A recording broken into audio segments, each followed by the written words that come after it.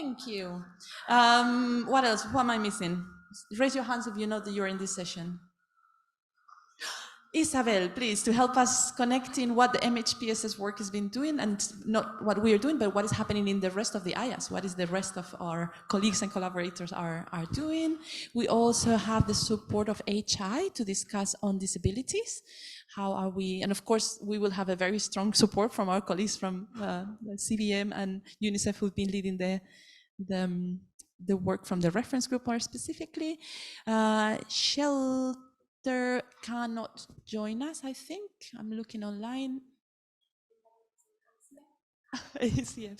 And then ACF is helping us also with nutrition. So we already said that if we couldn't have our colleagues from DRS for shelter, Guillaume can double with nutrition and shelter. A little bit, a little bit. Am I missing someone? Where's Guli? Guli will be joining us to discuss CCCM and then Allah. So I think that's that. Perfect. So then let me grab my laptop because I don't know how to do this. So we're going to have a little bit of time for a chat, mostly. What we are going to do is each of you are going to help us first doing a round to tell us what do you think in 2023 was a bit of the highlights of that collaboration between MHPSS and this sector that you are representing. What happened that contributes to that collaboration. So the first one is the positive. Then maybe later we go into the challenges. So maybe I think I'll start in the order that we have in the paper, if that is okay. And I can start with Peter telling us how protection has been doing. Yeah, always feels a bit uncomfortable because I am in the end a medical practitioner sitting in the health section in UNHCR, but we are the protection agency, so I must do it, and I will do it. In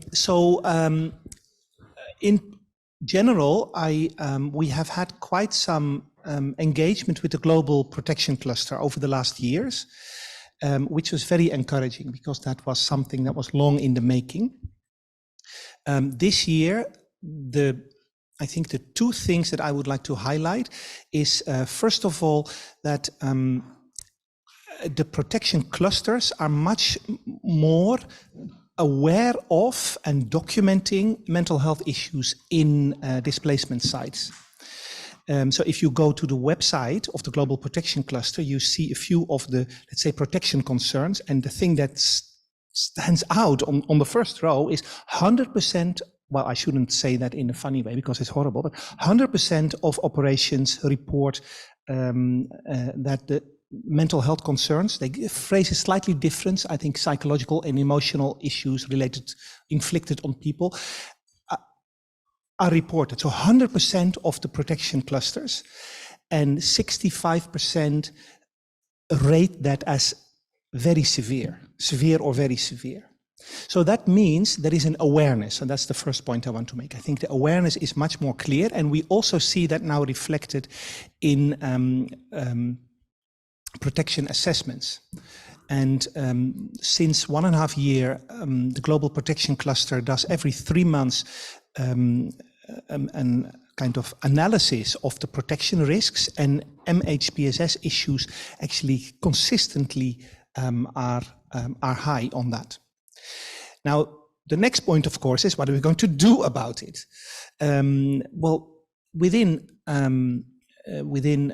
let's say, documents that are produced, at least the point is highlighted. But the next step is to look. It's interesting because my colleagues in the GPC said they want to do two things, and they are, after all, legal people, lawyers.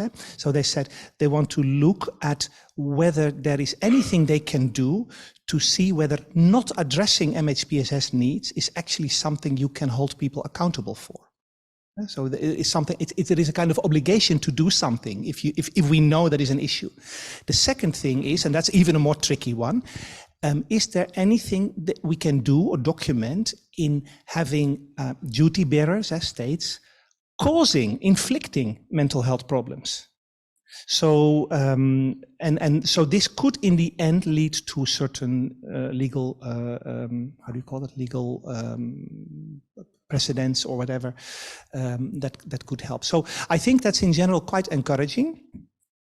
The second point is related to more to what are we going to do? And to say it very simple, my answer would here be the minimum service package, the MSP. Because the MSP has been a very long process to make it, but I'm super happy that protection is completely well integrated in that document. And if you just go to it, you go to the website and you click protection, you see a list of actions that are relevant to protection. All the other things that are not for protection, you don't see them. And this is going to help. So we saw that in the pilot that we did with eco-funding this year, that also in difficult countries, I mentioned Iran, for example, where there is really limited space there to do much, but that the protection actors actually are enlightened and say, actually, there are things we can do, and they are starting to do things.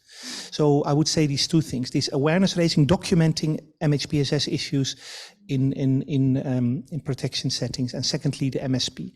The MSP, of course, is beyond only clusterized settings. So it's more in general, I use the MSP a lot as an advocacy tool to bring all the different sectors together, and particularly also protection. Maybe I talked too long.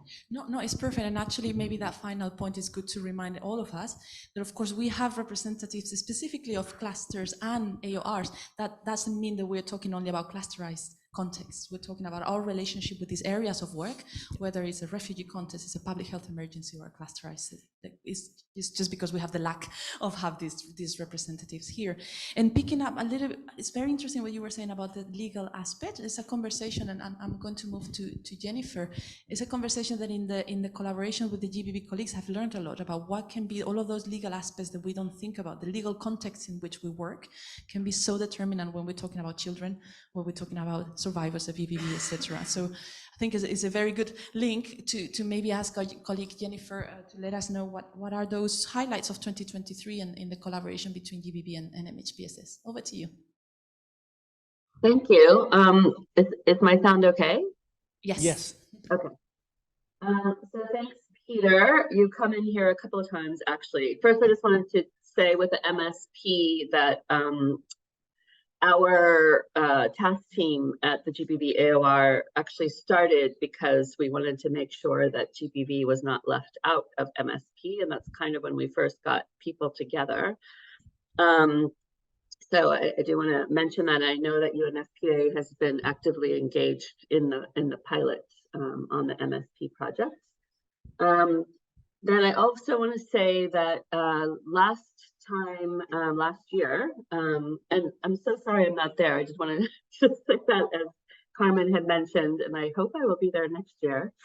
But in 2020, which was still, I think during COVID, in one of the discussions that happened at the MHPSS Reference Group, Peter, you were part of this discussion where we were talking about the links between the approaches, actually, between MHPSS Reference Group actors and GBV actors on responding to survivors of GBV. And in part, that sort of sparked some additional discussions on how can we look at reaching some consensus on our approaches. And last year, Priya presented on the package that was being put together with support from Türkiye and GWI, and we've got from BHA, and Fiona is online. She has been one of the two organizations really supporting this package, and that's what Priya presented last year. So we looked at how can we have a process of dialogue and generate consensus on different approaches that we've been using to better support survivors. So there was a regional consultation in Nairobi. There were consultations in Myanmar and Somalia, and Carmen was very much engaged in all of these different consultations, in person, actually, in some of those. Some were online. And we used a Delphi methodology to reach consensus. And then there was also a survey that was done across 35 countries. And so since last year's presentation that was made there, we've now, there's been created through this consensus based guidance process, learning briefs, infographics, and videos on how to deal with different topics like exposure techniques, how to have interventions looking at disclosures of GBV in the context of couples and families, the use of diagnostic interventions, managing suicide, and support to child and adolescent survivors. There's still some issues that we haven't reached consensus on yet that we want to be looking at more in the future. So we'll hope we can get another phase to this research. But all of this materials are connected, I think, through the, you can have access to them through the resources that have been supplied for this region. But really, we're excited about having moved forward from that first conversation of saying, hey, how can we look to have more dialogue between the two, between MHPSS Reference Group and GBV actors with our slightly different approaches. And at our Nairobi, and Carmen was there in person, our Nairobi consultation, there, we brought MHPSS actors and GBV actors together who work on PSS, and the excitement in the room, like the interest in dialoguing on these issues and learning from each other. People often chose groups where they knew less because they wanted to hear from the colleagues in the room and learn more. Just showed how much interest there is in working together. Sorry.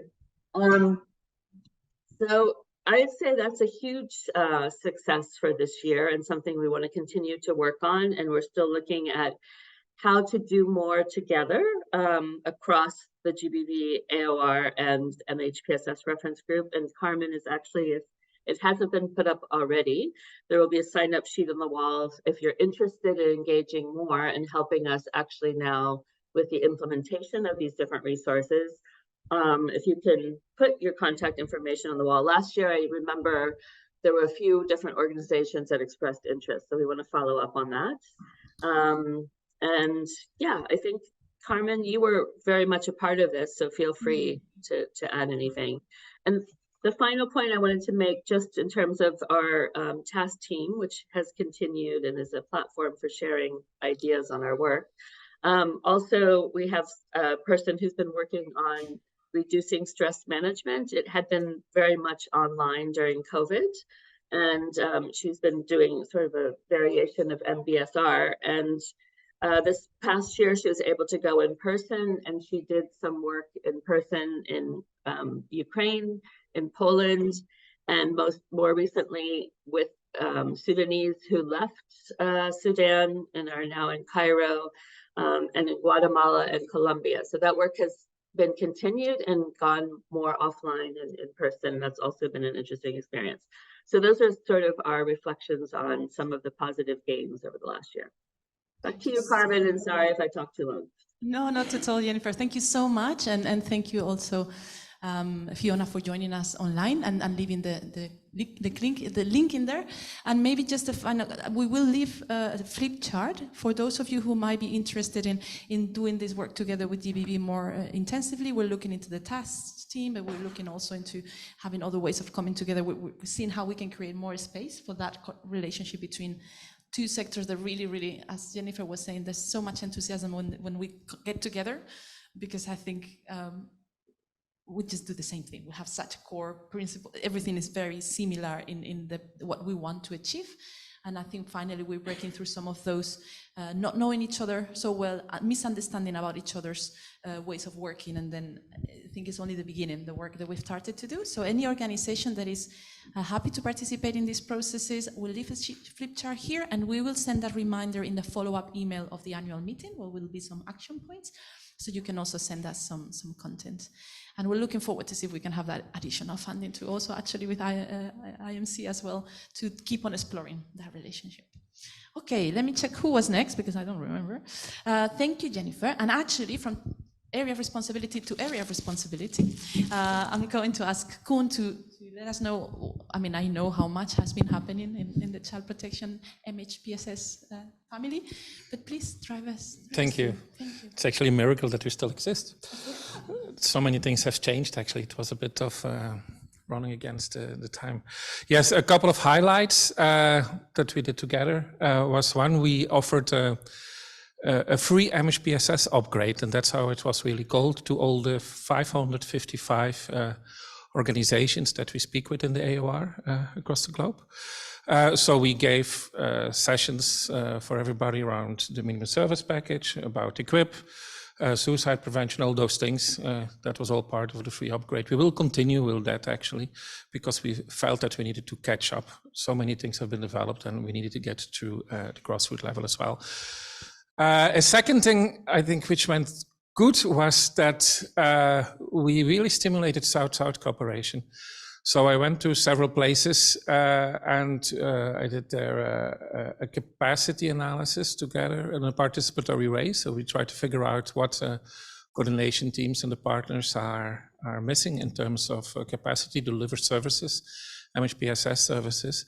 And we got some funding from ECW, actually. So I was able to leave money behind, and they could use it the way that they want, but there were some conditions. They could not go to UN agencies to ask for technical support and these things. They could not invite trainers from Geneva or New York, but they could go to a neighboring country to do exchanges with another NGO or to visit projects, and then they have to come back and to explain to everybody what solutions the other organizations have for the problems they face in their home country.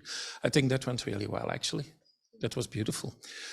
And then a third thing was that, well, we always have vibrant debates there. And one of the debates that always came up was that we keep on saying to all the countries for MHPSS to have the intended protection outcomes, there need to be service provision on all the 4 levels of this famous, infamous MHPSS pyramid. But of course, we all know that often there are no services, right? So it's a bit like we are giving the problems to the field instead of solving them where we are. So we decided to commission a study about what child protector actors can do and what child and families do in the absence of services, or if these services are not good quality. Now, the outcomes of these studies are not surprising and surprising in the sense that we learned that children and families, they count much more than we initially thought on the presence of traditional healers, faith-based healers, community leaders. Teachers also play a very important role. So we need to build on that. And then we had follow-up debates. We have a new proposal, but I will talk about that maybe in the next round of questions. And I would like to thank Carmen and Fami for the support that we got, because we really took a lot of time for them. Thank you. Thank you, and also thank you for that. I was mentioning yesterday the coordination, collaboration that we have, where we try to keep each other well informed, like, oh, this is happening in this country, can you come too, can you go there? Like, it's really helping us to bring child protection and MHPSS. There will be a session later today where we'll see some of these colleagues again, because very specifically for children and that work that happens in a very multi-sectoral way in between child protection, education, MHPSS and GBV, we'll have another session, and we will obviously be very important to have the support from health as well.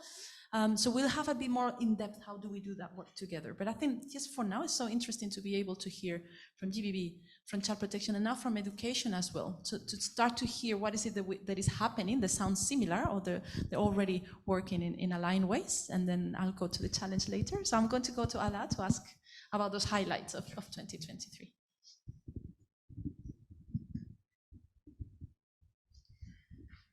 Good morning. Sorry, I was late. Over challenges. So from the Global Education Cluster, my role was created last year.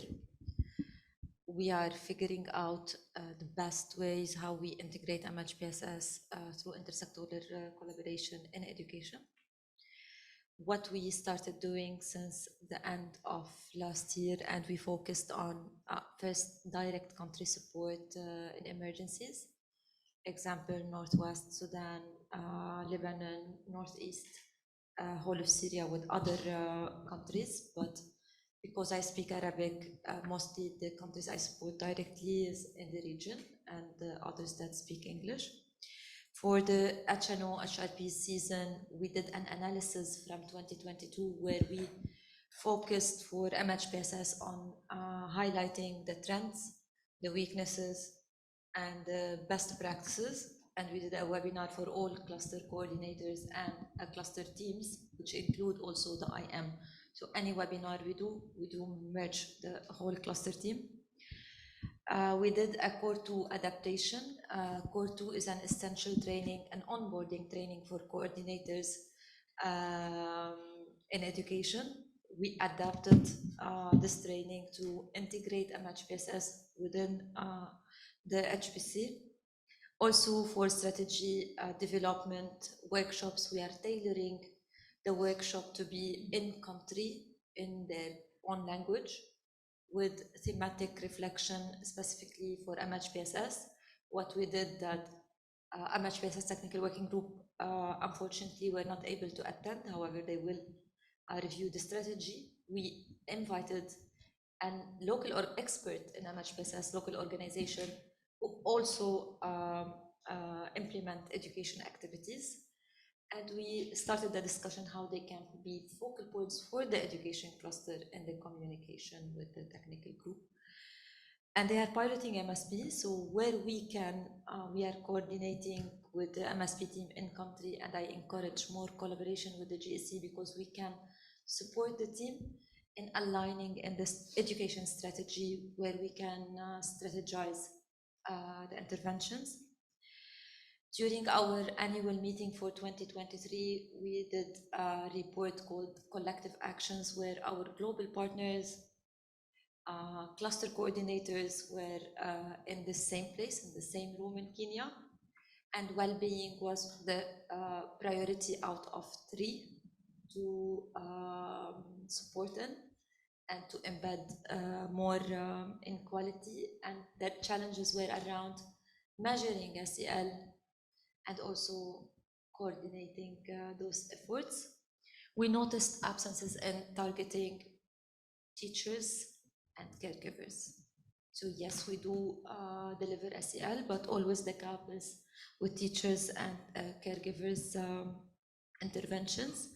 And now we are in the stage developing Core 3, which is an e-learning module, MHPSS and CP in coordination.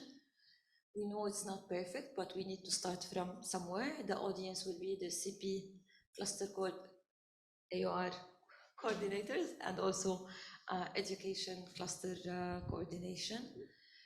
We sent it to specific task teams for revision, and we got a lot of feedback. We hope to have it soon by end of this year. Thank you. Thank you so much, and sorry for that amount of feedback. So it was very interesting to comment in. And thank you for first to Save the Children for allowing the opportunity to have you in the cluster. And already it's so refreshing to see things happening. We were just discussing. I'll be in Yemen this coming month, and it's already this communication. Dear colleagues in the technical working group in Yemen, please let me introduce you to the new focal person in the education cluster who's going to be joining us. And I think that is, we're seeing more and more of that at country level, and I'm really looking forward to continue collaborating and to hear you later in the other session. Wonderful. Let me see who did I say I would go after?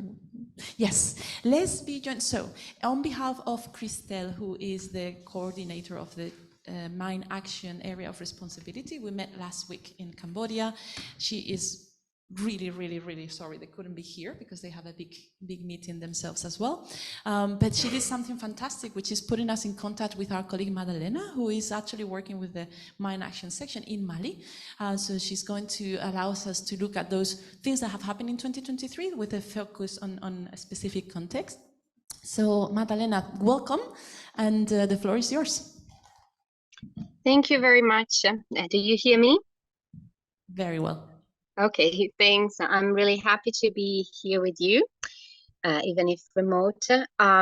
Thanks for the introduction. It's actually very important to highlight the fact that I'm only speaking on the context of Mali, which is a very specific one, because in terms of victim assistance and linking up with the MHPSS, we have done a bit of work. In general, I think that it's safe to say that the human action sector still needs to do a lot to strengthen this cooperation with the MHPSS sector. Christelle has been doing an amazing job in trying to making the available resources available for all the countries and making known that there is this kind of support.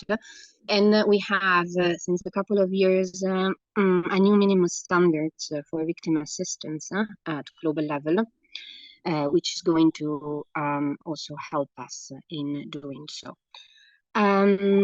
Specifically in Mali, we have no MHPSS technical working group working in the country, but we have done some things, I would say maybe timid things, to try to incorporate more the MHPSS sector in our work. So I wanted to highlight three things. We try to push the mine action actors to include the capacity development on psychosocial first aid in the mandatory first training for explosive ordnance risk education teams. And that is for them, of course, but also to help really to improve their capacities to identify MHPSS needs in victims of explosive ordnance that, of course, have a lot of needs in this respect, but they are not often very well captured in the analysis that our teams, when they do the first response, they can do. That we have also done some trainings of community focal points and local health workers that work in areas that are highly affected by explosive ordnance on psychosocial first aid. And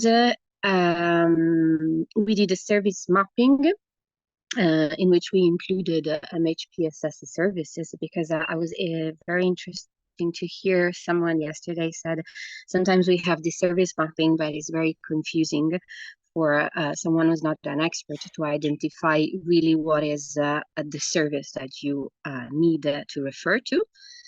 And we pushed our member of the working group to increase referrals to existing services when they're available. And we had 2 projects in which we included direct provision of MHPSS services through a specialized organization. Of course, not all mine action organizations have also this capacity, but we have, for example, HI or DRC that are also mine action actors, so that they can do direct provision of services. I think I will stop here, and then maybe when we go to the challenges, I have something to add. Thank you. Thank you so much, Madalena, and also to maybe share from last week's work that we are already also thinking from the global level, the AOR and the MHPSS Reference Group, to come together to do more specific work. The victim assistance package clearly says persons have to have support, access to mental health and psychosocial support services. And the minimum standards highlights a bit more how that happens. And something we identified last week is that for some of those things, maybe we're missing a little bit more of the specific training tool that probably doesn't need anything to be reinvented. It's for us to get together with some of the things that we already have and use them, help the colleagues in the mine action help use them at different levels. One of those levels, for example, is peer support. There's a lot that happens within victims that is peer-to-peer support, but they were highlighting the burden on themselves when they do that without having learned how to do it. It's just person-to-person support, and how can we help them having a small training package on this is how you take care of yourselves, this is how you set up peer support, and so on. So exciting things to come up, I think, in this collaboration. And thank you so much again, Madalena, for joining us. I think that covers the 3 AORs with which we collaborate very strongly. And I would like to move to health and see how this year has been looking for the collaboration with I'm happy to MHPSS. wait for health until the end, after other Sure? colleagues. Yeah, please. Okay, perfect. Yeah. Then let's not go to health. But then maybe I can go to discuss a little bit, not so much as a sector, as a sector within the humanitarian structure, but more about an area that, as we discussed yesterday, is very important to us, and is disability inclusion. So of course, we've heard a lot from the thematic group that has been working over the years. We talked yesterday about the guideline, but we wanted to also hear from one organization that does daily work on MHPSS and in disability inclusion, to hear how they see this 2023. Thank you, Carmen. Thank you for giving me this opportunity. And yes, I wanted to start exactly with the fact that disability inclusion is not a sector. It's a cross-cutting thematic for all humanitarian actors, including MHPSS, and I thought it was important to highlight it here, that it's an obligation that we all have. Regarding HI recent action in the recent years, one of our investment has certainly been our active contribution to the promotion of the guideline on the inclusion of persons with disability in humanitarian action. More lately, our participation to the thematic group and the promotion of the information note on disability and inclusion MHPSS. I can also highlight, as you mentioned yesterday, Carmen, HI collaboration with WHO and MSF on adapting the WHO quality right to humanitarian context, which is a work that is still ongoing and that hopefully will be beneficial for everybody here. One of our achievements has also been to support WHO in bringing the World Health Assembly resolution on the highest attainable standard of health of persons with disabilities. And more on the programmatic side, HI still works with inclusion experts on the field. We work on a community-based approach. We work with mobile teams to reach persons with disabilities. We put a specific attention on access to services. Our inclusion experts work closely with our MHPSS staff, and we develop partnership with OPDs on the field, formal and informal networks on the identification of barriers to access humanitarian aid. Globally, this is it for HI. There are a lot of challenges, but this is not the place now. It's coming in the next round. Thank you so much, Rafael. And I think what we discussed yesterday, your contribution to this session, we have a session with HelpAge later this afternoon. I think all of this is to continue building together that inclusive, I always say, pair of glasses that I think CBM put on me when I work with them. I got the disability inclusion glasses, and then you can't remove them. You see it everywhere, and you see, oh, we're still not doing so well. So I think just to keep on reminding us that we still have work to do in that area. So thank you for contributing. So let's go back to areas and nutrition. This is an area that I think not many organizations have been very active, but there's also been very exciting things done by the few organizations that work in the intersection between nutrition and MHPSS. So Guillaume, please, thank you. Thank you very much, Carmen. So nutrition, as we frame within ICF, it's quite, I don't know if you know the frame of nutrition security, but we are under this framing, and it's not only a question of hunger. Even hunger is facing a new problematic since the COVID. We face, we can see how hunger increase in Africa and the Middle East. It's pretty catastrophic, and but the access to services are decreasing because security reason, access to humanitarian. I'm sorry. So I would like to say two things. For ICF,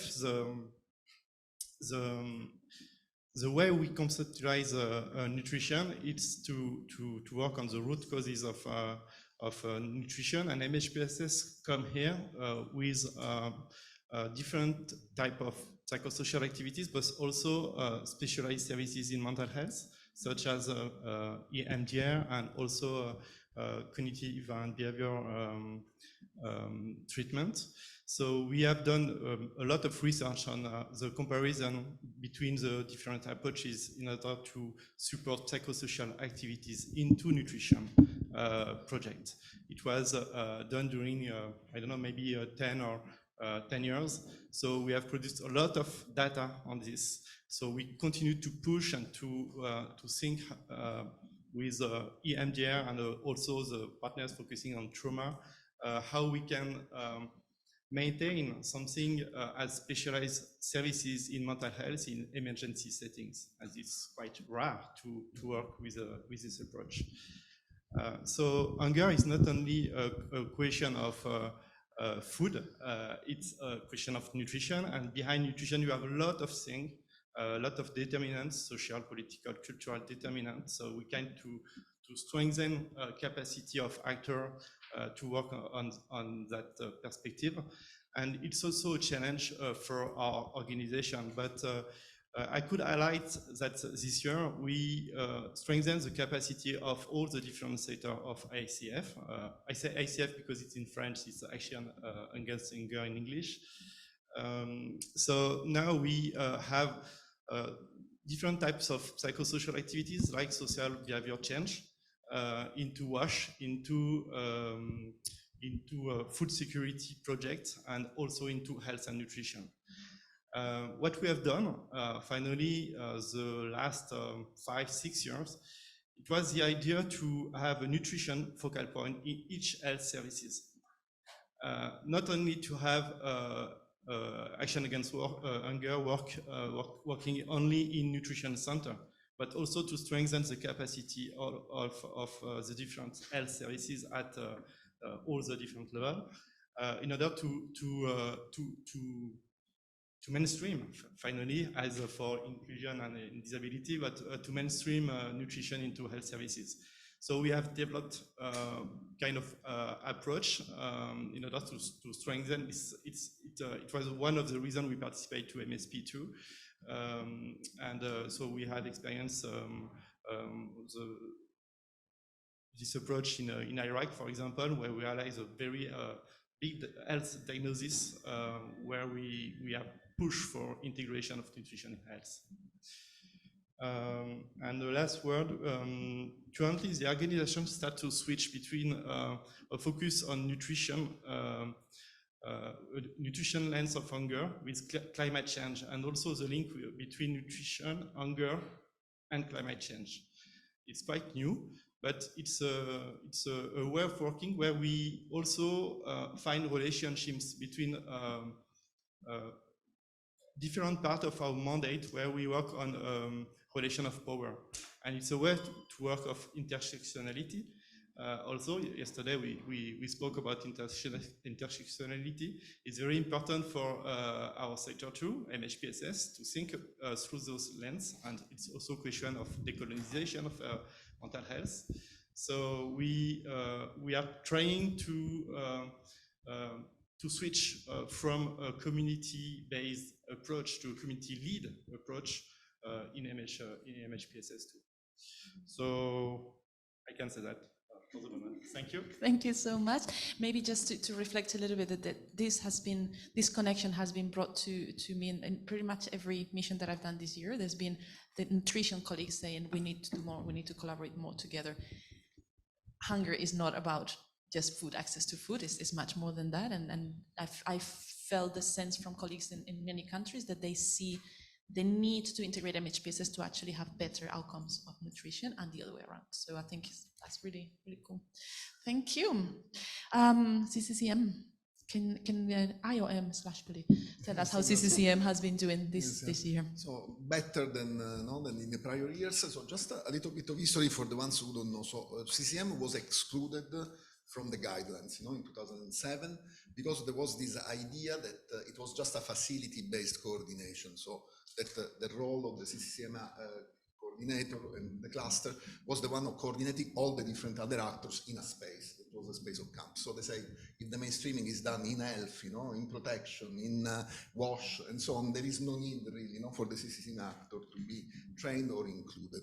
This proved to be false, because in fact they had a specific power, in understanding what was going on in those spaces. So we decided to have specific guidance for them. It was a separated booklet, it was the MHPSS in emergency, what CCCM actors should know. This is already 12 years old, so imagine, so it was one of the first clusters that did this job, at the time. And also we created a series of training tools attached to it that were included in the core training of the CCCM cluster, so that was how it worked. And it proved particularly effective because if the camp manager knows what is supposed to happen in a camp, obviously he will mobilize the other actors in order for these services to be there.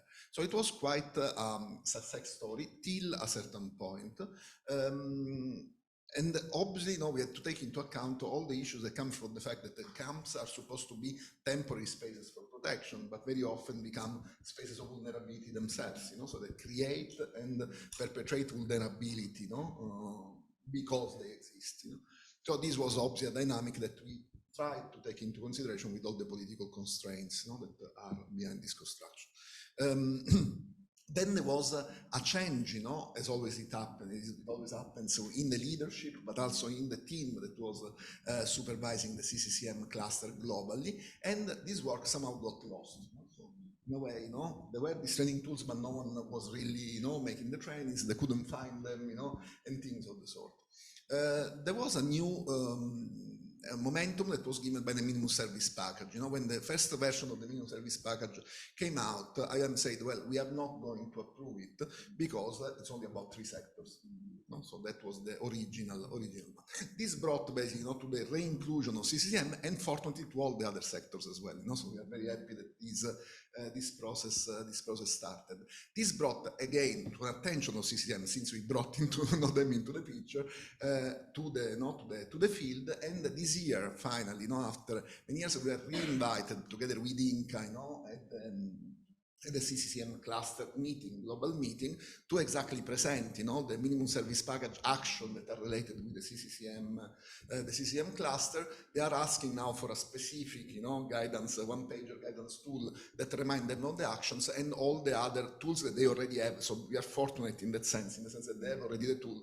We have just to dig them out, and bring them in this new attention. So I think, it was a positive year in this sense. So this was, I don't remember when, I think May, we were invited, to present at the global cluster. It was the most liked session because we are nicer than usually, a bit more interactive. So that was it. So I think that the next step will be now to create these specific one-pager guidance and retrieve all the training tools in order to put them back into their core training area. Nice, thank you. Actually, and I know that the what CCCM actors can do guide is old, but actually when Maya and I were in the Humanitarian Networks and Partnerships Week this year, our stand, the IASC Reference Group stand was right beside the CCCM one, and that was one of the things that they had for people to take with them. So I think they're still very, very much used. And I'm going to go back to Peter, because I said to Guillaume, you'll do shelter, and you looked at me very confused. Rightly so, because this conversation I didn't have with you, I had with Peter, that maybe could give us a bit of an update from the shelter side. Yeah, and also to endorse what Guli just said about CCCM. CCM is co-led. It's a bit of a special cluster because it's not just co-led, but also it's somehow a dual cluster almost, in the sense that the operations that are chaired through UNHCR are different ones. So it's a bit of a complex cluster, so to say. But what I see is that over the last 2 years, it started a bit before the MSP was released, but I think the development of the MSP has been really instrumental. I see big changes within the CCCM colleagues within UNHCR. Much more awareness around MHPSS and much more willingness to take action, because they now understand what it means for them that they have to do. So I'm quite positive. About shelter, which I think is also co-led. No, So shelter came a bit later. I think CCCM was actually, as Guli explained, has a long history of engaging with MHPSS, even though it was perhaps waxing and waning from time to time. Shelter is a bit more recent. We have had a few events globally led by academia in the UK as well on shelter, WASH. I think CCM to some extent was included, and MHPSS, so the more technical sectors. There are some interesting reports. Mindful Sheltering was published last year, which is actually a lovely document, and people like it. It really was an eye-opener for our engineers, so to say, that they can actually do things. And I found it very interesting to see the openness, because they're actually, it's not so much that they don't want to do things, it's more that they didn't see what they could do. Now this process has actually continued, and this year there will be an IASC product on shelter, and I have to read the title, because where did I write it? And I think it's almost being released. This is the shelter cluster, with the IASC reference group. So I'm not sure this is will be cleared by IASC actually. I didn't see it yet.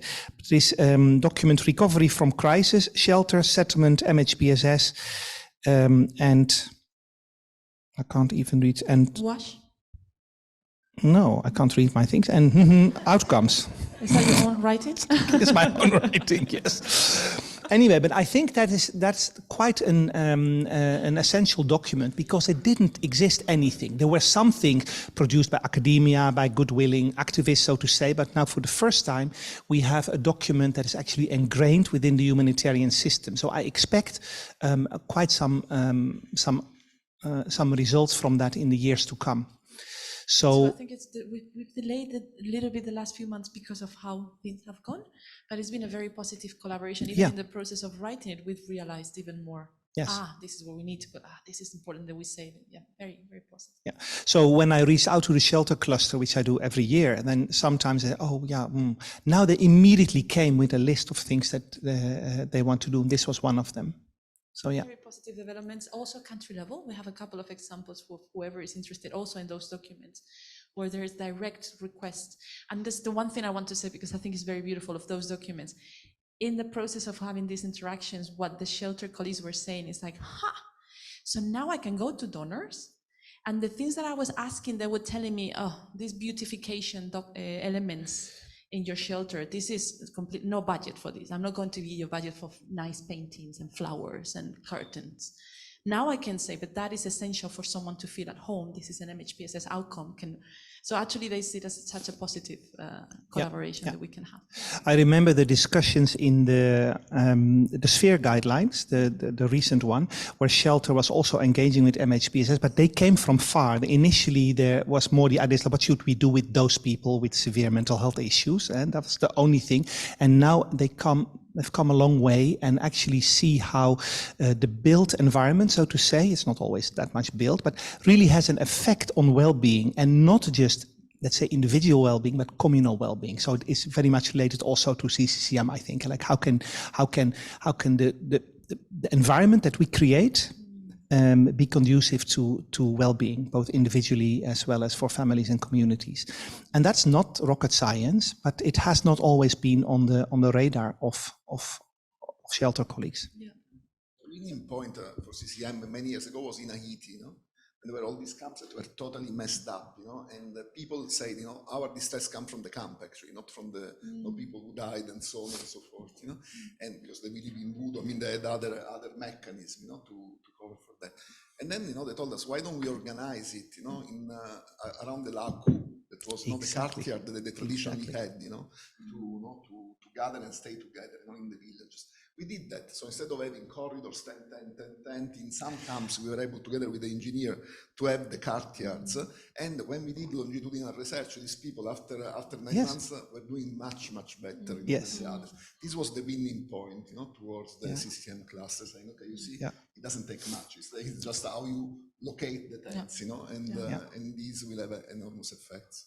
It's interesting, in this mindful sheltering event, I showed 2 pictures of 2 camps in Gedaref in Sudan, and one of them was actually a almost self-settled camp, very disorganized, and the shelter people really were not happy with how that was done, and the CCCM as well. And the other one was well done, and it looked like a military camp, as Kuli says. And I look in a different way, not in terms of efficiency of building structures and whatever, but like the social picture. And that was an eye-opener for many people, that actually relatively, because you could see, if you let people do it their way, they put tents in Africa, they put tents in a kind of circle with an open place in the middle where children can play, and it's not necessarily on the radar of our efficiency-driven shelter colleagues. Anyway. Yeah. And I think that lens, maybe going back to what we've heard so far and what we're still to hear, that is the lens often that the MHPSS can contribute. And it sounds like a small thing, it's a huge thing. That a place built that way with also a proper access and a place where people can move and has universal design in, where people are going to feel that they can sit together for a meal, because it's not only about receiving the food, and where children can feel safe, and it all comes together. And when you apply that lens that we have of MHPSS, that's what we're talking about often. And then there's a much more technical, much more complicated things. So just so you know, we're going to then go to, when we finish this round, we're going to go into challenges, and we're going to open the floor. So I hope you're taking notes and thinking with us, because we open the floor for all of us. So even beyond our sector, even before the very specific humanitarian response, this year we really have started to move into, okay, what's next? What happens before us? We've been working so much. Fami was saying yesterday about preparedness. How do we do better in preparedness? How do we do better in recovery? And that peace-building piece of work that we were talking about yesterday is a key part of this. So I just wanted to check a bit beyond that specific tool. How do you feel about this year's coming together of peace-building and MHPSS? Yes, thank you so much, Carmen. I have to say it's quite exciting to hear the conversation so far, and I'm excited to be sharing what's happening in the peace-building realm as well. At least how I see it with the integration of MHPSS and peace-building, I see 2 key successes. The first is the strengthened number of commitments and collaborations for this sort of work. And the second is certainly related to the diversity of products and programming that is coming out here. I do want to speak a little bit about the report and the policy brief, because I think it's important to provide some context there, and then I'll share a little bit more about what else is occurring. With what we heard about the working group yesterday, what's really exciting is that the products really do describe the reason for bidirectionality for integration of MHPSS and peace building. And that's quite important, it's quite novel, it's quite needed, and it's good to see that on paper. And what's more exciting is that it was done in an interagency way, and we were able to connect with over 250 people across 30 settings who really described that this is the type of work that they're doing and that they want to see as well. Big kudos goes to the co-chairs of the working group, the other working group members as well, who really pushed to say we do need to ensure that grassroots actors are at the center of this work and really highlighting what it is that they do too. And you'll see that in the report, a chapter dedicated to what children, young people, women, boys and men, and grassroots actors are being able to champion in this space. So that's quite exciting. But the importance of integration has certainly occurred for quite a number of years and continues to occur strongly. For example, in the context of the Peace Building Fund and the 2023 Secretary General's new policy brief on the new peace agenda, the Netherlands, the Ministry of Foreign Affairs, contributed and emphasized the importance of integrating MHPSS and peace building. And the Dutch, as well, as we heard a little bit about this yesterday, as part of the Sustaining Peace Donors Group, also hosted a roundtable with 7 member states on recommendations on bidirectional integration. And Mike was able to join that and present using the policy brief as a foundation. But we're also seeing leadership across other actors as well, including peace-building actors. We heard with UNDP's guidance, for example, on integrating MHPSS into peace building, and we had a great opportunity to connect with them to ensure complementarity with their guidance. Interpeace just came out with really great work on integrating MHPSS, peace building, and livelihoods as well. So it's great to see this occurring within the peace building field. We know many other actors are doing this work. The WHO, for example, with the technical working group in Ukraine, is now interested in looking at integrating social cohesion to support families during the reintegration of veterans. So many others, GIZ, UNICEF. I mean, there's a number of organizations doing really important work. I think what's also important to celebrate, and this is how I'll end, is that the interagency report really provided an opportunity to document the incredible work of local actors and grassroots actors. And I think that's what really needs to be celebrated. We have that now.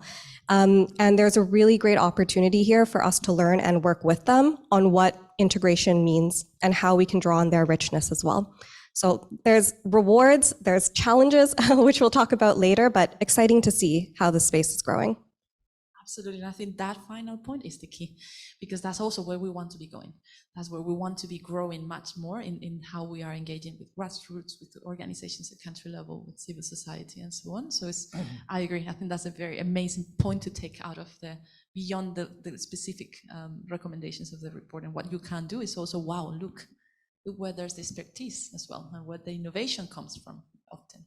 So really, really, really great that we're going to continue working on this. Do you have a comment on that? I can hear that. Not just that, in fact, peace building is where we come from. Yeah. So it's not really what we are going to, but MHPSS in this sphere is there because of peace building. That's where we started, with the victim reparation programs, and so on. So that's before 2007 and so on. All the older generation of the people that had come, to this meeting, like Nancy, Marta Bragin, and so on. They started in peace building. My question, they started in the peace building sphere, and but even before. And so this, I think, is going back to the roots, and the level of creativity that is now in peace building and has kept to be in that sphere is the level of creativity that probably we have lost, in certain ways, in the emergency response.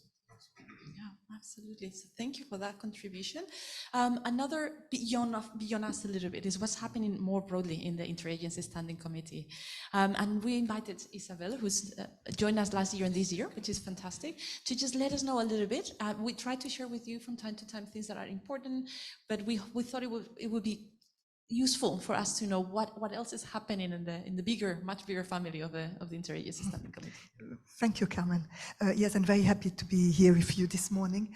Perhaps I should start by giving a very small, short overview of what the IASC is and how it functions for those who are newcomers. For the others, please bear with me, you know this all. So the IASC is the longest standing and highest level coordination body for humanitarian action of the UN. It encompasses 19 members from the UN and also outside the UN, with one new addition a few months ago, which is UN Women, who joined the IASC, which was not the case so far. The way the IASC functions is in cycles of 2 years, for which priorities are determined, and then you have the principals from the 19 members who meet regularly to discuss the course of action of the humanitarian sector. You have the deputies group, who is the level underneath the principals, who are responsible to implement the strategic decisions of the principals within their agencies and discuss issues of common interest for the sector, like, for example, climate, humanitarian financing, erosion of trust, and these kind of issues. Then you have the emergency directors group, who is the operational side of the IASC. They focus on current crisis and make visits to the field in order to also push forward the action there.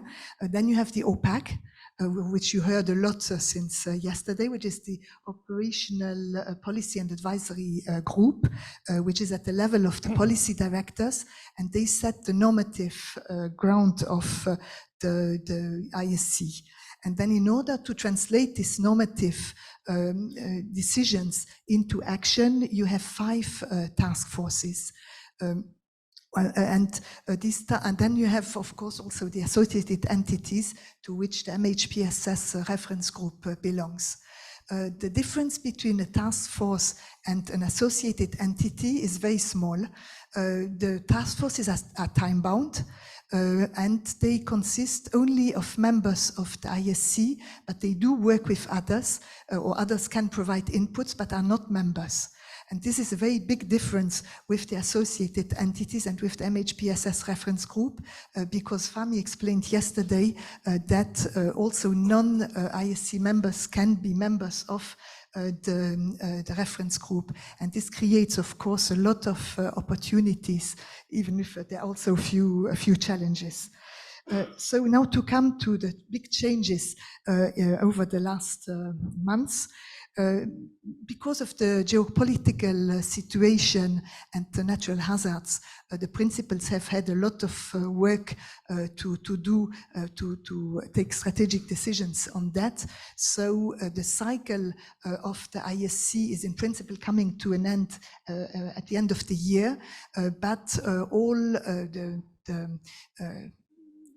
the priorities and the entities have been extended for 6 months up to mid-2024. So there will be no decision or no discussion from OPAC at the end of the year to discuss which entities would be extended and which would be continue. So that's one change. The second one that may also have a bearing on you is that I mentioned the membership of UN Women, because I don't think that they are a member yet of the MHPSS Reference Group. So perhaps that's something that you may wish to look into. Yeah. And then also for you to know, there is a discussion going on the lightening of the HPC process. Because the HPC, so making HNOs, humanitarian needs assessment, which then go into humanitarian response plans, takes an awful time. It's a document, an instruction document of over 200 pages, and colleagues in the field spend a lot of time to do this. So there are discussions now how to lighten the process, and with a big shift on the people-centered approaches.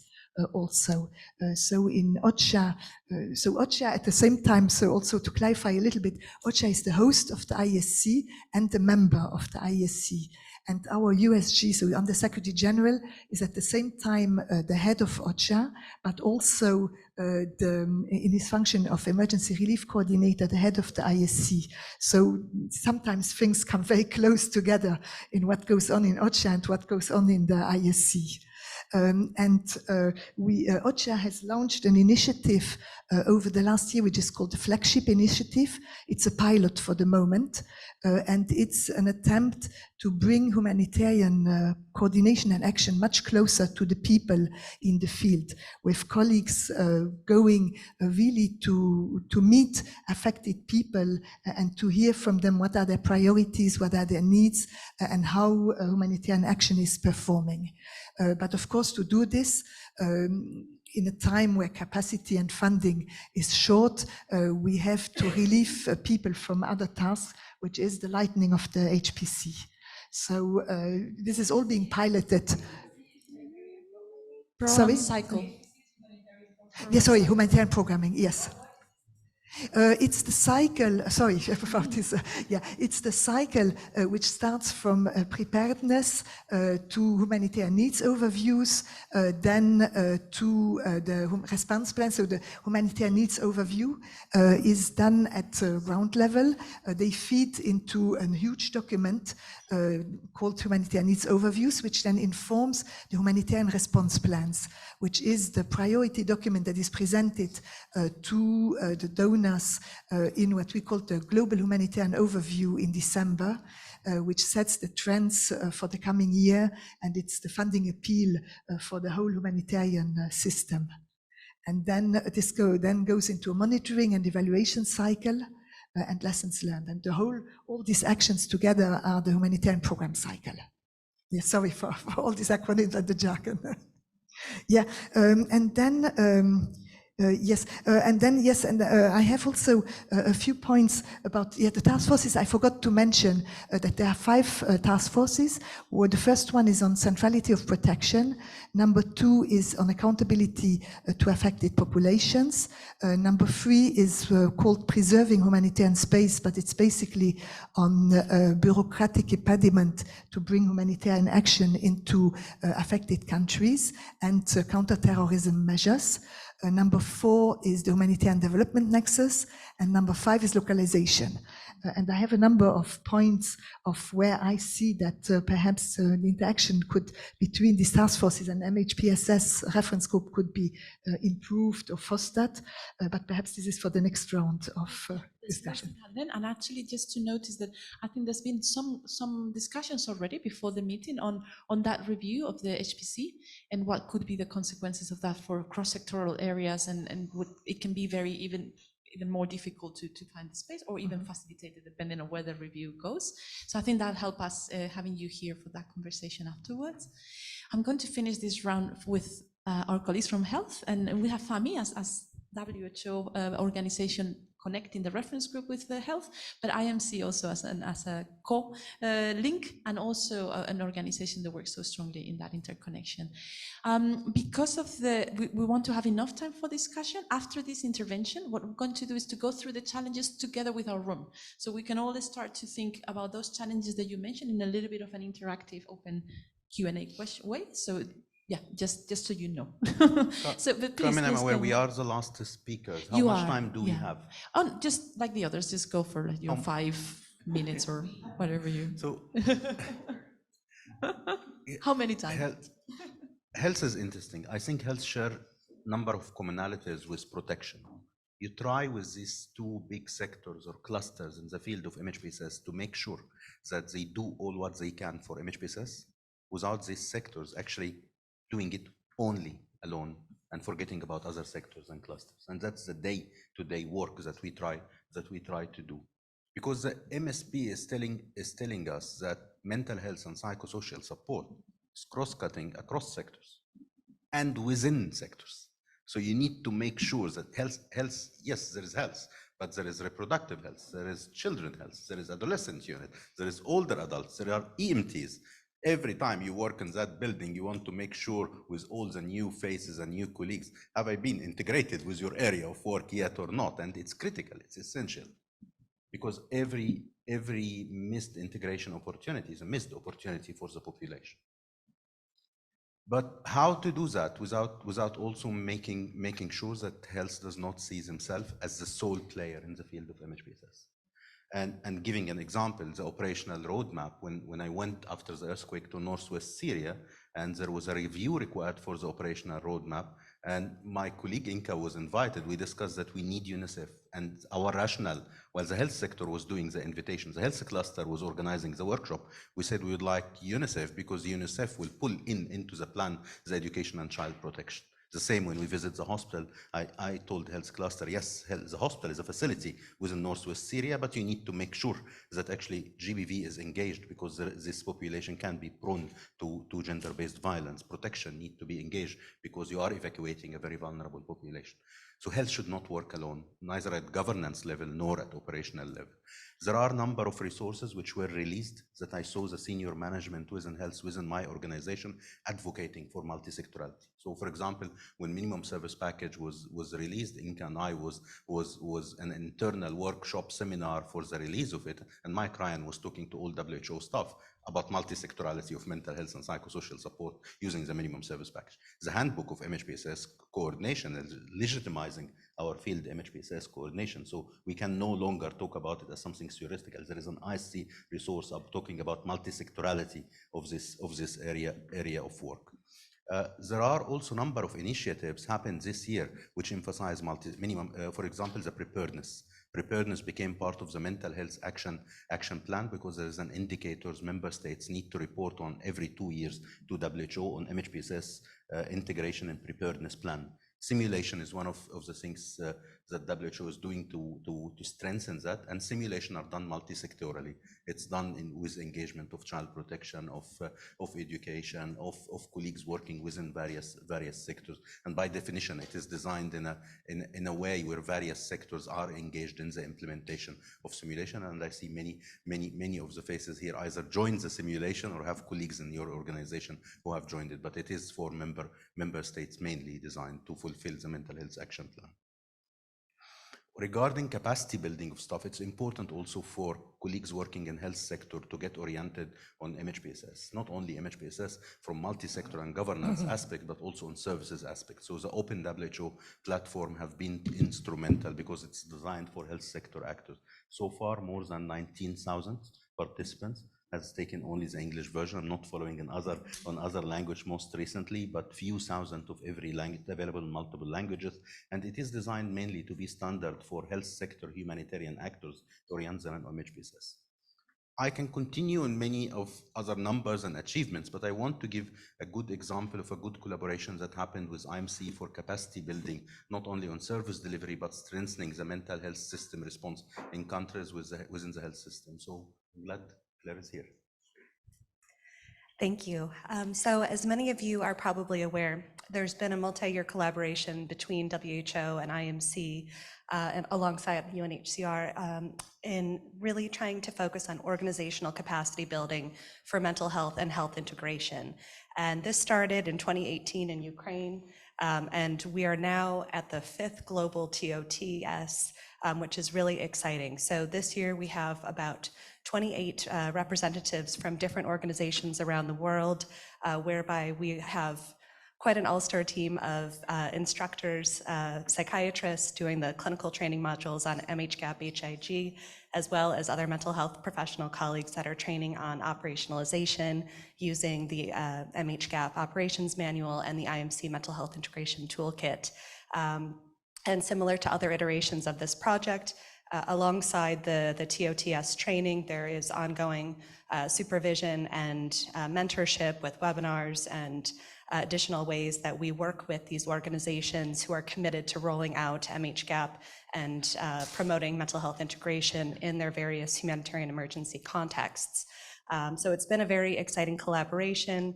We're about halfway through our TOTS at this point, and then looking to the year ahead, we're going to have our first Francophone version of the TOTS, which is long overdue, and we're very excited for it. Just a quick plug as well that our application cycle is open. We do have a link, and we'll be sharing that with you, that we would kindly ask if you can also distribute to any Francophone colleagues and organizations to be a part of that, which will take place early next year. But it really has been a wonderful collaboration, and happy to share more with any of you over a coffee break. So thank you. So that's a wonderful project with specific focus on international and local NGOs. This version is focusing mainly on local NGOs implementing mental health integration in general healthcare setting. But it's important to note that this is also linked to a monitoring indicator. So within the health cluster, there is a monitoring indicator of percentage of healthcare facilities who have at least one person trained and the system in place to provide care using MHGAP humanitarian intervention guide developed by UNHCR and WHO. That's important because there is a misconception about MHGAP that it is a capacity building program. It should not be used only as a capacity building program. It should be used actually as a program for scaling up services, and this is what indicator within the health cluster trying to do. And it should not be only about trained, it should be also about system in place, means supervision and availability of medication, availability of referral system and system of support. Some countries are able to report on that regularly and excellently, such as Syria. Syria consistently during the last decade has been reported in the progress on this percentage of healthcare facilities, which moved from 0% integration into 38% integration against all odds. And Syria is only one example where you see this indicator, but we consistently, through projects like this good example, we try to scale up the service. Back to you, Carmen. Thank you so much. There's a reason why in these sessions, you've been in a couple of these, they always start with, tell me the positives. And then let's do the challenges. There's a reason for that. And the reason is actually very important. And it's that we all remember all of this that has been said when we now start to talk about challenges.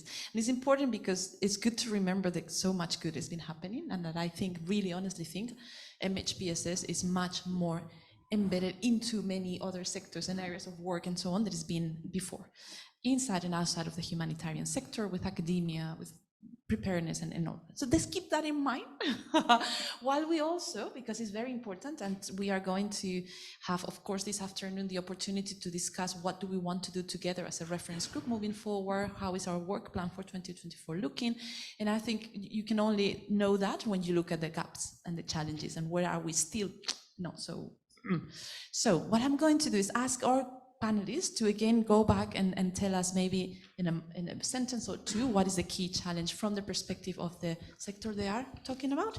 And then we will continue also through the room, but also if to one of the points made from each of our colleagues there's an immediate reaction, let's take that immediately, because I don't want to leave all the comments for the end and then we don't have time. So let's do it more of an open way. And I'll be taking notes, because I think this is going to be already part of quite informative for our discussions this afternoon. Okay. So maybe we can go in the order of the chairs, but starting first with our colleagues online, and I can open up with Jennifer to tell us what would be, in one sentence, the main challenges that you see in the coordination. Oh no! I got you. I'm not in the room. I haven't been able to jump in. So I have a few comments that I already want to make. If I can be really quick. One is I just wanted to say CCCM. We love CCCM, and when I was in Somalia, every single cluster mentioned them. When they function well, they're like the glue. Like, we all go through them.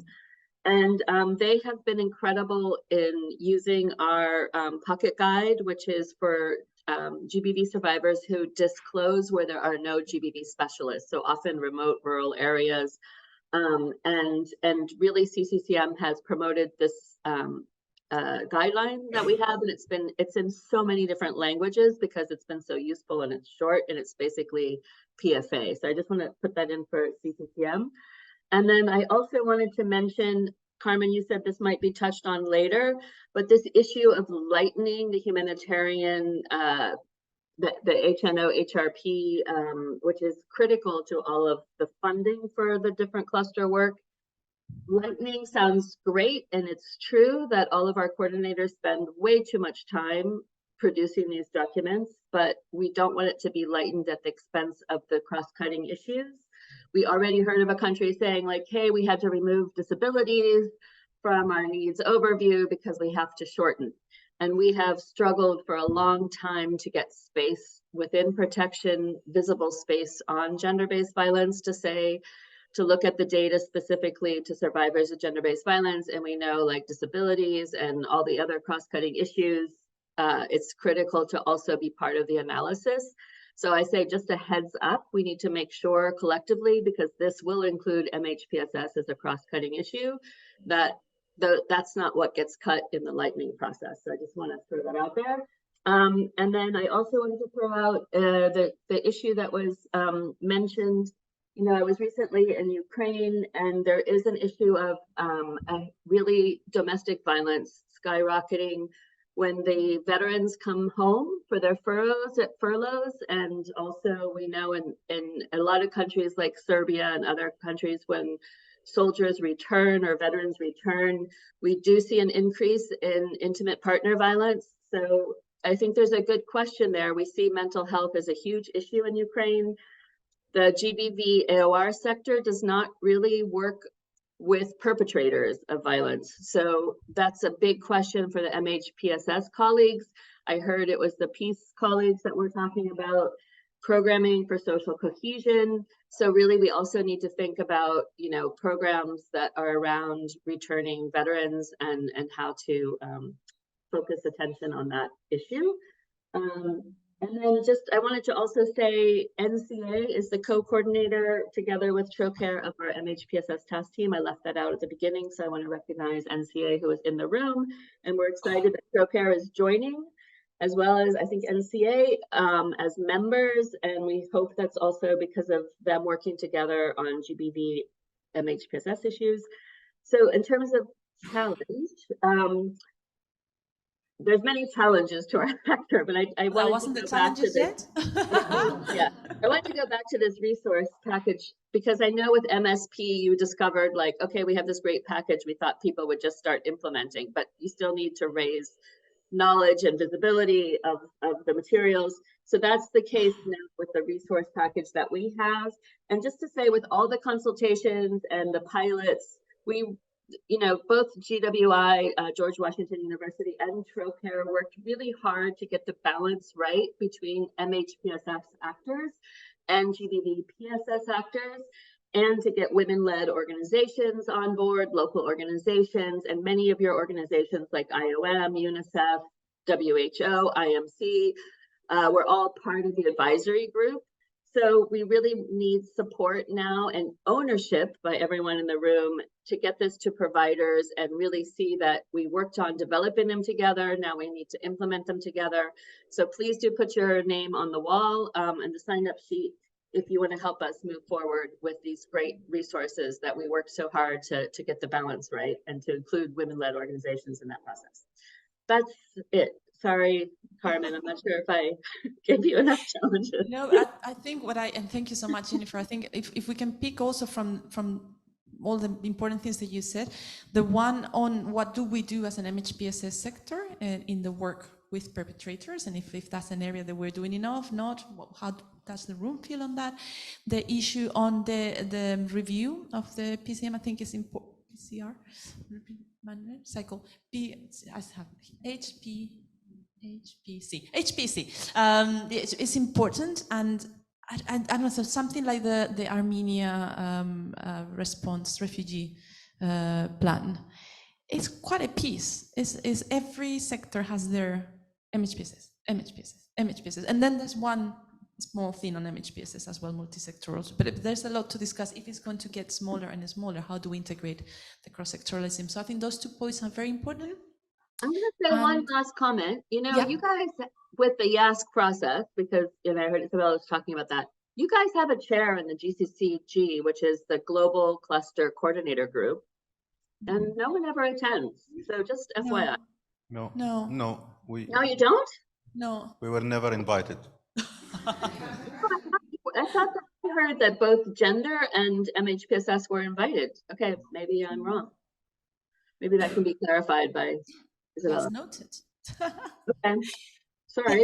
Is there any initial reaction to any of these comments? Yes, Kun. And Peter. Yeah, Jennifer, thank you. I'm looking at you. You say, the GBV AOR doesn't work with perpetrator. Now, how does that work actually? Do you say it and then you don't work on it, or is not your I said we don't do a good job at it, and it's not our focus. You don't do it? No, our focus is women and girls primarily, and we are now including much better. We have a guidance, which we can also share on how to respond to male survivors of rape. That is a newer area for us. There's actually the first working group looking at males as survivors and men in Ukraine. It's the first time we have a working group specifically on male survivors. So, but we do not work on looking at male perpetrators and perpetrator programming. We don't. Yeah, it looks a bit like a core task though. Yeah. Okay, thank you. Good luck with all of that. There's Peter and then Guli and then, Anne, anybody else? Okay, keep your hands up for me. No, up all the time. Sorry, Peter.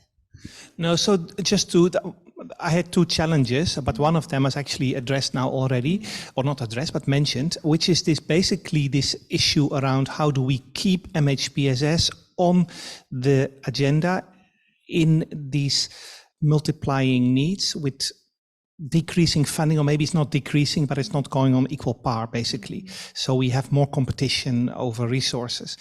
And I think that really is a challenge. I mean, we see here we're a bit in a happy bubble here with all of us, because we see how every year we are growing and it's getting better, more consistent. But I am also a little bit worried about where we will be in 5 years or so if we see that resources are getting less available. So I'm really worried. And also when it comes to the revision of the HPC, we have the same process in the refugee part, so the refugee coordination model. And if you're going to reduce these lengthy reports, refugee response plans, they are very long often. So they want to shorten it, which is good. But how do we keep MHPSS on the map? So your example of Armenia was perhaps an exception. We pushed for it and we got it, but we may not always be able to do that. And I think this is something where we need to have some joint advocacy, particularly also when it comes to the humanitarian needs over. Can we make sure that MHPSS remains visible? Yeah. And sorry, I want to stop in 1 second to clarify. One second. Okay. Sorry, just to add on that point specifically, that this is something that we've had to support technical working groups this year quite a lot, with them being, okay, we want to integrate, we have the tools, a little bit of an idea how to integrate in the different aspects of the HNO HRP, we have the resources, we reach out to our colleagues, we had a meeting previously this year where we agreed that the technical working group is multi-sectoral, it's all good, and then when it's been their turn to input in the HNO and HRP, they've been directly told no, we this sector do this, we that sector do that, we don't need the input of the technical working group. So in the practicality of the field, it's actually becoming still a challenge. Sorry, Jennifer, back to you, and then I'll come back to the room. Sorry for, I didn't want that thought to skip. Peter, I just want to clarify because you're confusing things. The refugee response is always concretely under UNHCR. So any shortening or anything, that would be UNHCR, your agency. Completely. Right? But for what you're talking about, the HPC process is only under the IASC system, which is internally replaced. So just it's important to clarify. Thanks for clarifying that. No, that's helpful. That's helpful. I'm very much aware of the fact that those are different processes, but we see similar. We have similar background processes, which means making it shorter and doing more with less. These kind of terms, and I am worried. So and we have discussions in UNHCR on the refugee response plans, and I'm fighting to keep MHPSS properly represented. We advocate too. It's important because refugees, we need to advocate that message to UNHCR and for HPC to the IASC Secretariat. Yeah. So that's okay. I've determined this morning when I left my room that I would hear more voices than the ones that we heard yesterday, which are very strong and passionate voices. So actually, can I take the question from or comment from? Sorry, use mine and I'll write another one. Thank you. We conducted a study with UNICEF recently in Afghanistan because we have last 20 years a comprehensive MHPSS, different stakeholders activities. And the findings we have, it is alarming. It is very relevant to us to hear and see what is happening. Because we see different, if it is different clusters, if it is GBV, if it is health, if it is nutrition, and with refugee focus, IDPs, and others. But one of our main findings was it was very much fragmented approach when we are coming to the service delivery point or district or those lower administrative. There is lack of coordination, communication, and referral between different sectors working in that label. So that was, I think, something we found. If we ask education, what are you doing on MHPSS? Mostly they said nothing. And we said how you're referring with health. They said there is no mechanism for communication or coordination. When we ask about GBV, what you are doing, they said, okay, we have these woman-friendly spaces, we provide some services or family protection centers, but when we ask how it is linked with other, there was nothing was happening. We are talking about the district, not the national clusters, which is happening. And when we ask about how is the quality, if somebody is trained for 1 week or 3 days, and some of were oriented 3, 4, 5 years back, and they provide MHPSS services, and the supervision mechanism was nearly not existent. It was more like a monitoring, twice, 3 or 4 times a year. They are coming, monitoring, and they say, okay, check the register, everything is done. So there was numerous findings we had, and we are working with UNICEF on a supervision guideline and a coordination mechanism on district level, and also about the planning and anti-sector approach. For me, the question is, how, looking now not at macro, more on micro level, being in the field, in the district or a county in a lowest level, what is the experiences? My experience working in the field and our findings are very alarming. It is the quality is an issue, the service is an issue, and actually what we discuss here, what we have MSP and other guidelines, how to implement them, how to bring it into the field, there is a huge gap. So that may be one of the issues we need to open up and discuss it now, and how to narrow this gap, discuss and be open about these challenges and issues and how to solve them and how to move on.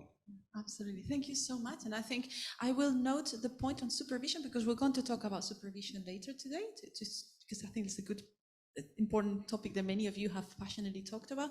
And then maybe that is what the biggest challenge still is, that beyond all of the other challenges, okay, all of these things that we discuss here, how do they go first to national level? How do they even go to regional and more smaller level, and the difficulty of that? So any comments on that will be very useful. I can't remember the order, but I know who have not yet spoken. So you had raised your hand, and then we will go to Deepali, and then we go in that order. Is that okay? And Inka and then Han. Hi, just on the issue of male survivors of sexual violence and the perpetrators that was thought of, I thought, might this be an opportunity where the MHPSS field and the other sectors can lean into really the MH side, really the mental health side, because especially from the US, from the Veterans Affairs healthcare system, there's a lot of research and a lot of clinical experience in supporting survivors of military sexual trauma in particular, with the majority of them being males. And also on the perpetrator side, it makes me think of a lot of the really increasing research and practice into moral injury and potentially morally injurious events, and that veterans in particular, males, often see in their work, and then how that affects, for example, alcohol consumption increases, which then is related to domestic violence. So my question is, can we lead into other really clinical areas here to learn some lessons that can be brought into the practical work? That will be responded by someone in the panel. Let's get a few comments, and then we come back to our panel. So maybe you can, thank you.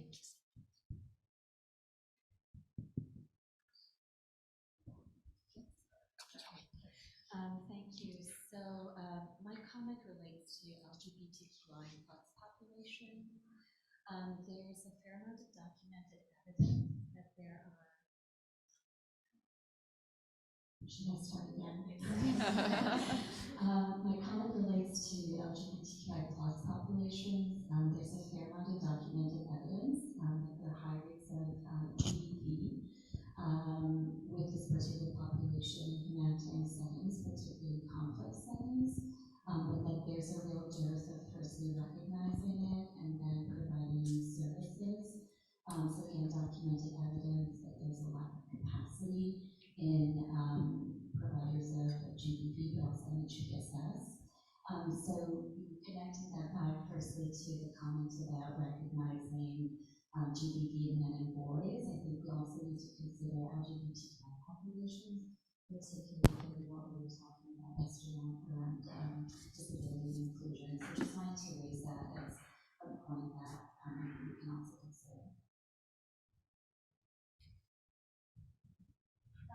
Yeah, I think also to the point of GBV and working with perpetrators, which I completely understand is not something the GBV field does, and I think this often kind of leaves a blank space where I think a lot of work is actually needed.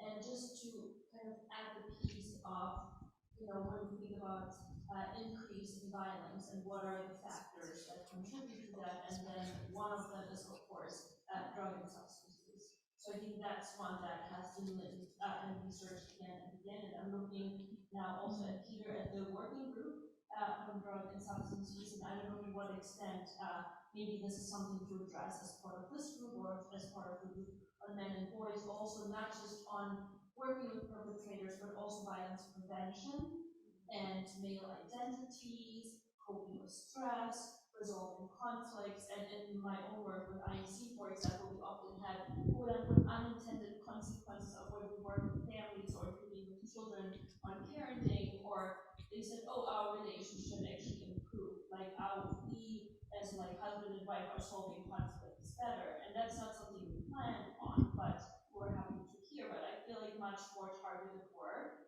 is needed in that area, especially with men and boys or young people, on dealing with conflict, not using substances, preventing violence. I think that's a big area we need to step up. Just a quick question comment for the colleagues online. Can you just say name and organization when you start speaking, so we don't have the best camera to see? It's a bit of our backs. So sorry. That's good. Thank you. I think Anne, and then we'll come back to the panel. Yes, Fanny. Thank you, Anne Wilhoit, UNICEF. Just really quickly to Jennifer, and really thinking about working with all of our GBV colleagues.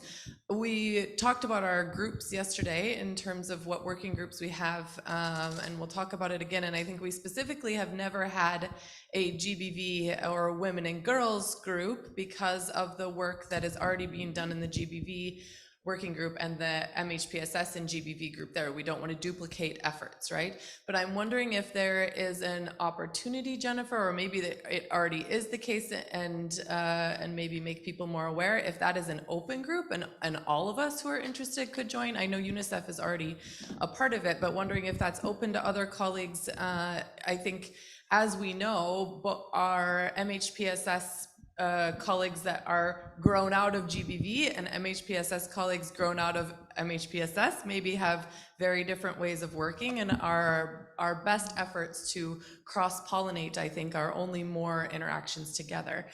We've been doing a lot of work on this in UNICEF this last year, mostly thanks to a grant from GIZ for both our GBV and MHPSS teams, which is unfortunately finished. But we really see so much opportunity in this space and so much need growing, also, as you mentioned, Jennifer, and from the work on the MSP, really starting a lot of conversations there. But wondering what you think there, Jennifer. And maybe also to comment myself, that I think that's also conversations that we've been having. Okay, there's been different needs in different points. There was a need from our colleagues in GBV to gather together to see how they're doing their part of the MHPSS and create that task team where I've been present as well. And we're feeling, I think all of us, that it's starting to be really the time to come together in a much more regular and systematic way, and have good input together, like objectives to achieve together as well. And sorry, in my haste of speaking, I forgot to say most notably the work from TROCRA and GWI on that project together. Yes, Jennifer, quick response to that, and then we go to Fahmi, and then do them.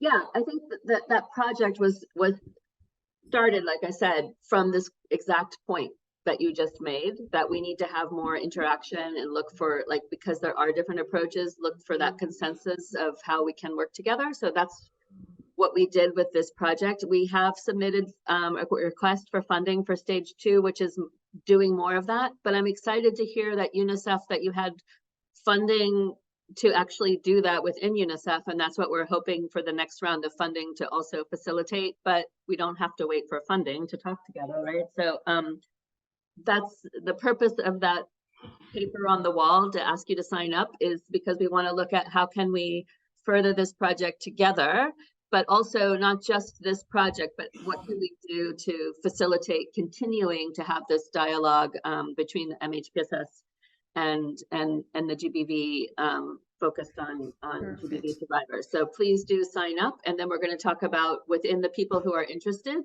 what structure makes the most sense to continue to increase our dialogue. Because it's, like we said, people have been very excited and very interactive when we've put people together. And just last comment, sorry. No, I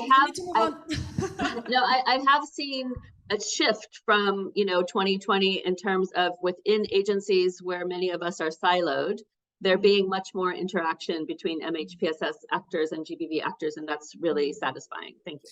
And maybe to bring that concept, that there's something that we also, I think, has happened in the conversations in the coffees and things like that, which is often the lack of integration and coordination between sectors is already happening inside of agency. And then we're trying to bring it to the multi-agency, and that also is part of the difficulty, isn't it? Okay, I suddenly look at the laptop and I realize that it's the time. I can't believe this again. But we're going to give ourselves a little bit of extra time. Maybe because we have a session on GBV, child protection and education this afternoon, everything that could have to do with that. Let's bring it up. Let's bring one more question to a channel. And then I think I would like to actually finish with one final question to all of you. And sorry that you have to throw all of these wonderful challenges that you have thought about, but give them to me because we will put them in the report. But I would like us to think about the question that you were making on the country level. What can we do practically from all of these sectors? Can we bring one idea? How can we improve that coordination of MHPSS at country level? How can we support the multi-sectoral presence of MHPSS at country level, which I think is still the non-solved problem that we have? And me, one, Kat, can you? I think that thread, the thread of increased opportunity to all come together and share our voices so that we can be one voice together, I think keeps coming up. It certainly resonates internally, as you were saying, internally to organizations for me at IASC, and as we look externally, I think along with opportunities for continued growth to bring together MHPSS and GBV and CP and MHPSS, I think spaces where we're all at the table is also so vital. As we look towards the conversation about perpetrators and opportunities for advancing work in that space, I think, for example, like IRC's Women's Protection Empowerment, or GBV team, has an incredible initiative, EMAP, Engaging Men in Accountable Practice. And a lot of our teams, even in-house, may not all have visibility on that in our protection of law team. So as they look to implement in the field and we have these conversations, I think more visibility, not just, well, both. I think both are essential, bringing people together and having that opportunity. One thing, I think, to your question of we're trying to do to advance that visibility, both at HQ, regional, and field, most importantly, is to lean into the global resources and the 4Ws mapping, working on updating that so it can help our teams see what voice they have in the MHPSS response and where we're seeing that, and then be able to see where our organization fits and their teams fit within that response across each other. Because I think we keep hearing saying that, well, I don't really understand how they're different, how they're the same. There's a duplicative and finding challenges within the donors to that as well. So how can we better voice what we're doing in specific sectors to address MHPSS needs, and then voice that across so so many resources. 4Ws is one thing I'm leaning into. Okay. Good to know. Thank you so much, Kat. Yes, and again, I feel like we need 2 weeks of annual meeting to discuss everything we need to discuss. I know there was a comment from Hami. I'm going to go to that final question, and if you can integrate the comment in there, great. If not, you have a little bit of additional time. But I really go back to this question because every year we do an update from the sectors, and this year I wanted to hear that update together with this reflection, and I think it's something that we are really working very hard, and we are also seeing that not always we're succeeding, and we're also seeing that with the yay any celebration that MHPSS is much more available and much more thought through in the country level, we also see an even a bigger separation between sectors. And we're going back to see many contexts where we have one group under child protection, one group under GBV, one group under health, and we're going back to doing that work of bringing them together. And I think when they work together, wonderful things happen. So maybe a final thought. I know it's a difficult one that you can't really do in a very quick way, but a final thought from each of our panelists on one way you think we could go about as reference group, or yourself as organization, maybe internally. That's the wisdom. Maybe we can go in order. Yeah. So we talked about the global challenges and all these documents. So my answer now would be on the very local level, and also related to getting out of our MHPSS bubble. So bring all sectors together on the table. And one good practice is what we learned in the minimum service package project. It really helped to have localized meetings, trainings with all the sectors, where we talk about the MSP. Basically, that means unpacking what MHPSS is, and then go to a kind of planning workshop where people actually then see, okay, me as a GBV actor, me as a protection actor, this is what I can do. We found this incredibly helpful, these workshops, intense workshops, 2 days, 3 days, where different actors, usually, many of them actually having limited experience about MHPSS, but after the workshop, they are better able to understand what they can contribute. So I think that probably is one way forward. Thank you so much. One contribution. Thank you. You took my answer. There's a lot of value, of course, in bringing, for example, the teacher, the peace builder, the individual, and the health sector together at the community level to do and brainstorm and dialogue and reflect. What I would add, again, is to say, how do we actually invest in long-term flexible funding to ensure that these communities can actually work at community time? Peace building and MHPSS does not happen overnight. If we really want to work across the nexus, it means that we have to be able to recognize evolving dynamics in the community and to be able to respond to that. And the way to do that is really value community time with flexible funding and long-term funding. Thank you so much. That is another contribution. Just I would like any of you, if you have the answer, to keep the comment from Peter and from Raksha. That's fantastic ideas. How do I convince people to get together and attend that workshop? I would love to get a few ideas on that. But please, Kun, your... No, I mean, that question, no. No. No, but I do want to say actually that, and I think this is important, that at a grassroots level, we're still confronted with the internal dichotomy between health and protection. Who's leading it, who's hosting a search deployment and so on. And I think since we here all agree that who's leading it doesn't really matter. We work all for the greater good. So, I mean, then let's speak with one voice, maybe create one email address, or maybe put everybody here in CC. Maybe if I send an email, I can put Fami in CC, Peter in CC, Jennifer in CC, whatever, just to let them know we speak here with one voice, right? Because we waste so much time on this contradiction in the field. And the other thing is, and I know you're not going to like it, Carmen, but there's something wrong with the format of the technical working group. And I think you can agree. I mean, you know, they maybe meet every 2 weeks for 90 minutes. There's so much on the agenda. Even if we just want to cooperate between CP and education, there is no time. And I know you don't like to have separate groups or task force, but we have to find a solution in which we can bring this on the table one way or another. And maybe a task force under it, but a multi-sectoral task force, right, or something. But we have to find one way or another a solution. I think I'm not going to not like that, in the sense that it's not. I mean, it used to be how many agencies working on MHPSS in an emergency before. That's a nice technical working group. Now it's some technical working groups. What's the size of Ukraine technical working group? 200 members. So yes, I think we have to go back to thinking on how we can maintain that there's one structure that is multi-sectoral, but what are the shapes and forms and modalities of that way. So we take that note. I'm just coming to you not to say anything, just to grab one of the microphones to start to move it to the other corner. Thank you so much. Please go ahead, Anne. So starting from what the colleagues have said, in coordination, we usually tick boxes. The child doesn't care what coordination modality we are following. They care about the services we are giving. So what Kun mentioned, I echo his voice in coordination, specifically for MHPSS.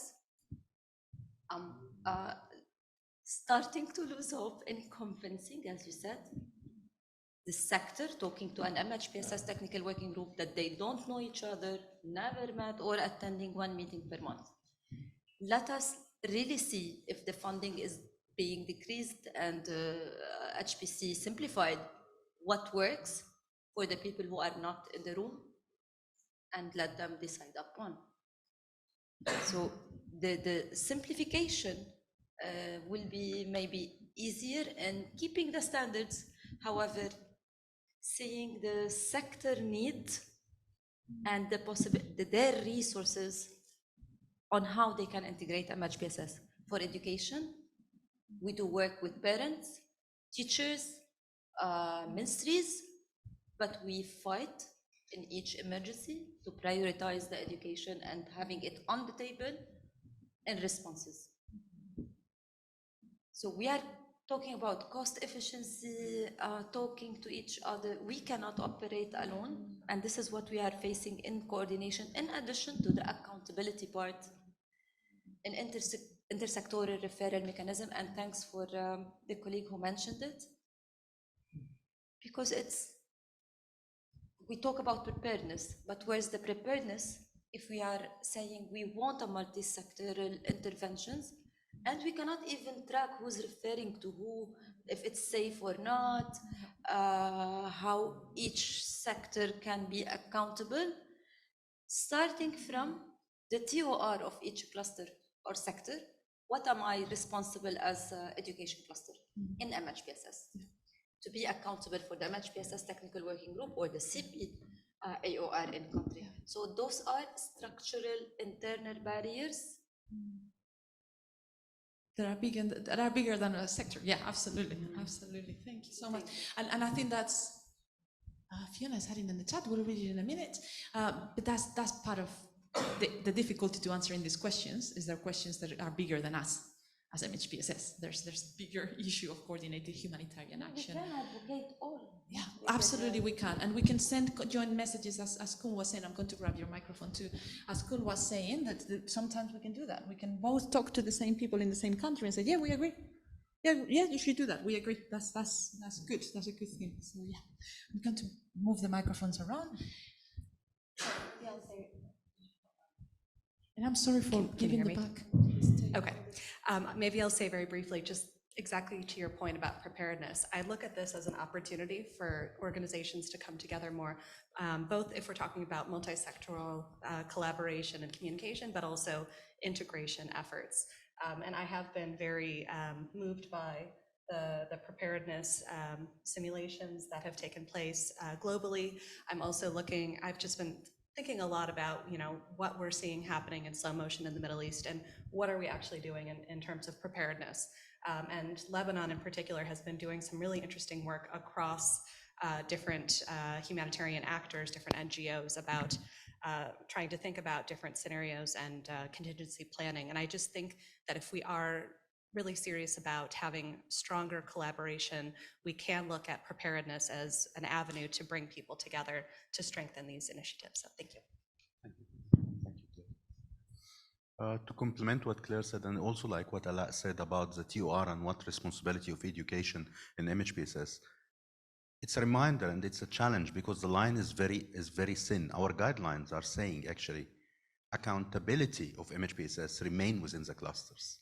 If you read the coordination chapter within the IASC guidelines and the smaller handbooks, we say it's cross-cutting across cluster, but accountability of service remain within the cluster. And that's why when we say it's multi-sector and everything in technical working group, we are contradicting our current guidelines because we say accountability is there still within the clusters, but across. Second point is coordination across and within sectors, and particularly when it comes to public health emergencies and infectious disease, there are mechanisms for infectious disease response, different public health pillars that are established by health sector, and within those, across those, MHPSS should be cross-cutting. MHPSS within the health sector has problems when it's only under risk communication and community engagement, when it's only under essential service, when it's only under partner coordination. So it's not only across sectors, but within sectors, especially when there is a specific emergency response, such as to an infectious disease outbreak. Finally, consistency and predictability of MHPSS response. Consistency means we don't want within the health sectors that MHPSS rely on an interested health cluster coordinator or interested head of office or head of health organization. And actually that's what happened. We wanted to come from within them. We don't want to be offering a training on MHPSS to create an interest in MHPSS. We want them to wake up and say what I'm doing to MHPSS, just like what they do for any other health condition they have to deal with, to be on their agenda. And predictability, I think MISP will provide, minimum service package will provide to a great extent that, because one of the big problems is when health sector deal with it in a checkbox format. As Ala was saying, let's do an assessment, let's do a PFA training and forget everything else. So not predictable and not comprehensive enough. Thank you so much. Isabel, do you have any input from a much bigger lens point of view?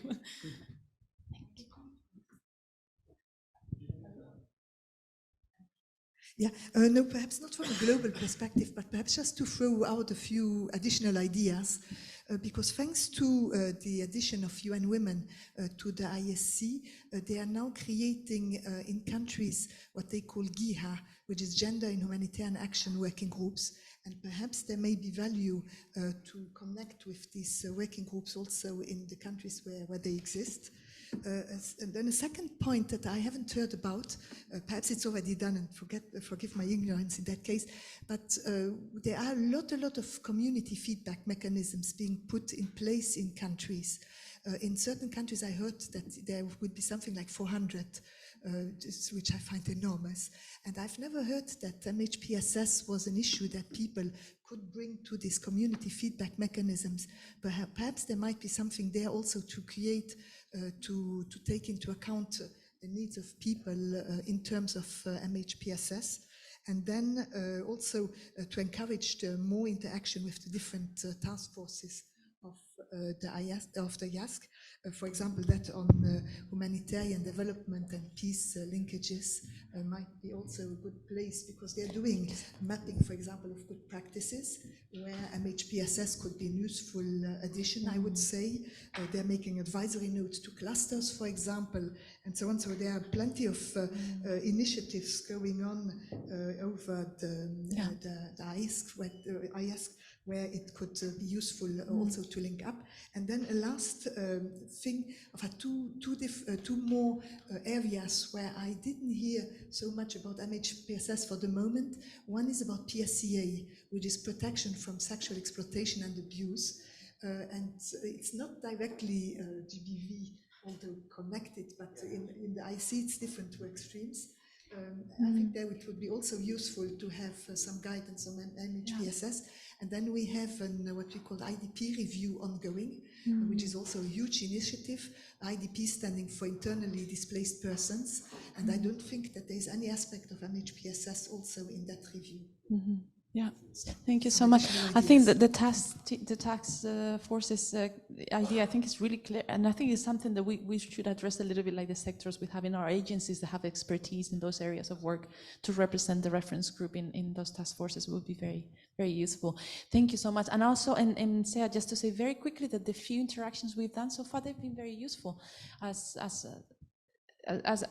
just providing so far the advice on what can be the MHPSS, for example, support to also those who work on SEA. That's conversations that we have, but not so much indeed. So yes, thank you. What about disability? How we keep one multi-sectoral with one multi-sectoral, cross-sectoral, everything all together?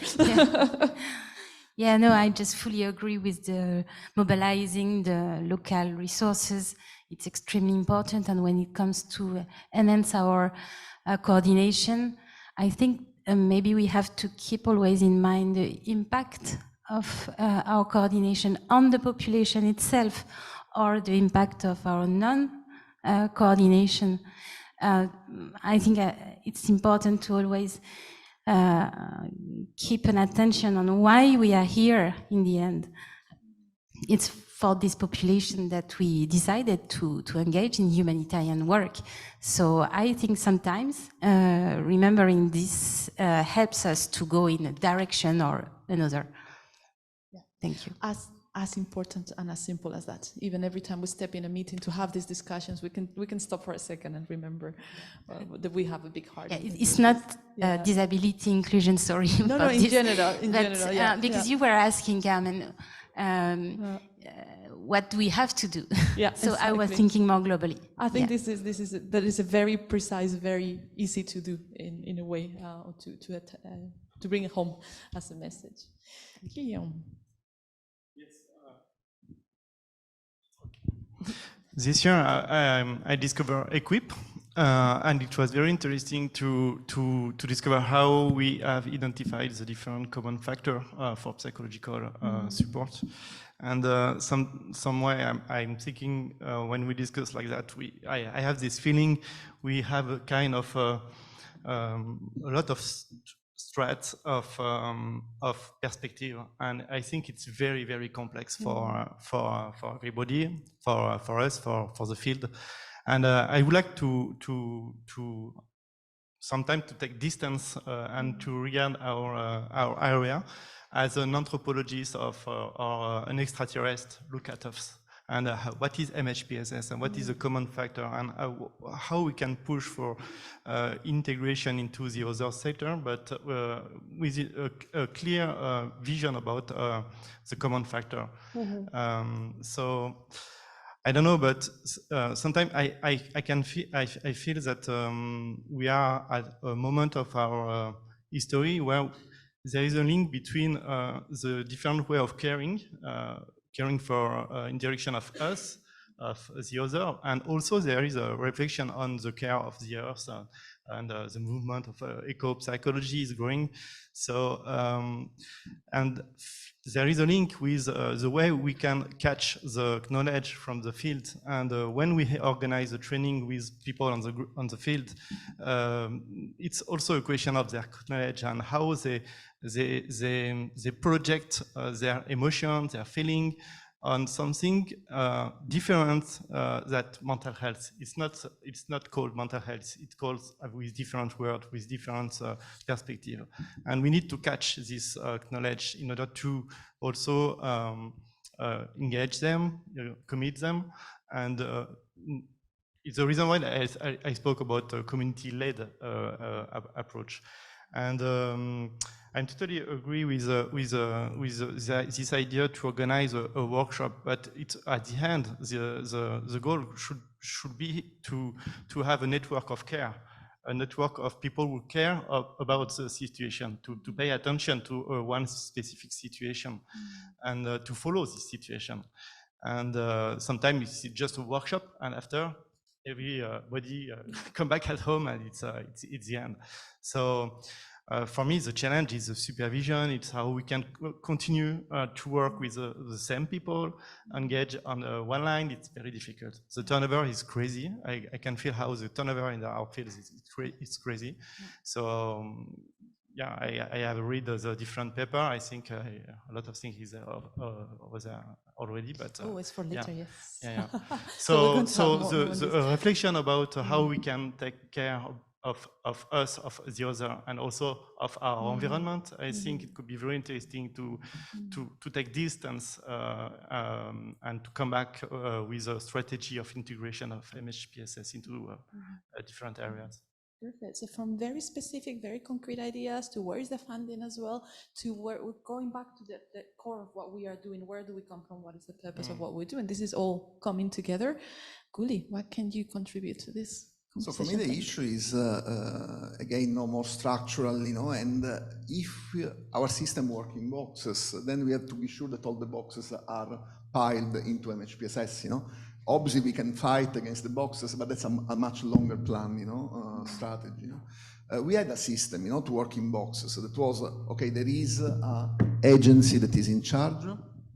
There is an agency that is in charge, but the agency is actually a facilitator of the other resources, It's not the owner of MHPSS, And each agency that has responsibility on the cluster would take that part. So IOM UNHCR, our CCCM, we are part of the working group. We make sure that, the CCCM is involved. FAMI, Health, WHO, they make sure that, this worked. Whenever we tried that, this worked very well. What has been the problem in the last few years has been that there is a monopoly, of certain sectors and agencies on the field-based groups. So on the field level, I'm not talking about something that we decide, but we arrive at the field level, and then you have some representative or some organization that is saying, this is mine.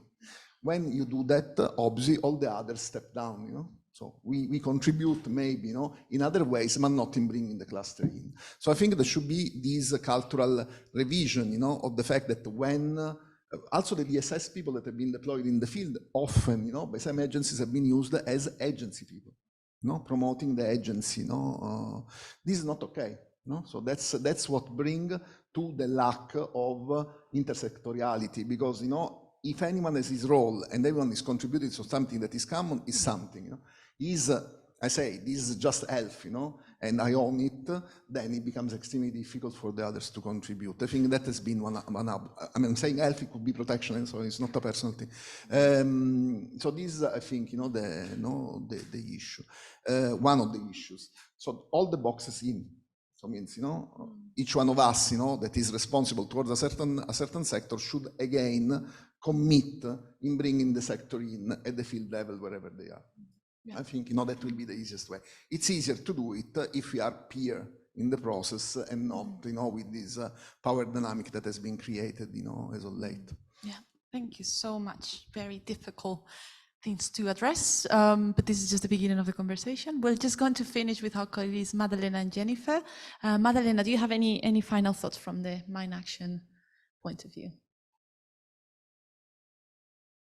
If you can still hear us. She wrote a note before that she might need to be in and out. Let's go to Jennifer for now, and then if Madalena hears, I'm going to put a message. Jennifer, over to you. Yeah, I just, I feel like I've spoken so much, and I feel like I've pretty much said what I need to say. Just to follow up on Anne's point again from UNICEF, that we're very interested in looking at avenues and channels for working more strongly together. And just to say, we found the different clusters to be very open to integrating GBV, especially risk mitigation. So I think that it has been a shift, and that the clusters are working very well on integrating cross-cutting issues, and very open. And I'm just applauding that and appreciating that, and look forward to connecting more with you in the near future. Thanks. Yay, we too. Yes. So thank you, dear Fami. So I have the pleasure to support the reference group with the translations. It's a pleasure, but it's also a lot of times a headache. But through our collaboration and partnership with Clear Global, things have become much easier, and especially we are trying to make it a systematic process. And this is for those who weren't in the reference group yet. During COVID-19, there were a lot of reference group publications released, and there was a huge demand for translations, and we were coordinating over 100 of translations during that time with many, many different member agencies and partner agencies offering their translation services, but it was very hard to coordinate. For example, for Arabic, there were, I don't know, maybe 20 agencies who wanted to translate, and it was a very nice opportunity for them to all collaborate on the project, but of course it wasn't the most efficient and fast way to do so. So then we realized we should partner with Clear Global. So I will hand over to Donna Petkova, who has been an amazing support together with her team for the reference group translations in 8 languages, in all the UN languages, but also in Swahili, Bengali, and Portuguese. Thank you, Maya, for the introduction. So I will be speaking a little bit about how producing an effective MHPSS term base is actually essential for improving IASC MHPSS reference group translations across emergencies. Yes. Okay. Thank you. Very briefly, just to mention, so the word CLEAR in our organization name actually stands for Community Language Engagement, Accountability and Reach. We were previously known as Translators Without Borders. We work with over 100,000 volunteer linguists that help us provide language services for written, audio translation, terminology support, plain language review, among others. We have also provided capacity strengthening and training to help organizations to build up resources and translation capacity in language in order to translate and communicate better with speakers of marginalized that speak marginalized languages. We provide tailored in-person and remote training modules on humanitarian interpreting, also cultural mediation, communication in emergency settings, while we are trying to target humanitarian staff and volunteers so that they can manage any language challenges on the ground better. We also here, this is a sample of some of the tools and guides that we have developed, practical tips for community interpreters. Also in collaboration with Oxfam, we have worked on tips for humanitarians working with interpreters. Apart from training, we are also working on language mapping that's providing interactive and operational language use data that help organizations decide on taking a better communication strategy, which is more inclusive, and also to analyze if there are any factors of vulnerability that have to be taken into account. We have a global language data review that is a repository and assesses the quality of any existing language data on 88 countries that are a priority for humanitarian and development assistance. So this was more or less like the overview of what we are doing. Now moving to the actual collaboration with the MHPSS Reference Group. We have started a more a closer partnership since 2021, where we have started with translating the Common Monitoring and Evaluation Framework for MHPSS in Arabic, French, and Spanish. After that, we have moved to working on Living with the Times, the MHPSS toolkit for older adults during the COVID-19 pandemic. We have worked further into the translation of the official UN languages, including Swahili, Pangwa, and Portuguese. We have also worked on the technical note on linking DRR with MH and MHPSS into Arabic, French, and Spanish, as well as the IASC guidance note on addressing suicide in humanitarian settings. It's just to mention, because here we are looking at the time span of 2 years approximately. However, a lot of those materials actually take a lot of time just to be translated, because it's not a straightforward process. There are a lot of steps that need to be taken. There are a lot of teams that actually have to work on it. So also to mention that apart from more technical materials, we are also supporting the MHPSS Reference Group in case of emergency response, where we have to translate briefing kits. And in those cases, usually the time frame should be much quicker, and we are talking about leaflets, something of the sort of 1 to 5 page leaflets with MHPSS resources in the target language.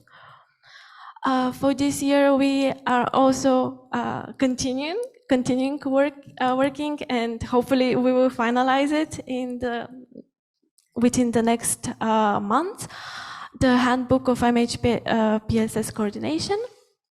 into the same UN official languages and Swahili, Bangla, and Portuguese.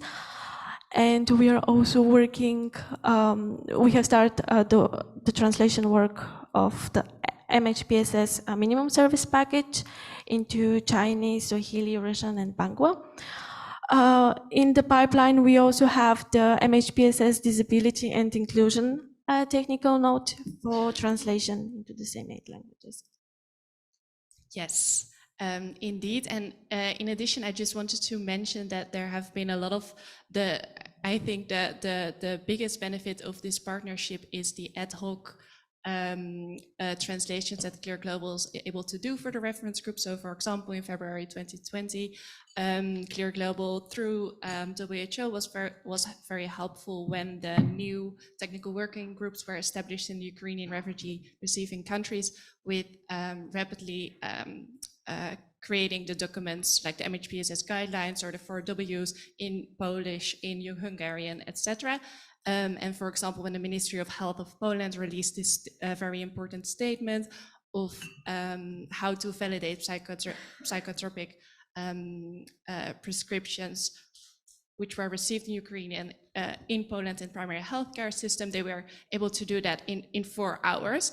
And of course, this whole partnership is not to to replace the country level translation teams that are already there or that are existing from the partners. But while the admin and finance and contracts were being arranged, of course, these statements need to be released. So it's very much for the bridging time to help the technical working groups and also to help the thematic groups with, for example, the global consultations with the peace building group, the responses that were done there. I mean, there is actually a lot. But I will leave it. Yeah, you can maybe go explain a little bit more about the MHPSS term basis. Okay, thank you, Maya. So yeah, apart from the translation services, we are also working on creating and maintaining an MHPSS term base across the set languages.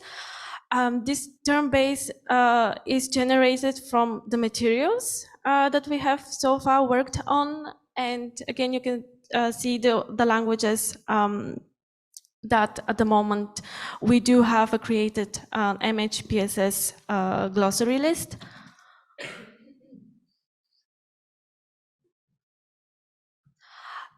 Just very briefly, let me share why it's so important to have a consistent MHPSS term base. First, terms always carry the meaning of a specialized text. In our case, it's MHPSS. Terminology always starts from the concept, so it's concept-based.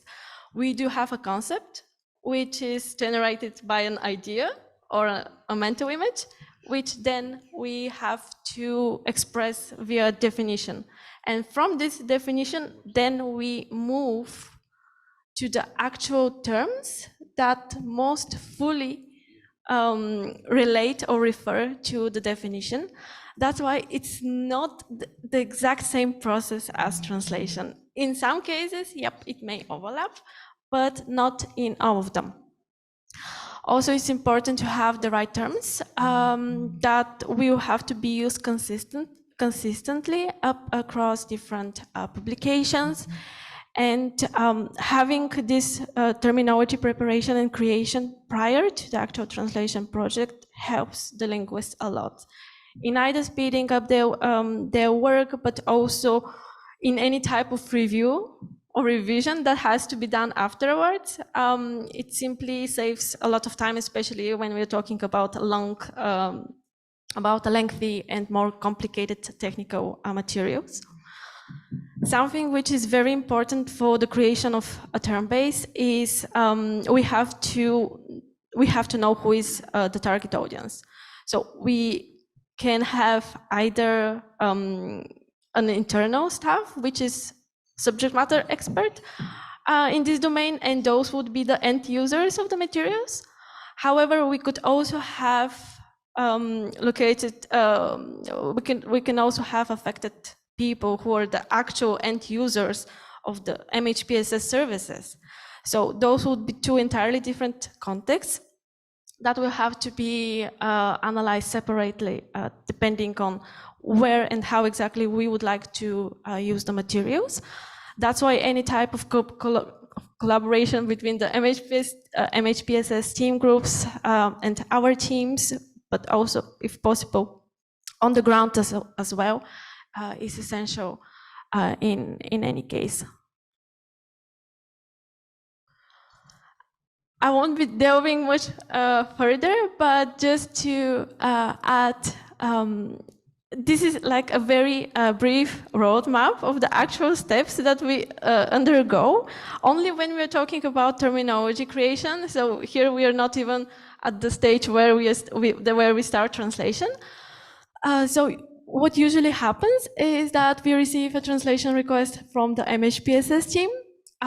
Then we process the materials. We have a terminology officer who does a semi-automated term extraction, and any terms from previous materials could be taken into account as a reference, but only after approval or again coordination with the MHPSS team, and that's something which Fami mentioned yesterday, that not everything from the already published materials may be something that we want to take forward. After that, we move to the stage where our linguists now work on providing the term equivalent. After that, we do have a review that's made by the we call them the subject matter experts, because for us, though, they are the people who know the best the domain. And after this approval or validation step, we upload or update our already existent term base in a CAT tool that we are using. Yes, indeed. So when I saw this slide of the road yesterday, I thought it was very funny, because actually it looks like very clean and easy and straightforward process. But actually I looked at how many emails Donna and I have sent to each other in the last 2.5 years, and it's over 4,000. And actually we are yeah, I know, I didn't know that was possible. And actually we already do everything through like Excel sheets and so on. So it has been a lot of work, and from the reference group, what has been really, really amazing is the subject matter experts. So those are the reviewers who, after Clear Global translated the first draft, review the MHPSS terminology. And so this is only a very small list of all the people who have been involved. But for example, Marcio has been really, really great together with his team, because the names that you see here on the list are the focal points, but then they have their whole team or colleagues that they work with together to actually do those reviews. So Marcio and his team have been very much involved with the Portuguese translations. After that, in addition to that, they actually also translate many of the documents. As we heard yesterday, Cecile is now on board and is trying to help with the MHPSS terminology in French, which needs a lot of work and effort and support to make that happen. The technical working group co-leads, for example, in Bangladesh, IOM and UNHCR have been amazing in reviewing the materials in Bengali. The reference group co-chairs have been involved. Everyone has been involved, but we would like to strengthen our subject matter experts review database. So if one of you or one of your colleagues within your agencies is available to support with those reviews, and especially, so it's not review of the translation, it's review of the actual MHPSS terminology, that would be really amazing. For example, right now we are very much awaiting for the minimum service package in French and in Spanish. And the reason for this delay is because there need to be a lot of revisions. So yes, I will leave it with that. Can I have 2 more minutes? Or no? 2 more minutes. I would be very quick. I just wanted to share 2 brief examples of how terminology, language barriers, especially terminology issues, may obstruct the work of MHPSS. So this is actually a real case example. It's not from the MHPSS reference group. This is what happened when an organization in northeast eastern Nigeria wanted to translate the sign of their facility in one of the most main languages of the country. So here we are talking about a language or a cultural context where you already have the stigma and the negative connotation, which is present, and that's why it's always important to take into account any type of linguistic inclusivity or cultural sensitivity. And very quickly, I would just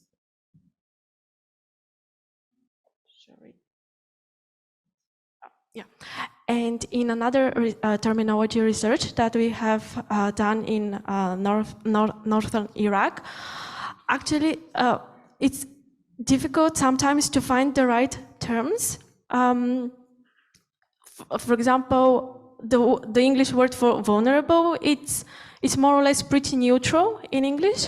However, we have found out that for Kurdish speakers, they had very traumatic memories linked to this word. So after our research, they have suggested us to use the word displaced instead. Informed consent is another phrase, which is, again, for us, pretty much straightforward. However, in some contexts, it may be actually better to have it in a more plain language. So either approval or permission may be a better term to be used.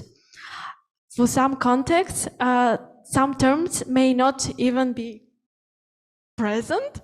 Just a minute.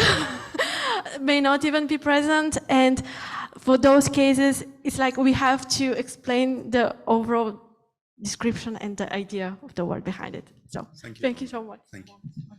Luna, we are really so happy that you are with us. I think your presence with us brings another meaning for multidisciplinary teams working on mental health and psychosocial support. We have an amazing translation team. We have subject matter experts in such a complicated subject to address in various cultures, across various cultures and languages, but also the whole production machine of every translation. We wanted to share with you that it's not about sending a material to translator without border and then it come to us. There are also agreements that has to be done with subject matter experts. Some of them are volunteers and some of them are contracted. There's also need to be contracts with graphic designers because the volume of language, most of our material are actually design-wise a bit complex, including, for example, boxes and including graphics where text need to be inserted. The volume of language in Ukrainian is different from the volume of language in Arabic. And the graphic designer who would know the language, verified again by subject matter experts after design, need to be there. And keeping in mind also that we have text editors on top of that, not only the translators, not only the graphic designers, that's for every language. I will take only couple of quick questions. I don't think we can accommodate all questions, but let's take a couple of quick questions. One from Isabel, one from Guli. Marcio, you really have something burning. I don't think we can accommodate 7 questions. The session will be longer. This session is 10 minutes. I'll be very, very quick. But just out of curiosity, with the artificial intelligence, will that make your work easier or will it hamper your work? Thank you. I'll park the question. Let's answer after we hear others, because likely they will be directed to you, Donna.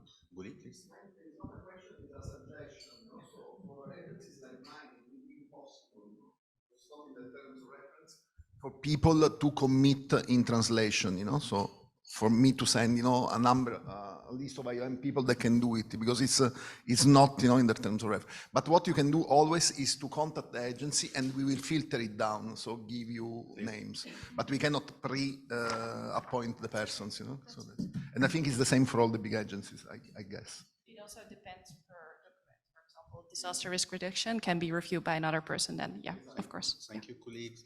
Marcio?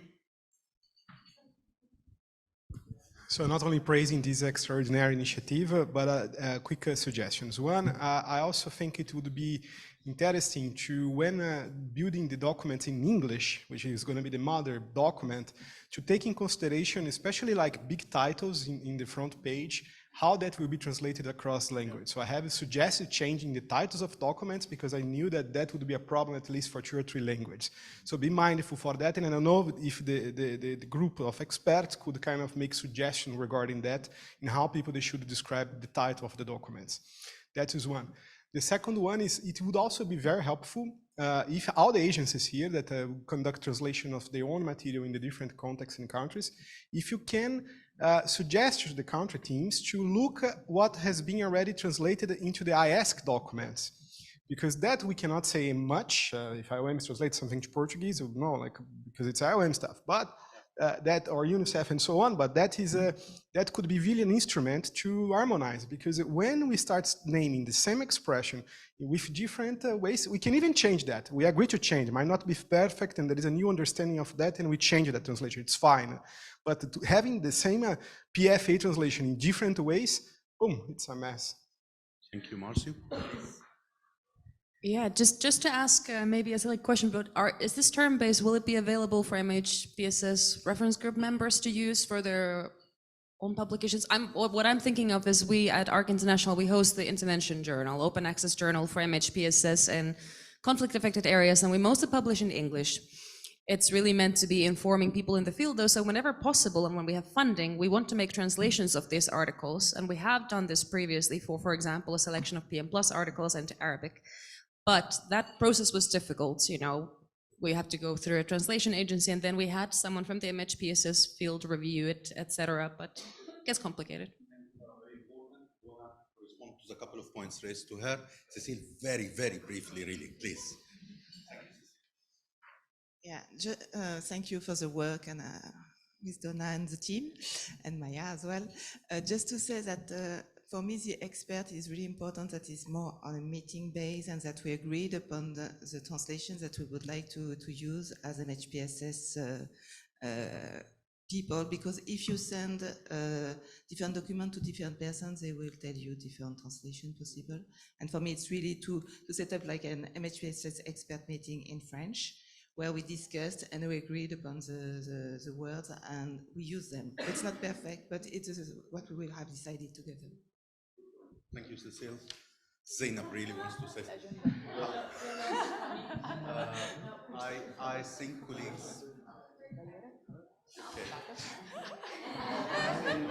Please. No, just really quickly, I think it's so great, and just speaking specifically about Arabic translation, it's really wonderful how fast we are able to put out translations in Arabic and other languages. But when it comes to Arabic and efficiency and use in the field, especially for translations and documents that are more community facing, there's a struggle, because then the teams who want to immediately respond have to adapt that formal Arabic translation into the local dialect. So I'm just wondering if there are solutions or thinking around Arabic specifically, and maybe having standardized approaches to translating documents into Levantine dialects that is more easily adapted in the region. I'll respond to the issue on Arabic. Donna, you have 2 points. Please park them. Marie, quickly, please. 10 seconds. I just want to say that there is also a difference between service providers' way of speaking about MHPSS in a correct way and the community. I agree. So I know that that's like utopian, but I still want to bring it up there, and maybe there are ways that we can address that, and I just sent you an email. Great point, and very deep. I agree. Donna, very, very quickly, please. Okay, thank you. So for the first question about the use of AI or machine translation to speed up translations, so yes, that's possible. And that's also something that we are piloting. However, this is not like a miracle. So you have to have quality, a framework mechanism that has to be followed, because any type of machine translation, depending on the languages we are talking about, it may produce different results. And for the majority of the materials here, we are talking about a very high technical level of language. So yes, it's possible. It's possible to be included, but you have to have the quality assurance checks in place for this. second question was, can we share term base? Yes, we can share it with Maya. That's not a problem. The only point that I would just make before using it is to make sure that it's actually approved with the subject matter experts. And once this is done, it's an open source. It's basically your content, so it depends on how you would like to use it. And maybe just to half answer on the question for the Levantine Arabic, and something that we have noticed, especially if the target audience is community or local community, in almost all cases we have to talk about plain language in terms of the original content or in terms of English. So we have to have more plain, simpler sentences, not a high technical jargon, and we have to take into account also the dialect, the Levantine or the specific region in which the language will be used. Sorry, Kat. I think what is also the message we are taking is that we need actually to have online discussions about translation, but there is interest in the topic, and there are many learned lessons and great ideas around, including eye-openers, such as what Marie suggested here and what Zainab want to discuss around Arabic, and the good suggestion from Cecile. I don't want to close this session without a note on acknowledgement, but I decided to use this webpage. Do you remember this? This was released on 26 February. Just after the war against Ukraine has started. 26 February. The war has started 25 February. This was the list of our existing translations, not only in Ukrainian, but in all the neighboring countries of Ukraine, in Hungarian, in Slovakian, and Romanian, list of them, one day after the war. We were the only coordination mechanism. This is luck, this is good luck. But luck is when preparedness meets opportunity, really. We were prepared. This was hard work. This was the 4,000 emails that Donna and Maya are talking about. So I'm grateful, really, for the hard work. There's so much hard work to make this impact on the field. One day after the war, we are releasing 60 translations available for various resources. So please thank Maya with me and Donna team.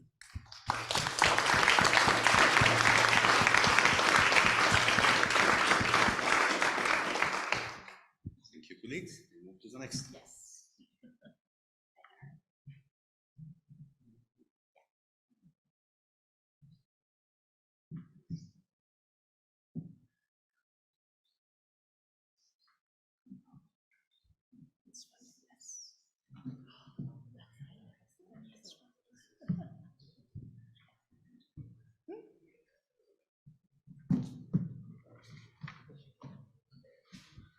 Yes, there we go. We may face the same problem here. We want to discuss a number of difficult topics. The time is short. Maybe this is an entry point. We keep discussion on these critical operational aspects. Some of this was suggested. Some of this we felt as co-chairs from dealing day to day with the emergencies. This year, we faced some new challenges. Some of them were exaggeration of pre-existing problems that we want to have a plenary discussion around. First one, how to access difficult contexts. We heard about the emergency in Sudan. We are responding to the emergency in Sudan in a situation within the country is so difficult. Access to the refugee countries, despite being limitedly funded, but access within Sudan is near impossible. What are innovative ideas? Talking about remote support, where are the phones which we can use? Same like Gaza now. In places with no access, what are you doing? If you have an innovative idea, please share with us and share with others so we can learn. So it's about access. Libya, Darna. No one almost was operating in Darna. And then the worst flood happened and thousands has died. Who have access? What were you doing? What are the innovative methods where access is limited? Because that's becoming a new norm where access is so difficult. Second question is the humanitarian space. Biggest emergencies are happening in places where the de facto authorities are sanctioned. Afghanistan is an example. Yemen, Sana'a is another example. These are organizations with sanctions. We meet NGO colleagues who say, our donor do not allow us to sit with the de facto authorities. And the NGOs are playing a role in coordination of MHPSS, and they don't want to invite the MHPSS professionals from the Ministry of Social Affairs, from the Ministry of Health to the coordination meeting because there are limitations from the donor. What do you do with the humanitarian space when you have sanctions against de facto authorities such as in Yemen and Afghanistan? And this is becoming an issue which we see in the field these days. Third point is cross-border operations. This year, the earthquake has happened.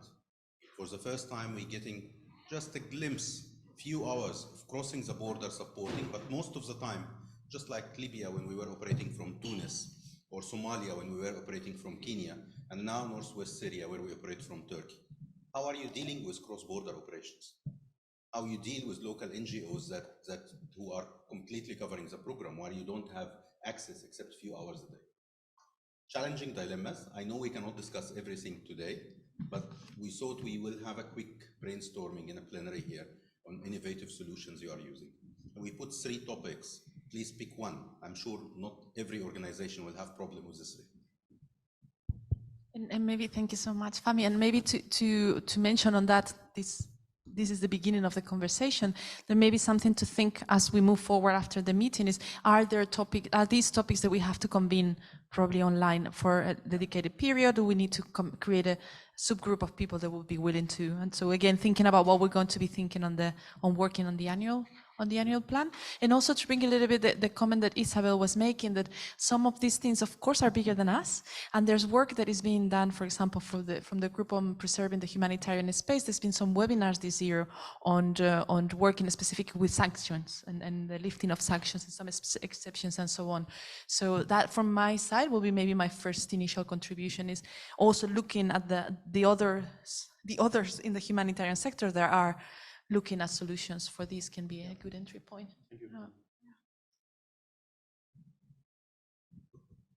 Please. So for the cross-border operation, what the education cluster did through hiring local field officers and training them on the coordination structure. It was done informal, for sure not adopted yet the structure by OCHA. However, we had discussion with OCHA if they are going to duplicate maybe the modality and shift towards localized coordination for the Northwest in particular, because it helped a lot. We can't talk to de facto authorities, but who can talk? People that are on the ground.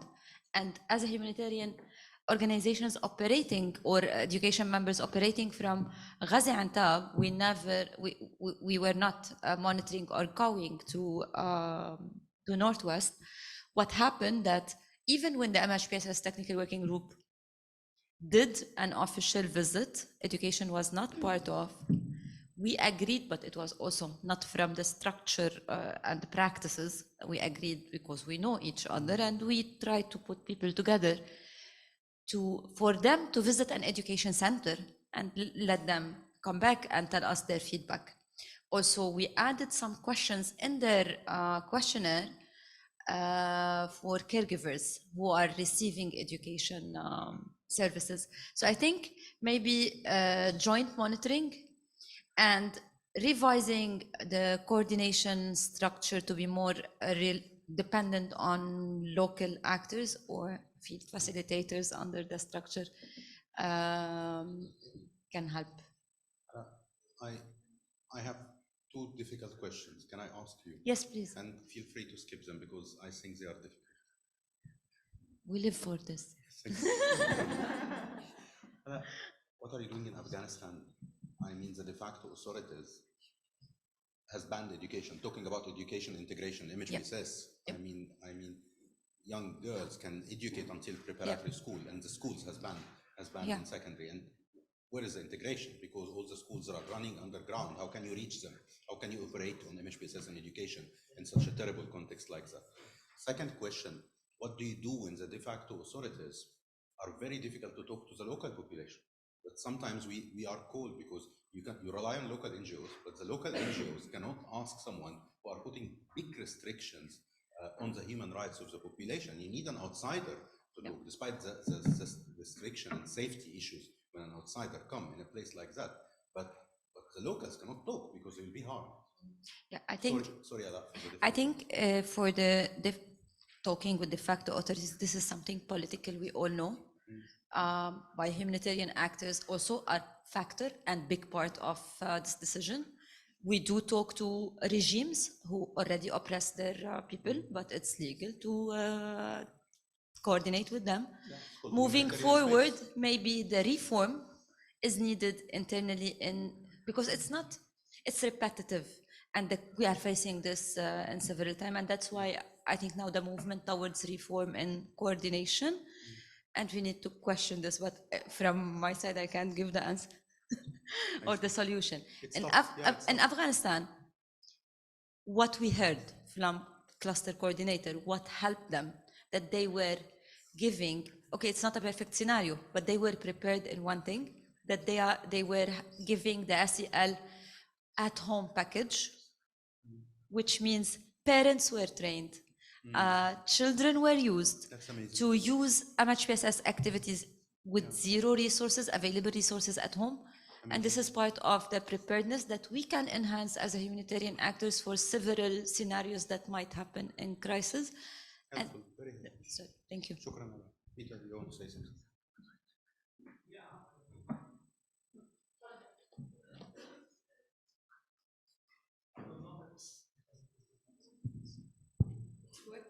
It is working. It is working. Okay.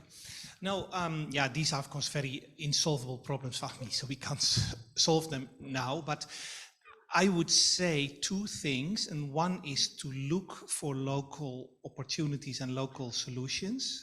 And sometimes more is possible than you would think from a distance. So that's the first thing. And I can give an example from Afghanistan. And maybe Majid would like to go as well, because I went to Afghanistan earlier this year, and people told me, don't go there, there is nothing you can do. And actually the situation is often more nuanced. And one thing which is perhaps unexpected is that MHPSS is not necessarily in a bad place in Afghanistan, even with the de facto authorities, as long as you frame it as a health issue. Health is more neutral. Yeah, that is dangerous, I know, but that's another challenge. That's another challenge. But what has happened, and I was happy to hear that, is that all our protection partners, many of our protection partners could not continue working if you have a GBV program. You cannot do that. Some of the partners were able to relabel what they're doing, not necessarily doing things completely differently, but there is of course the problem, and got an accreditation with the Ministry of Health, where they then could still provide services. So I think, yes, I know this is a slippery slope, and I see that. So that I come to my second point, is are there, sometimes we have to draw the line. And that's, of course, political decisions. And I know in Afghanistan, NGO consortia have stopped working there, said we don't do this. This is just a limit, which is admirable to some way, in some way. In other ways, I am more pragmatic. I think, what do we do with all these? What do we do for the women there? So yeah, that's what I wanted to say. I mean, this is the reality of many humanitarian operations now. I mean, it's no longer the exceptions that it's one country with de facto authorities. It's Syria, it's Yemen, it's Afghanistan, it's Gaza, where you deal with government not necessarily acknowledged by the humanitarian system officially within the UN, and you need, and sometimes sanctioned regime where NGOs have challenges actually talking to those who are in charge. But same for Sudan, where there's more no authority then. But in Sudan, access is not always problematic. Programs are ongoing, and particularly in the refugee sites, often in the more remote places of the country. It's still continuing. Thank you, Peter. Majid, please. Thank you.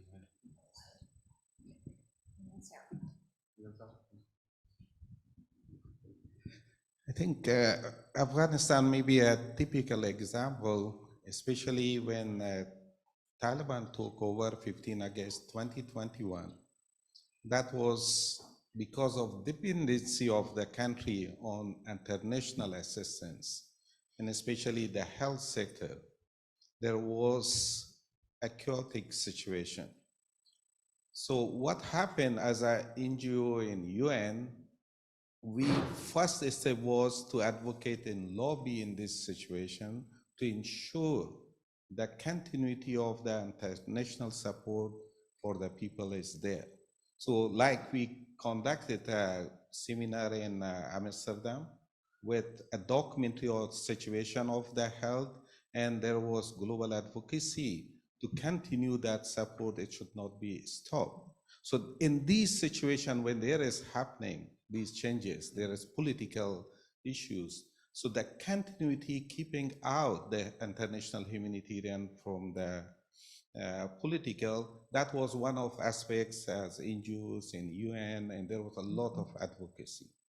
And second, like last couple of years, what we are facing, we are there. And with MHPSS, we have health social counselors 2 years diploma program, because with women, the education is stopped from the grade 6 and the university and also the work. Yes. But we were still able to find a solution and have this woman 2 years diploma program for health social counselors, the psychosocial counselors. So there is a number of negotiations, finding solution, talking with them, and finding a way to move.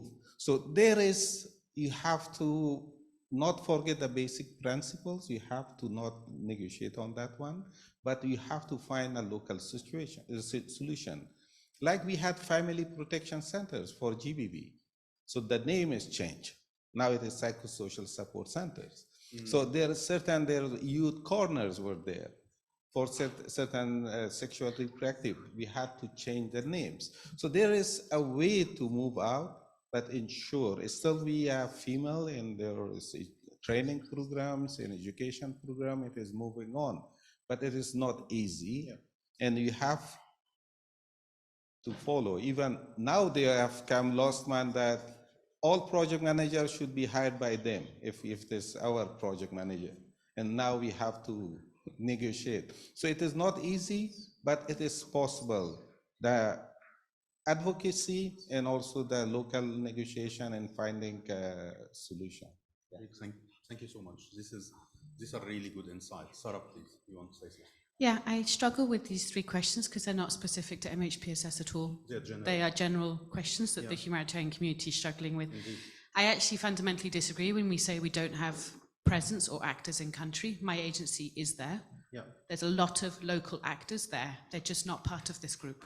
Yeah. So it's incorrect to say that there are not services being provided. There very much are. Yeah. And they might not be provided to a level of humanitarian standards or to an interagency, multi-sectoral way that we would like it to be done, but services are being provided. I see. And the first line of response from families is actually still there as well. The difference is that we as internationals don't think we have access. Yeah. Now that's something different. That's not to say that the response isn't happening. It's just that we are not bearing witness to it and we're not contributing to it. Very good. Not all agencies are affected by sanctions. My agency isn't affected by sanctions. And that means that we can also operate where other agencies can't operate, but also local NGOs aren't affected by sanctions. If your agency is affected by sanctions, don't have the money. Give it to someone that's not affected by sanctions and let them implement, because they do have access and they can implement. But that's a tolerance of risk issue for agencies. Yeah. And that's a big issue for some agencies that have a smaller window of tolerance because of who they are, their mandates, how they operate. And other agencies have a different tolerance of risk. And I mean, humanitarian response is the art of the possible. It's not best practice, it's not the perfect service, it's what you can do in a given situation. So in Afghanistan, the enormous amount of creativity and relabeling of stuff that to us is unpalatable, but it enables the service to actually happen and to take place. So just let it be. It's mislabeled, I don't care. The service is happening, the family's getting it, the child's getting it, the adult's getting it. For the cross-border operations, this is not a new issue. Cross-border operations were in place in Rwanda, genocide response, Somalia was cut off for years. We had cross-border operations from Ethiopia and Kenya running to support Somalis. It's Myanmar Thai border. IOM's been doing cross-border operations for years with migrants in the camp. So I don't see this as one, I actually see it as being a norm of operations to cross-border response. It's been there since the early 90s. It's just how agencies are creatively trying to get around and operate within their own parameters. But we also don't like sitting here and knowing that we're helpless. Yeah. As humanitarians and as value-based people, it's not nice to know my agency can't intervene here. I don't have access, I can't support my staff that are completely isolated. That's not a nice issue to sit with, but it's not an MHPSS specific issue, it's a humanitarian access issue, and it's a political humanitarian diplomacy issue. These are great points, Sarah, and I agree, these are parts of humanitarian discussion. I'm inspired in these questions by what is being discussed within the IASC, actually, an operational aspect, but MHPSS need to be part of these discussions, and also we decide our cross-border operations, exactly like in-country operations when we operate. Please. Thank you.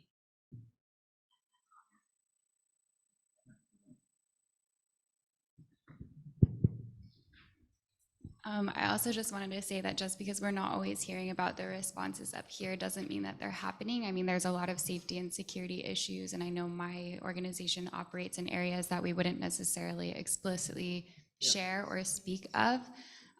So, I mean, just keeping that in mind, and I think it goes back to this idea that yes, we would like to be able to support and provide resources and guidance, but the work is happening just in more isolated spaces because of that.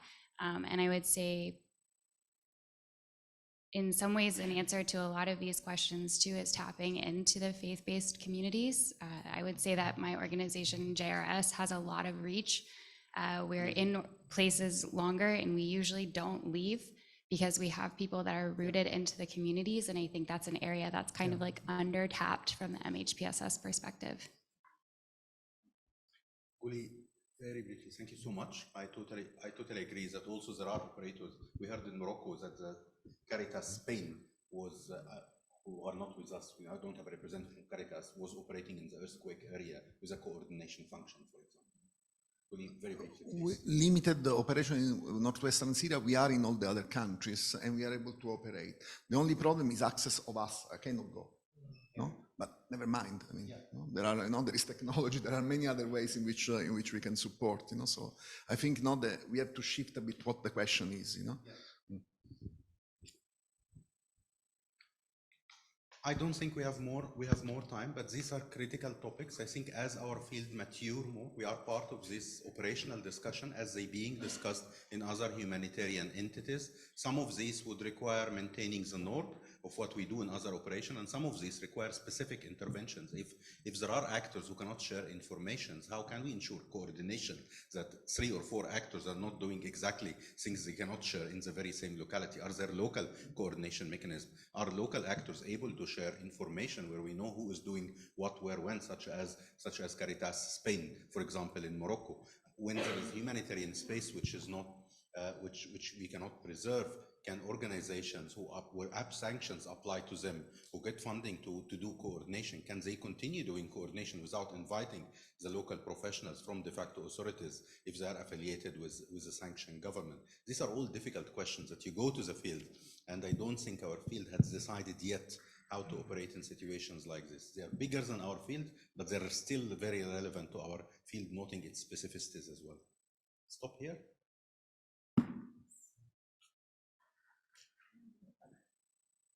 Yeah. So now is the time to talk about money. This is a session not to talk about how much MHPSS costs, but to look retroactively how much was spent on MHPSS, not in one sector, across all sectors in specific emergencies, looking into protracted crisis. We don't know. We speak about funding increase or decrease for MHPSS, but because there is no financial tracking system yet within OCHA, noting the challenges, technical challenges to have it, because our area is across sectors, how actually we know in specific emergency how much was spent and how does that compare now? Is there really interest in MHPSS? Is there much more spending, or that's actually less? So this exercise is about trying to answer that. Over to you, Maya, please. Thank you, Fami. Yes, indeed, that is a perfect introduction. So yesterday you have seen a slide of 26 consultants that are supporting the reference group, but there are also 140 contracts this year. And one of those contracts is with the MHPSS Collaborative. The reference group has commissioned the MHPSS Collaborative to do this multi-sectoral desk review to estimate the total MHPSS budget and integration into different sectors. So with us is Deepali Pavagadi. Can please come? Yes. And she will tell us all about the project that the MHPSS Collaborative has been doing and is still conducting. To give a little bit of context, I think Fami already explained it very well, but the reference group has on its work plan for several years now to strengthen MHPSS financial tracking in the humanitarian system, and this is how this initiative came about. And that there is a need to track and report funding specific to MHPSS program at the global level and also at the country level. So the MHPSS Collaborative has been doing this work, and they have been very closely involved with country level technical working groups to actually provide them with the data that is needed for this. And the MHPSS Collaborative has been supported by a health economist from King's College London. His name is Dr. Nahel Jahidi, who has been helping to make sure the data is correct and the coding, and also to help with the missing data, which you will hear about in a minute. I will hand over to Deepali. Thanks, Maya, and thanks, Fami, for the introduction. So I'm not going to talk too much more about the background, except to say that, for us at the collaborative, this wasn't about, we didn't take this on because we felt, oh, this is super interesting. Yeah, that's true. But it was also the case that we feel like if we have a system to track funding, we are going to be able to tell where the gaps in the funding are. And that can build into our advocacy efforts. And also, it can play a huge role in improving integration of MHPSS across different sectors.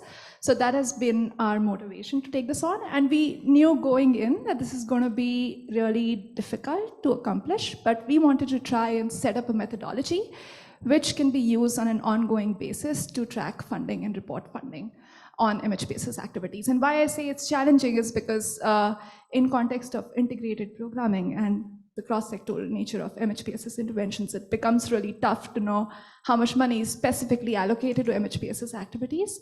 But this is what we wanted to try and do.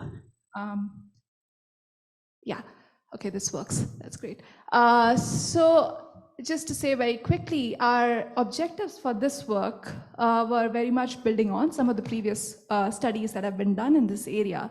And specifically, I want to refer to two studies that were done by Save the Children and the MHPSS Collaborative on child and family MHPSS funding. Now, they used a different methodology. We are building on that, but just to touch briefly on it, these studies used keyword searches on publicly available funding database to pick up projects that make some references to MHPSS activities.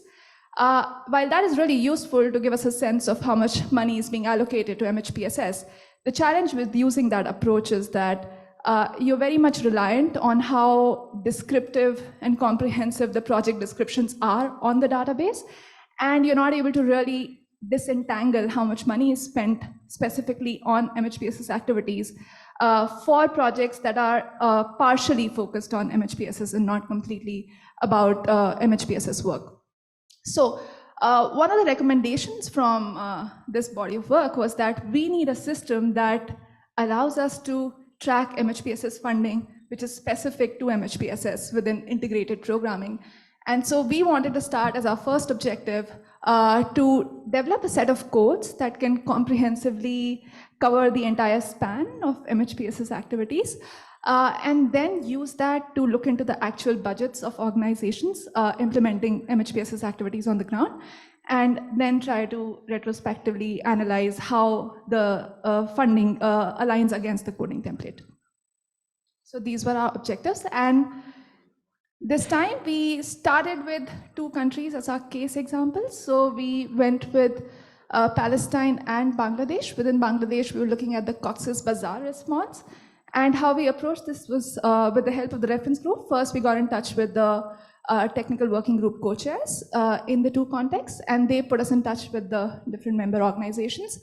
And once we introduced the project to them, and we had some interest from the organizations that are part of the technical working groups, we started conducting consultations with them. And these consultations were really very open-ended discussions about what kind of MHPSS programming these organizations have been engaged in the last year. So it was really unstructured. We just asked people to describe their activities. And after the consultations, we asked them to share with us their programming documents that can describe their activities in more details, and also their budgets that have lines for MHPSS activities for us to continue that analysis. The next step for us was to start developing the coding template, and I'm going to describe in more detail a little later how we went about doing that. But just to say, I'm going to move on to the next steps now. And when the coding template was ready, we looked at the programming data from the documents that were shared with us, but also very much at the transcripts of the consultations that we conducted with organizations. And then we qualitatively mapped all the programming data against the coding template. Once that was done, then for each organization, we had a sense of which codes apply to their activities and what's the total span of their programming on MHPSS. And once we had that information, we started to look into the budgets, and we started mapping specific budget lines to codes. And this looks really clean and neat, but it has been a super messy and complicated process. And I'm going to share some of those challenges that we faced in doing this. But just to say, this is broadly our methodology, and to touch upon how we developed the coding template a little bit as well. So our template very much drew upon the minimum service package, which everyone's been talking about here, and I'm sure you're all already familiar with. We also refer to the IAS 2007 guidelines and some sector-specific reports, such as the Mindful Shelter report, which was also mentioned this morning. Along with that, we looked at all the data that we had from consultations with the MHPSS focal points in all the organizations that we spoke with. We also were able to do some consultations with sector and subsector leads in Cox's Bazar, Bangladesh, and those informed the development of the coding template as well. So finally, at the end of this, we landed with a template that has 41 codes distributed across sections. And these are very much, again, aligned with MSP.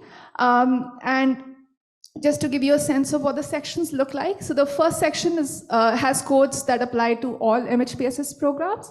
So that has things like planning, coordinating, M&E, needs assessment, and so on. The second section has codes that apply to all sectors. And there are 4 codes in that. And the third section has codes that are organized sector-wise. And why we separated section 2 and 3 was it's a pragmatic thing to not make the coding template too lengthy. And we want to test it in the field later and see, which structure makes the most sense. This is very much still at the draft stage, but this is what makes sense to do at the moment. Also, we would have really liked to get more feedback on the coding template right now, but we don't have a lot of time to go into it in detail. We've got some prints on all of your tables, so if you feel interested and you have a moment, please feel free to look at it, and we'll be happy to hear your criticisms or feedbacks. Any way we can improve it is very, very welcomed. For now, I'm just going to move on. Yeah, so this is a good time to now talk about some of the challenges that we've experienced in doing this. So first, and I think the biggest challenge that we had in collecting the data was that there was not a lot of openness in sharing programmatic and financial data from organizations. And we kind of expected this, but we still wanted to try and see what we get. And to give you a sense of how much information we were able to collect, out of 25 organizations that we spoke with in Palestine and Bangladesh, we were able to get budgets from 4 of them. We were able to get some kind of financial data from 12 out of 25 organizations. So there was a lot of diversity in what people sent our way. So there were some budgets, but there were also audit reports, and some organizations just sent us the total amount of budget that they had allocated to MHPSS in a given year, but not a breakdown. So even when we had the budgets with us, there was a lot of challenge in how to align budget lines against the specific codes on our template. It wasn't a straightforward process. For instance, there are budget lines that apply across different activities and different codes. So we need to find a way of how do you split those costs across different types of activities.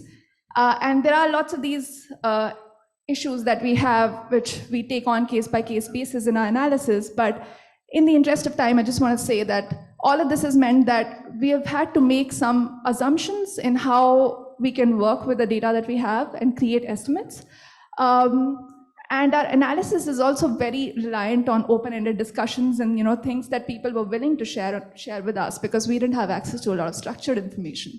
For instance, even in the absence of financial data, if we knew how many people were reached by a certain intervention, or how many staff members were involved, how much of their time was allocated, it would have been easier to come up with the estimates, but we're really working with very limited information.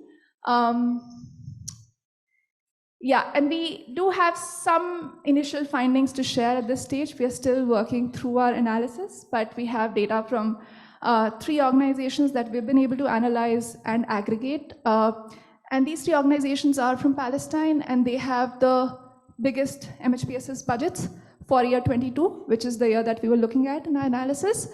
And what you see here is just how the overall budget that these 3 organizations had was distributed across the different categories in the coding template. So we see that most of the funding goes to activities that are common to all MHPSS programs and activities that are common to all sectors.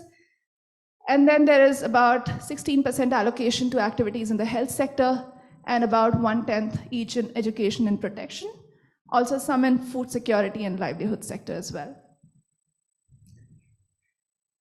And these charts provide a breakdown within specific sectors. So within health, we see that more than half of the funding goes to specialized outpatient services, and we recorded no funding for specialized inpatient services. And for the education sector, most of the funding was going to structured group activities for children and youth, and about 1/10 for caregiver skills and well-being. And you have a lot of gaps there as well. So these are all the codes that were applicable to these sectors, and where we saw the gaps. And this slide provides the distribution for the protection sector. And here we see that more than half of the funding was allocated to emotional support and counseling provided by protection actors. And over 1/3 was allocated to MHPSS through case management, and some allocated to caregiver skills and well-being. But there are lots of codes there where we have no funding in 2022 for the 3 organizations that this data represents. So just a summary of all the learnings that we've had so far in going through this process. And we want to hear more from you at the discussion stage, but just to share our thoughts before that. We found that there is a lot of interest and engagement within the technical working groups in supporting an initiative like this. They do see a lot of value in creating some sort of a structure, a way that's easy to use and allows them to track the funding that goes into MHPSS activities. And there's one quote from one of the interviews I did with someone in Palestine, which says that this is interesting because funding for MHPSS is always last. It's usually a small amount which goes to MHPSS activities because they're considered cheap.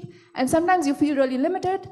I would like to do more, but my part of the budget is not so big. So they do see it as a way to, as something that they can use for advocacy to improve the funding that they are able to receive in their organizations for conducting MHPSS activities. But there are also many, many barriers for us to get data. And this has really affected the quality of the estimates that we have been able to produce. And we've learned through this that if we want robust estimates, we need to have access to more structured programming data and also financial data in the form of budgets. There's also something to be said about using a retrospective approach for an analysis like this. And that is that this is a very time and resource intensive process. By the time we published the report for this study, which is looking at the funding from 2022, it's going to be quite late, and the situation on the ground might change a lot, the priorities might change a lot, so it doesn't really reflect what's happening right now. So we probably need an approach that allows us to track funding real time. Also, there are some limitations when you use budgets for conducting analysis of funding, which is that activities that do not have specific budget lines allocated to them are not going to be included in the analysis, and you're going to underestimate the funding that goes into MHPSS because of that. And for this, you can compare how funding for MHPSS approaches would look like compared to funding for MHPSS interventions. Other limitations of this work are also that our analysis is very much focused on the quantity of funding. And someone this morning raised a point about what kind of funding that we need in our field. We need more unrestricted, flexible sort of funds. We're not really touching upon that at all. And also, we're not looking at how funding is implemented, what's the impact of funding on outcomes for MHPSS. But I would say that those are also aspirations for this kind of work, and it could be the next step if we are able to first do this well. Yes, and just a thank you to everybody who's been involved in this. So there's been a lot of different people who've supported this work, apart from the team at the collaborative, and a huge thanks also to the co-chairs of the reference group for all the support from Fahmi and Carmen, and all of Maya's time that has gone into this as well. And we're also very thankful for the support that Nahil's been providing to us in creating estimates, because there is a need for imputing data that's missing or making some assumptions that he has the expertise to help us do well. And a big thanks to also the technical working group co-chairs in both Palestine and Bangladesh. Yeah. And now we have some time for discussion. And we really want to keep it a little open and just hear any thoughts that you have, but also provide one guiding question, which is about what should be the next steps in this initiative to eventually strengthen the tracking of MHPSS funding in emergencies. So the floor is open, and please feel free to share your thoughts. If I may? Yes, please. First, I want to thank you, Dipali, and the MHPSS collaborative team for the amazing work you did to make this happen. This is not an easy project, and there are many challenges around it, and we ask your support. Obviously, the biggest challenge is getting the data, because you are asking several agencies to report across sectors, and if data is incomplete, it will give incorrect figures. And getting data about funding for various reasons across the years can be really complex. Second complexity, I'll come to you, Inka, in a minute, in less than a minute. Second complexity is that we picked OPT as one of the countries when it was a protracted crisis. Now the situation is very different, and we need your advice in another suitable country, because likely if we rely on OPTs, there will be huge delay, because the colleagues who are giving us the data, we cannot expect them to give it to us now. So I don't think we remove OPT. I think it's relevant now, but I think we need another country to add to the list to make sure that we at least did it in 2 countries, because 1 country would not be sufficient. Let's hear more and respond and hear more questions, and also get answers on Dipali's question. Please, Inka.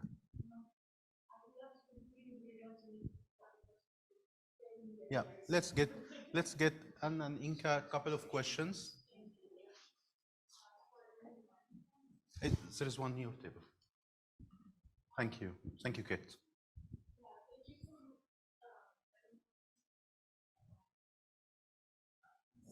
Okay.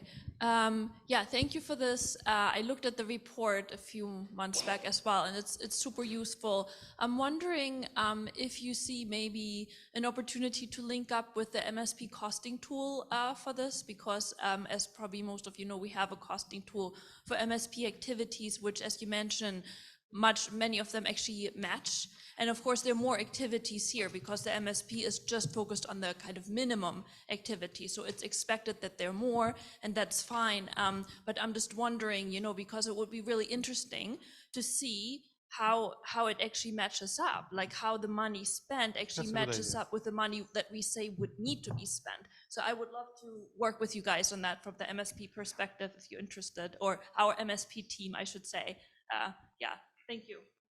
That's a great idea. What also needs to happen is creating a financial coding system similar to what is used in financial tracking system of OCHA, because the idea is not only to know, but actually to use this to answer consistently the figures that we don't have, how to put in FTS this type of data. Let's please, yes.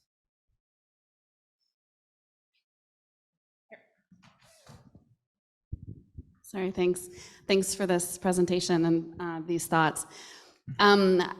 I have a few responses. I think the first is that I'm not sure we're responding to the most urgent question, which is understanding, MHPSS funding in emergencies, which is absolutely important.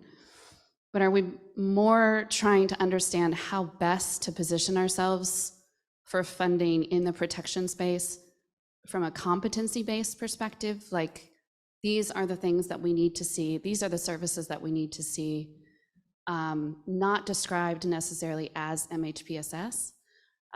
This is a question to all, but I'm just thinking, I'm reflecting on what you've shared, and I think it's critical, but I think the bigger push right now is, as we've heard about funding, it's limited, it's shrinking, the needs are increasing. How do we better position what we see as, a potential answer, a potential response, which I don't know if this is getting us closer to that.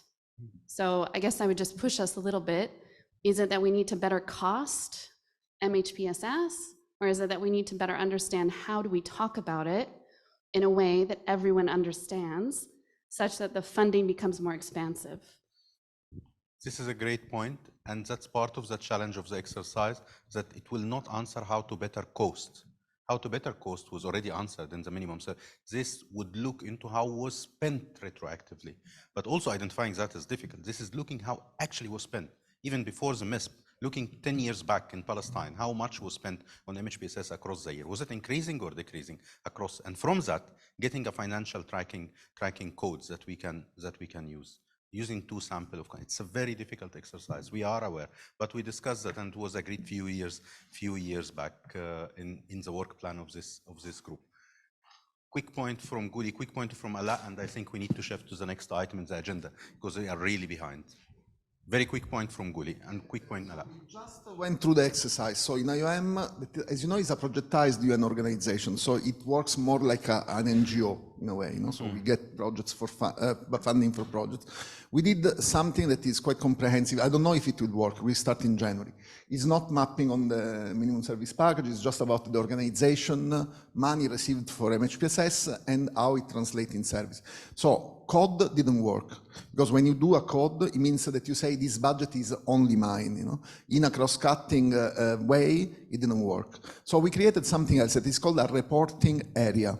So whatever code they give to the project, food, whatever, if the activity is related to MHPSS, they will tag this reporting area in any budget line. So basically, psychologists under, I don't know, assisted voluntary return, reporting area MHPSS. So at the end of the year, this should give us, summing all of these, the total amount of money that we receive and for which sector. If it works, I will tell you next year, because we are implementing it in January. But my discourse is probably instead of codes, to have reporting areas within codes. Yeah. So that means that you are not taking the budget reporting from emergency, from shelter, from whatever, you are just adding, this was for MHPSS. Yeah. Thank you, Guli, and I encourage Marie and Dipali to have a conversation with IOM to also document this important experience. And Ala, very, very briefly, please.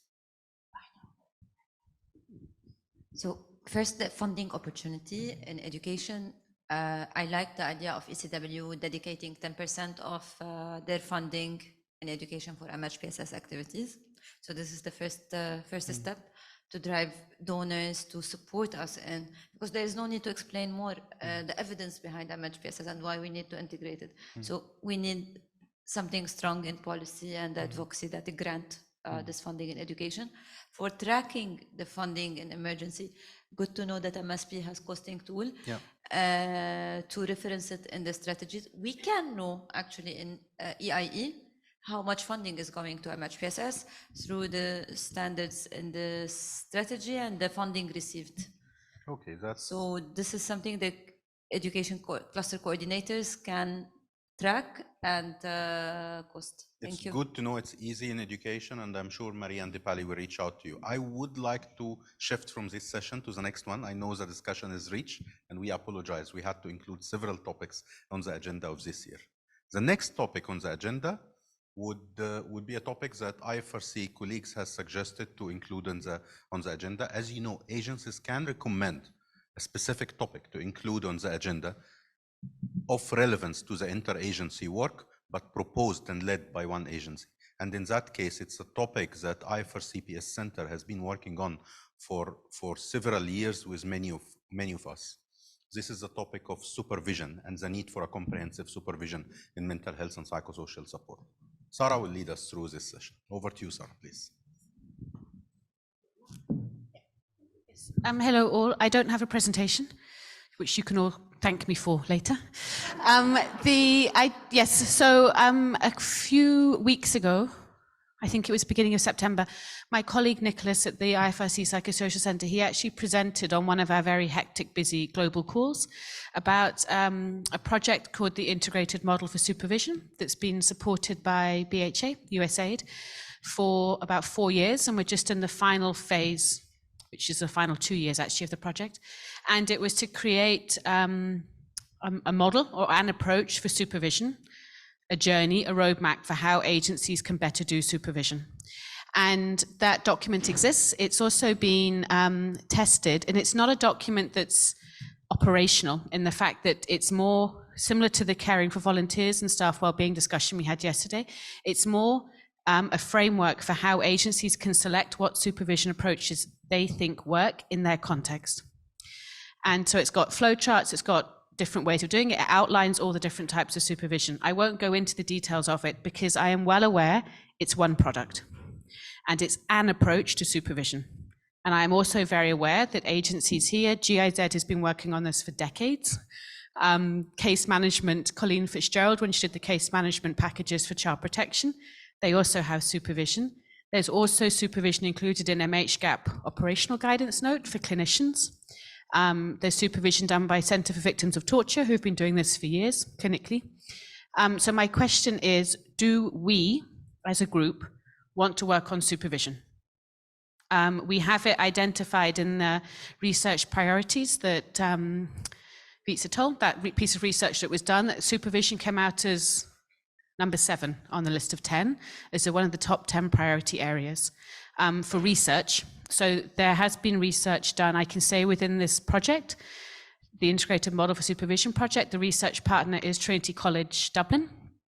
So they've been researching parts of the model. But it's an open question I have to you. Do we as a group want to work on supervision as an area? And that is supervision for community workers, for the person in a school, for a person running a youth club, all the way through the whole cycle to the clinician working potentially in a hospital or an MHGAP trained physician. Or do we want to leave supervision and say this is a responsibility for all of your agencies because many of you have already got guidance on this and want to run with it? And that's fine. I don't have a particular viewpoint on this, but I would like to know whether we as a group want to work on supervision collectively, or is this just too big a piece and we haven't got consensus here to say, yes, we can come up with an interagency approach on supervision. So that's my section now.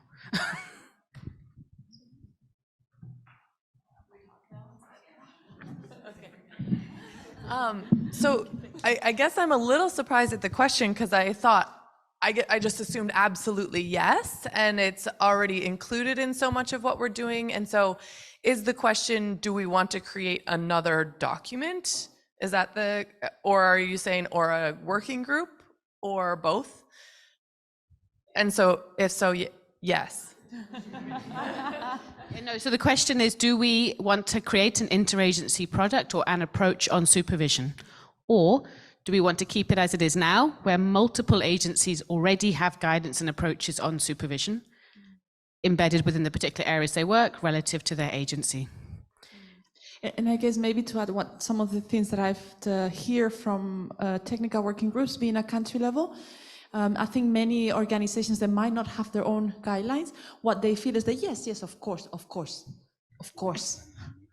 There's always supervision. And of course, if you do training, you do, but that actually don't happen. And I think there were some voices about if it's said as many other guidelines from an interagency point of view, actually, this is the minimum that you have to secure supervision, that could help them as smaller organizations. So a little bit that conversation comes from there. Microphones everywhere. I'll leave this one in this table and this one in this table. I personally would like to see some guidance coming out of this group, because I think that what's missing are sort of basic standards and practices, which I think are really needed. And I wonder if we can also think about supervision in terms of what supervision looks like when you're capacity building, and what supervision looks like, when you're simply providing support. And then also making distinctions perhaps between clinical and administrative supervision. So just some thoughts. Yeah, I agree with that. And I would also say, I think there's, supervision takes resources. So I think when there are publications endorsed by this group or IASC, it has far-reaching implications that can really benefit our teams, meaning that we can use best practices to secure more resources that would make us able to do better supervision. So yes. Like one part of me is also screaming yes, and the other part of me, sorry, surprising you. Where's this voice coming from? No, it's one part of me is screaming yes, and so the other part is telling me let's really everyone who is interested meet for a 2-hour session to review all the supervision guidances that exist to see whether it makes sense to unify, for the simple reason that only within GRZ, as you're saying, we have 4 different approaches. There's this huge work in Syria on remote supervision. And I just don't want us to then in the end, having to simplify a lot because we can just not embrace all the complexity of supervision in the guidance note. So, but I would be super interested in being part of this in-depth discussion. And as you were saying, review of all the existing approaches to check feasibility. But I really like the idea and principle. Thank you. Someone taking notes on this, because I'm not in my head. Can I go on, Sarah? Sarah?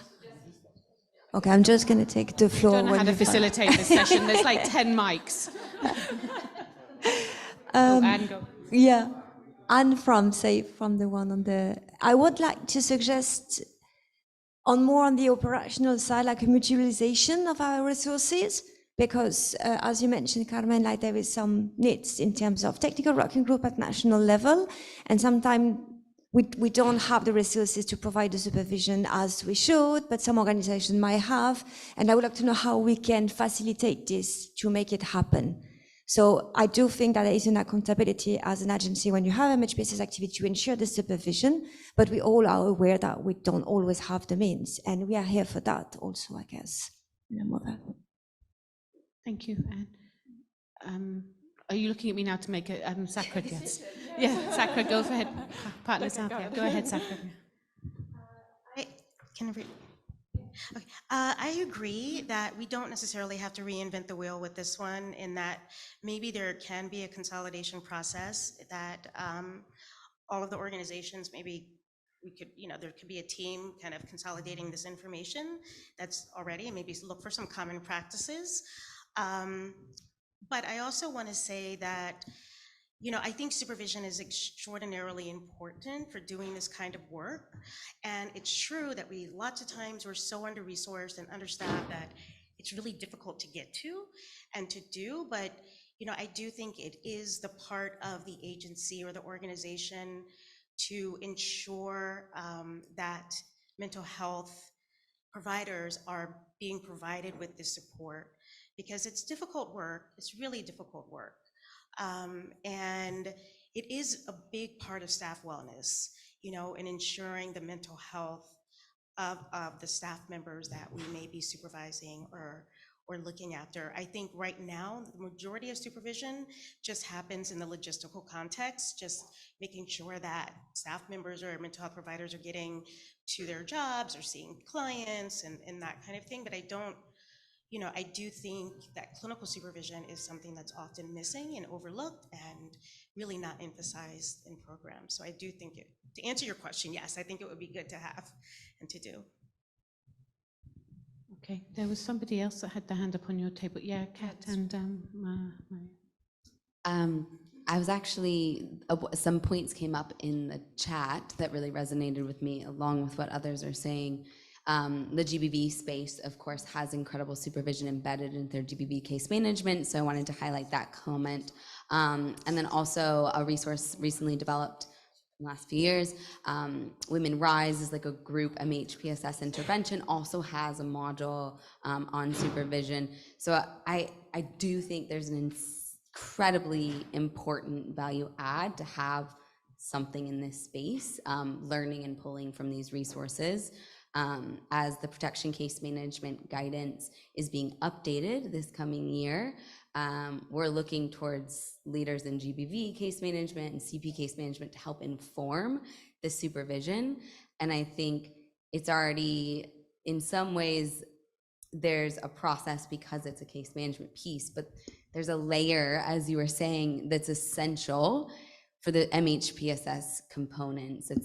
That has to be integrated into that supervision piece for the work we're doing across sectors. So I think, yeah, learning from each other, I don't know what the answer is, but such a value add in this. Yeah. Thanks, Kat. Yes, there's also, just for whenever, there's Fiona and Jennifer have hands up, and I think most of you can read the chat. If someone cannot read the chat, I think also there's a nice conversation happening in there. Yes, I just wanted to say that this field is definitely something that is a very big topic, because in our experience, when we provide workshop with many different agencies here in the field, they all reply that in theory there is a supervision provided, but it's not really there and is not happening, and they don't have any access to it. So it really feels like it's a big gap or a very big topic, and that it should come and something should be done about it. Yeah, Katerina, and then Majid. Do you want to take that one? And then Philip, yeah.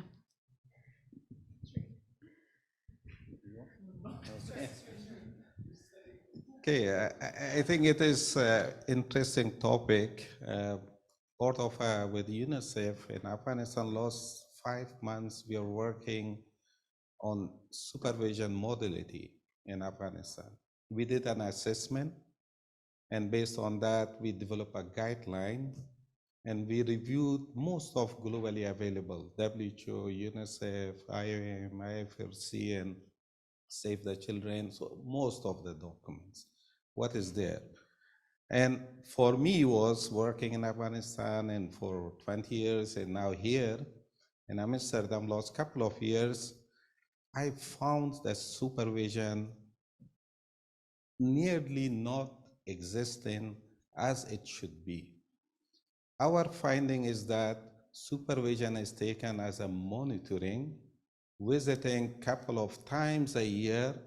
If they are very good, couple of times in each quarter or a month, and one supervisor has to supervise hundreds supervisee. So what was happening, it was not in the concept of supportive supervision. So our finding was that this is a big gap globally, and based on our experience in one country and reviewing the documents. And also, we look at the supervisors, what qualities they have. They can be a supervisor or not. We found the supervisor, they don't have the skills, qualification, and the experience to supervise staff working in the field. And beside that, supervision is only on site or face-to-face. Visit supervision is considered as a supervision. The concept of peer-to-peer, group supervision, online supervision, remote supervision, and many other aspects were not there. So And beside that, there is supervision, certain aspects needed. The responsibility of supervisor, supervisee, the mentorship issues, the coaching issues, the principles of, if you're talking on MHPSS or child protection, they should know on safety and on the confidentiality and other issues. So part of this guideline, we try to put everything, the modality, the style, the basic concept a supervisor should know and how it should be. It is under development, it is not finalized. And based on the one country experience. So I think it is the right time this topic is here and we are discussing it, and it is very, very much needed. Without proper supervision, staff is trained for 5 days on mental health, a nurse, a midwife, and they are our finding is they are trained 3 years back, 4 years back, and now they are providing services. The community health workers, they are trained oriented. 5 years back, we are expecting they to provide. The coaching, mentorship, and peer support. There are many aspects of our finding is that there is a big changes is needed. We look at WHO supportive supervision guideline and other documents developed by different organizations. Everywhere something is there, but bringing together, make it a document, there is a huge need. If we want quality and if we want proper MHPSS services delivery, if it is health services or through GBV or through other needs. So these are our recent findings, and it is alarming. Yeah, thank you. Thank you, Magic. Katerina, and then Philip, and then I'll come this way. Yep. Two small feedbacks also. I think they have been mentioned in one way or the other already, but I think this programming issue is definitely also something that, you know, would need focus, like how to integrate this into programming also in programs, project proposals of our partner organizations, because it needs money and it needs also some kind of idea how to program it. So I think this would be very helpful to focus again on this, let's say, advocacy for integrating supervision, also staff care into programming.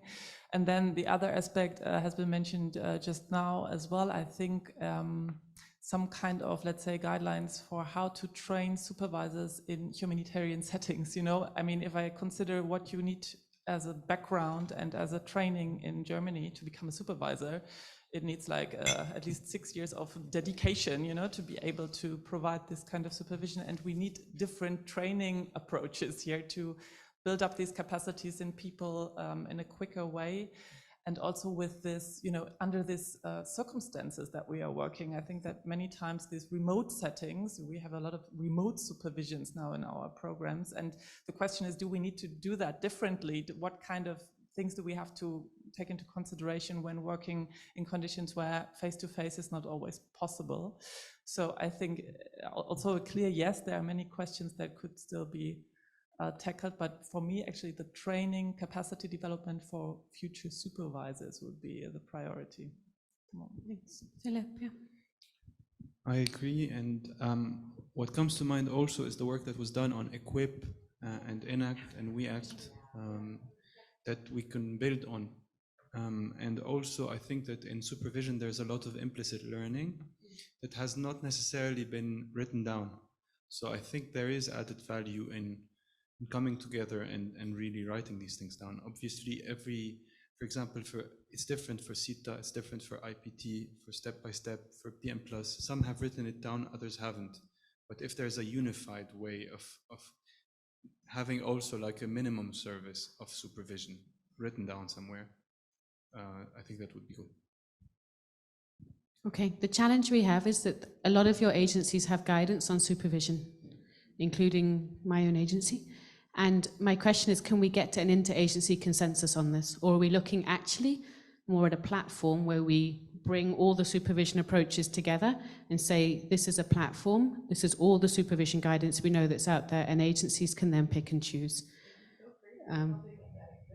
I know. Inka, go ahead, yeah. Yeah, I mean, actually, it's an important discussion. Actually, I think though that, you know, if people say, oh, we don't have enough supervision or we need more supervision, that's not the reason to have this document. Because in the MSP, it very clearly says MSP activity 2.4, support MHPSS competencies of staff and volunteers. MHPSS workers should be adequately trained, supervised, and supported. This goes for any MHPSS activity. So we have it, it's there. And if you're not doing it, then you need to do it. So this guidance will not help you do something you're not doing. But I think the real question is, do we need something that we don't have now? And I think the other point is many documents and guidance and manuals out there already have supervision guidance, and organizations have supervision guidance. So there's also the worry, are we now divorcing supervision from the actual manual that it goes with, because it's so diverse, what kind of supervision you need, how long, mentorship, support, clinical supervision, quality oversight, competencies. There's so many different pieces that depend on the program.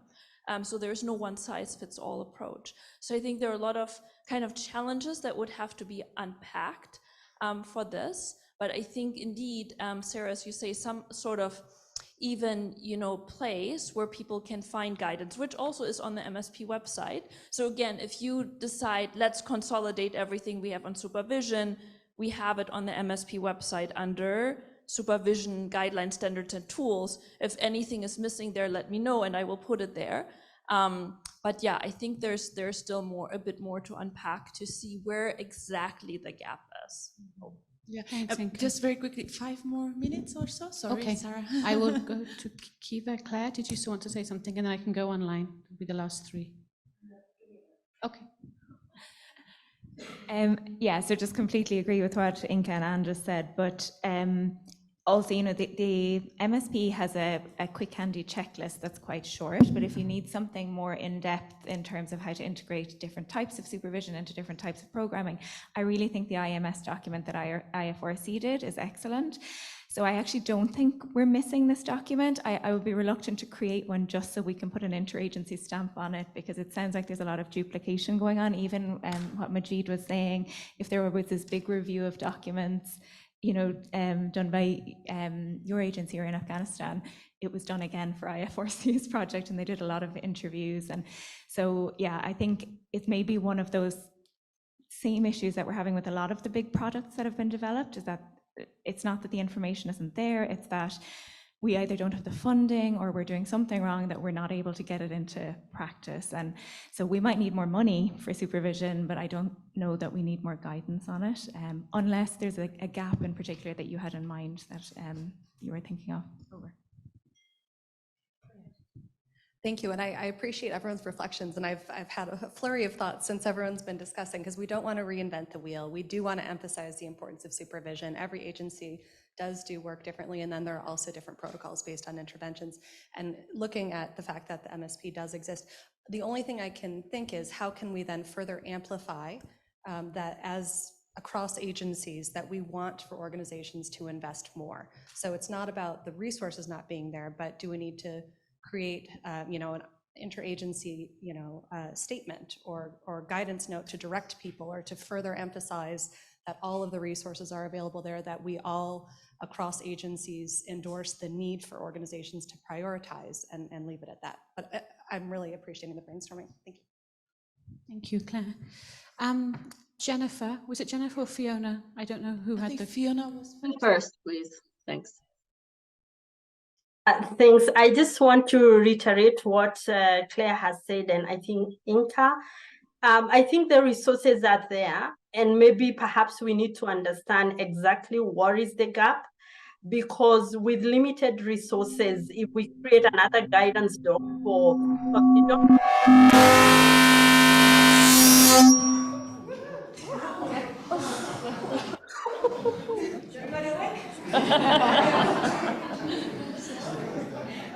sorry, I'm not sure if it's from my end. I hope you can hear me well.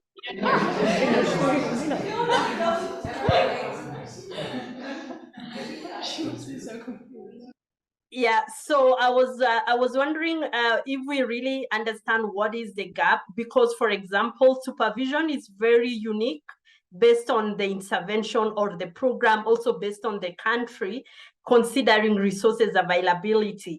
And if you consolidate supervision as one, for example, if it's PM plus, SH plus, or any other, supervision is very different. And I think for me, the gap is how clear or how elaborate is supervision well understood by everyone, so that if you're implementing a mental health intervention, for example, we are ensuring that people have the right competency. Supervision is part of what you need to put in place as you deliver any mental health product. And maybe that's more of an organizational responsibility other than an interagency, guidance document. So for me, I'm wondering what is exactly the gap? Because I also mindful of the tons of guidance that we develop for the field, and they never get utilized because people get confused. Because if I take a PM Plus manual, it has guidance on supervision. Then if I add another layer of a guidance and say to my field team that you need to look at this supervision guideline outside, it becomes overwhelming. And then people end up not utilizing the resources because the information is too much overload. And so for me, I'd rather that we understand exactly where the gap is, and the gap needs to talk to the field needs, so that we are not seen as a gap at the global level, but the field is not finding as a gap. Because I think there is adequate resources on supervision. And perhaps maybe we really need to unpackage where the gap is at the global level in terms of guidance, what guidance we need to develop. Over.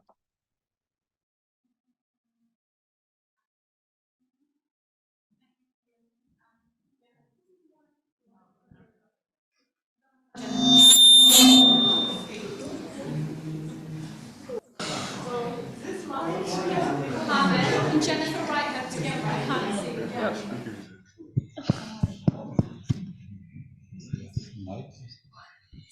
I'll be very fast. Something with the combination.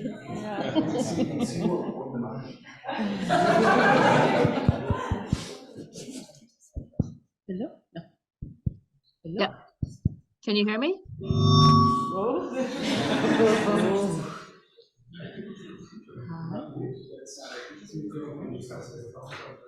Should I speak or just write in the chat? Okay. You can speak, we can't I will be very fast. Just to say, I mean, we have heard that, with our staff member, Paula Ramirez, that was shared in the chat, has worked with frontline responders who have said they are not getting the supervision that they need. And I think, what everyone has said, that the standards are there, the guidance is there. So I think the question is, Fiona just talked about gaps. Like, why is it not happening?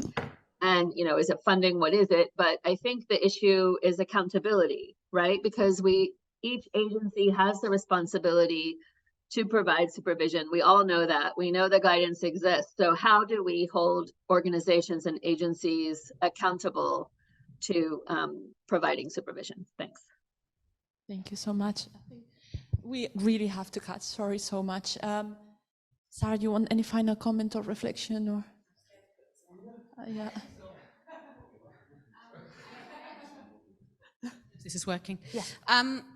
I don't actually how to summarize this session, to be honest. I think we need to read the notes and go through it, because there's lots of different points that are coming out. Some saying they need guidance, some saying the guidance is there, we don't need more, we just need to do it. Other agencies are saying it's an advocacy issue and an implementation issue. It's probably a little bit of all of them.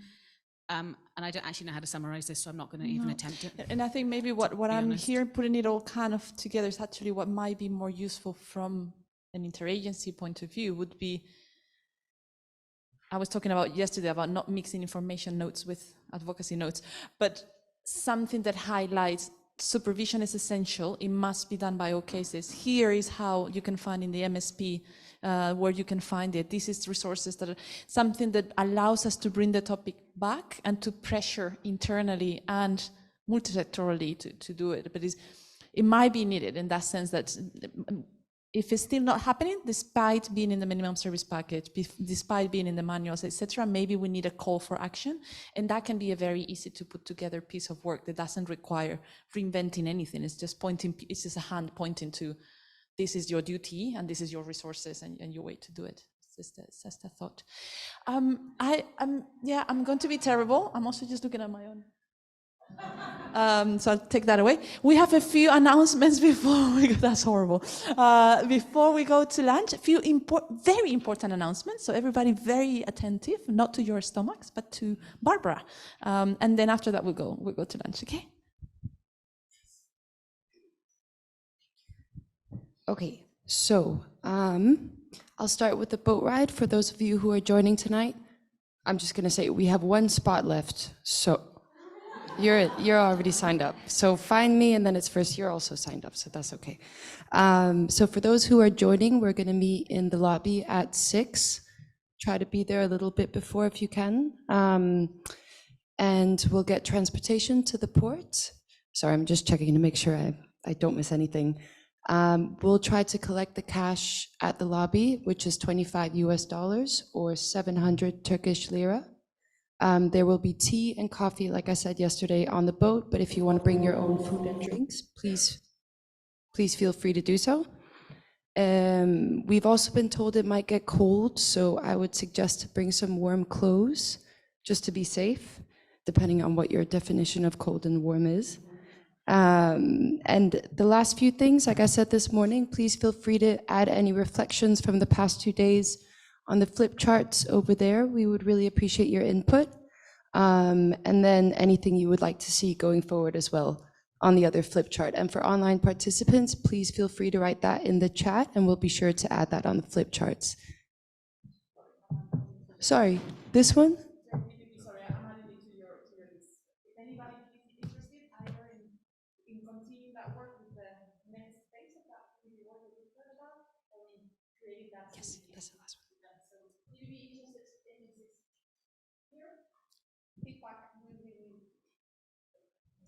And the last announcement for those who are signed up for the open forum tomorrow, I hope that you've received an email from me with the agenda and a reminder to sign up for one of your preference of the breakout rooms.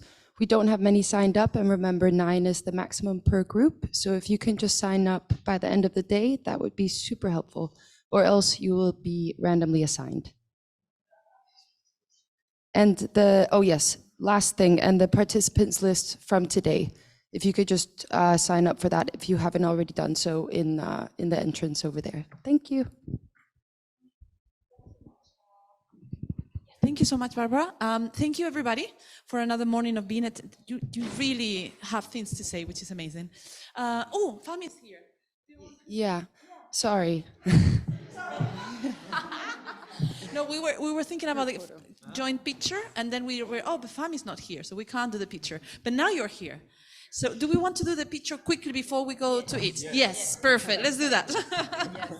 Where? Here. Yes, here. That's Fami just there.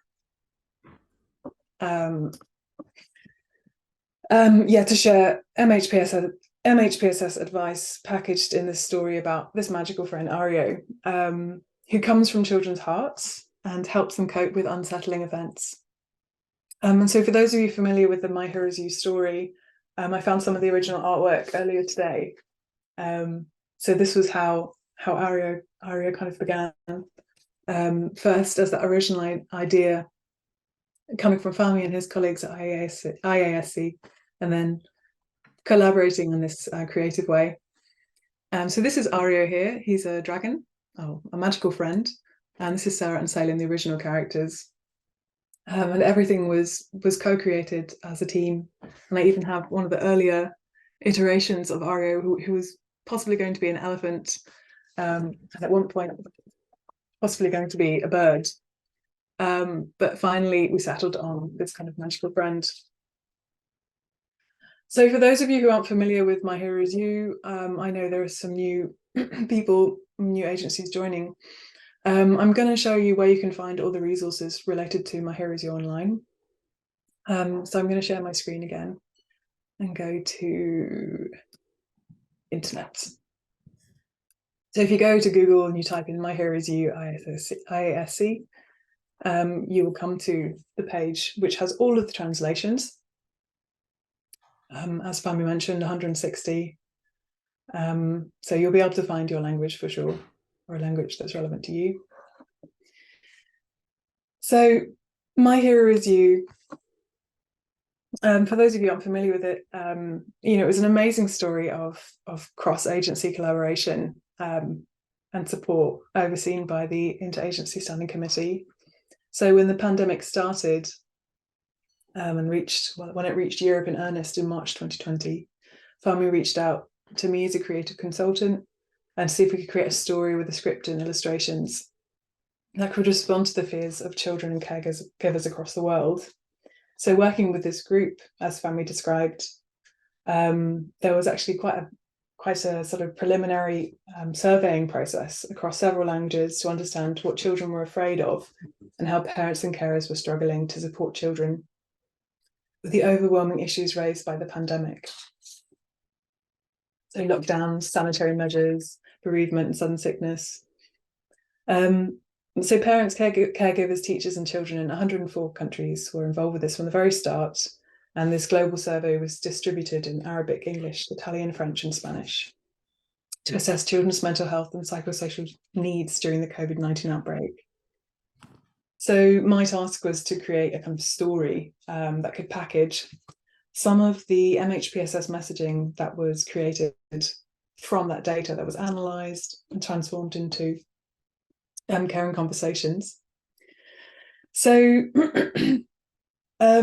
after lots of calls and discussions in our group, we settled on a storyline that was reviewed by technical experts who brought all their knowledge to the text, and it really helped to shape this child-led and parent-led story and these conversations that could be packaged in the story, sharing safe and caring dialogues.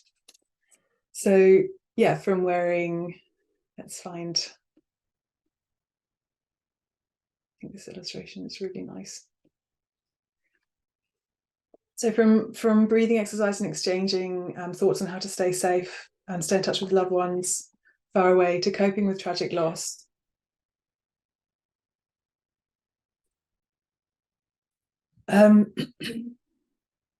This was a child-led intervention, I would say, and it's what we would call in the literary world a child-led quest narrative. So the quest was to help other children feel okay, a there and back again adventure, where everything we need to find along the way, including good friends, is found. And so this is the story of how My Heroes You, how Kids Can Fight COVID-19 began. And I guess what's really exciting about this book, as Fami said, is just how huge it became. So this page here is adaptations of My Heroes You, how it was kind of taken on board culturally, linguistically, all over the world.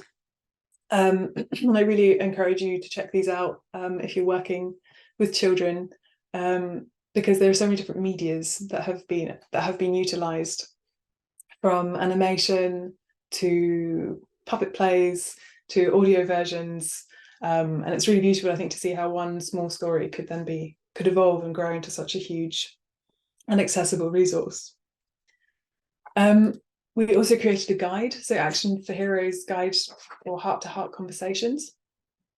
Again, a sort of supplementary guide to the story that could help support children and parents have some of those conversations that might be coming up for them. And as Fami said, we had the 2021 edition as well. Let me find that one. So again, the easiest way to find any of these resources is just to go to Google.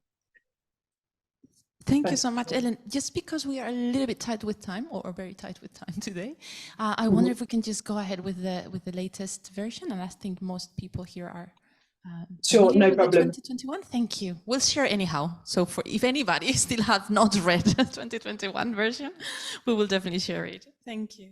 Okay, perfect. So if we go straight into our project, let me go here. So this is the working in design document. for the latest version, When Earthquakes Come. So yeah, it was great to hear from Maya earlier this year to say that WHO Syria had been developing a version of My Hero Is You in response to the February earthquake that devastated parts of southeastern Turkey and northern Syria. And it was amazing to have these original characters of Ari and Sarah being adapted from the ground back to the centre by a regional office, addressing such an important theme. So our conversations began by thinking about how best we could support the teams by creating illustrations or perhaps offering support to Syrian artists to create the work. So it was a really big pleasure to agree to a mentoring process whereby the latest My Hero Is You, When Earthquakes Come, could be a story that came fully from the Syrian people with our technical support. So in the words of our colleagues in Syria, the impact of the 6th of February earthquake was unprecedented in Syria and Turkey. Already vulnerable populations were exposed to additional suffering, including thousands of deaths and casualties, collapsed infrastructures, lack of basic services and displacement. So this adaptation was a project that came alive among a series of adaptations, some of those we just talked about, in collaboration with many partners, led by WHO and TGH, Triangle Generation Humanitaire, through initiating different adaptation frameworks and then writing English and Arabic scripts. So following technical revision, that kind of came back to us, and that's where we kind of started to think about how to involve Bogeyman, who are this youth-led Syrian creative initiative, who've worked previously with UNESCO, and we worked with Gaith Sanduk and Sirsa Othman to help think about how to present what was actually quite a large script, a large adaptation into this kind of more child-friendly children's book format. So yeah, let's maybe take a look at some of Sirsa's artwork here. So this is the Arabic version, which has been put into A4 size, which is the most accessible size really if people want to print this out on everyday printers. Let me show you the, I'll go back to my, let me show you, here we go. So the original artwork from Sirsa was working on a broader frame, and we can see how, let's have a look. Go to the beginning. So it was using the same framework of Sarah, who is a child in Syria, who is experiencing painful feelings of fear, anxiety, and confusion after the earthquake. Again, dialogues with her mother, which actually could then incorporate some of the more geographical and environmental challenges, environmental breakdowns taking place. So there was an element of scientific informing at the beginning of the book. And then when we lead into the main thrust of the story, Sarah is afraid and worried and alone with her thoughts, and that's when Ario comes back. As you can see, he's been recreated really beautifully here. And again, a similar story commences, in which Ario basically takes Sarah on a journey around the world. She gets to explain, talk about how she's feeling afraid and helpless. And it's through going and meeting other children that Ario and this small, amazing team of children get to talk with others about the difficult things happening in their lives and the things they've been doing to overcome some of those fears and challenges. So again, it's a very child-led narrative. And I guess just can I ask you something, Ellen? I think there's been also even a taken from Morocco, if I'm not mistaken. Has there's been the use of this already? No, so this. There's been a request. There's definitely been a request, yeah. But unfortunately, we're not even finished with this version yet. So we have the final edition written by Lama. So just to explain, Lama Abed Al-Noor, who is a colleague with TDH, she wrote this story So the Arabic and English versions are ready, but they're actually now being reviewed by technical members of the previous original technical group. But the plan is, when it's finished in its final version, that we will have translations made in Turkish, certainly Kurdish, probably even Berberi for the Moroccan context as well. Nice. I'm really sorry, Ellen, that we're going to have to wrap up the session. So maybe any final comment on this experience of being asked from country level, actually from an NGO and a country level technical working group to do this. Any final comment? Yeah, definitely. I think it's really wonderful when something, when something starts at a kind of global international level, kind of comes back. And that seems to be a common pattern with My Hero Is You. In the beginning, we sort of planted the seeds, and then people carried on in their own ways across different cultures and languages, creating their own resources. And I think I would just say, maybe as an important ending point, I do think it's really important to make these kinds of resources as accessible as possible. And I think one way to do that is to publish them under Creative Commons license. So that means that as long as they acknowledge the source, people can adapt materials for their particular context. So yeah, it's really powerful. I mean, when you get that, I think that's the best feedback you can ever get working on a humanitarian initiative. If people you're trying to support come back and support you, or want to support other people as well.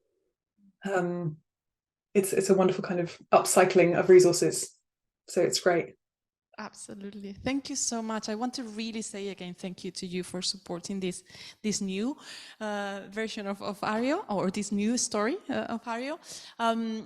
From my side, just to say that I think what you were saying also touched with this idea that has been floating in the room and in some of the side conversations about going back to the community and going back to that innovation that comes from the community, in this case, the children that have been so good at telling us how this book had to be, and they're telling us again now, and to also even reflect there's already some conversations about our colleagues responding in Afghanistan earthquake. Oh, is this something that we could also use? So that is a very wonderful, powerful message of country level to country level, incredible support. So thank you so much for sharing with us and for joining us for a tiny little bit, and welcome back, Ario. Thank you.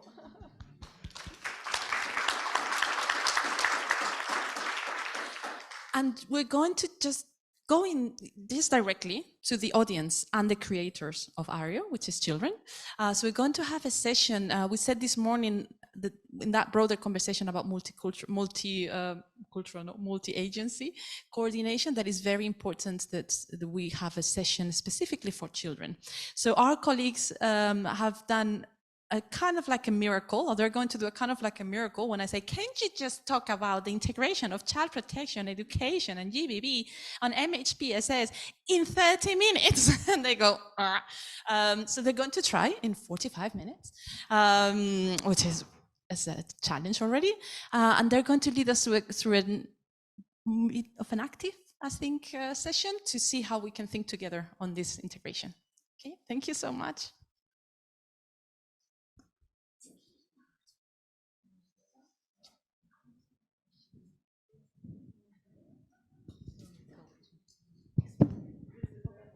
Also working. Go ahead with that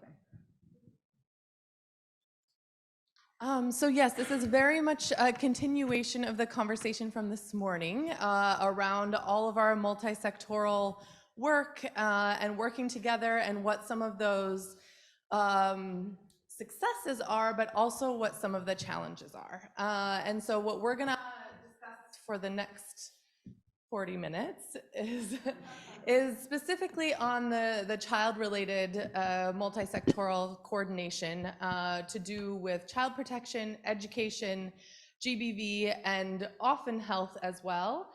And also everyone else is welcome in this conversation as well. Those are just usually the main actors in the child-led space. So there has been some frustration that has been expressed over the past few years about the fact that these different sectors might not always work the best together, that there are different points that could be more improved on collaboration between the different areas that are in a way that's child-friendly. So this could also be exacerbated by the upcoming simplification of the HPC process.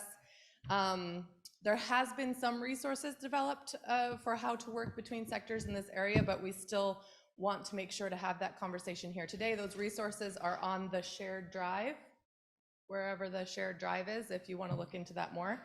So what we're going to do in this session now is to map out what the key challenges are. Thank you to those of you who responded to our survey that we sent in advance, all 9 of you.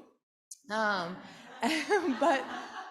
from those 9 people, we got lots and lots of content. And so we're gonna go with some of that today, yes. And really think through what are these challenges that should be prioritized. So the point of this session is not going to be to actually find solutions, but rather discuss some of the challenges, prioritize those challenges, and then we'll work to take that forward in the Child and Family Working Group. There was also a question for what could be done for improvement, so we'll share some of them as well and open it for the floor. What we wanted to do, just really briefly, now this one is Face ID, was actually to kind of set the scene and just give like a 2-minute little story. So just sit back and listen intently. In the sprawling Kakuma refugee camp in North Kenya, a 10-year-old girl named Naila faced a daunting challenge. Naila never knew her father, who had died as the family fled the violence in South Sudan before she was born, and she had lived all her life in the camp. 2 years ago, her mother also tragically passed away in tuberculosis, leaving her in the care of her alcoholic uncle, Amadou. Amadou ran a modest bicycle repair shop in the camp, and he made Naila work long hours to make ends meet. Naila longed to go to school, but she had missed the 2 last grades of schooling since she had to start working. Her dream to complete her education and become a nurse one day seemed far out of reach, as her daily routine was defined by grease-stained dirty clothes and bicycle repairs. What was worse, however, was that her uncle recently took on a new apprentice who had expressed increasing interest in Naila's whereabouts and who was starting to make sexual advances on her that made her feel very uncomfortable.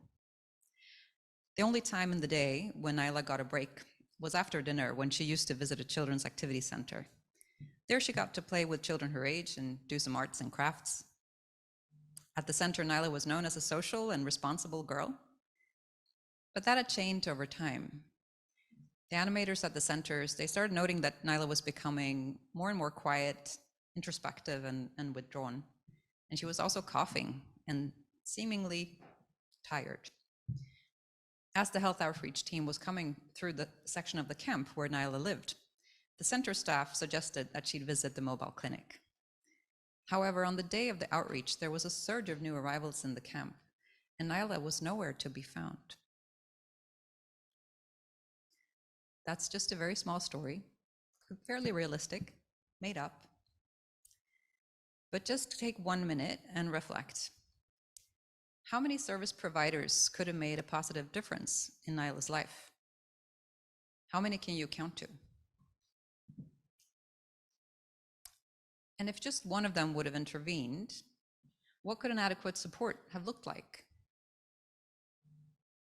There are clear obstacles in the way of this support happening.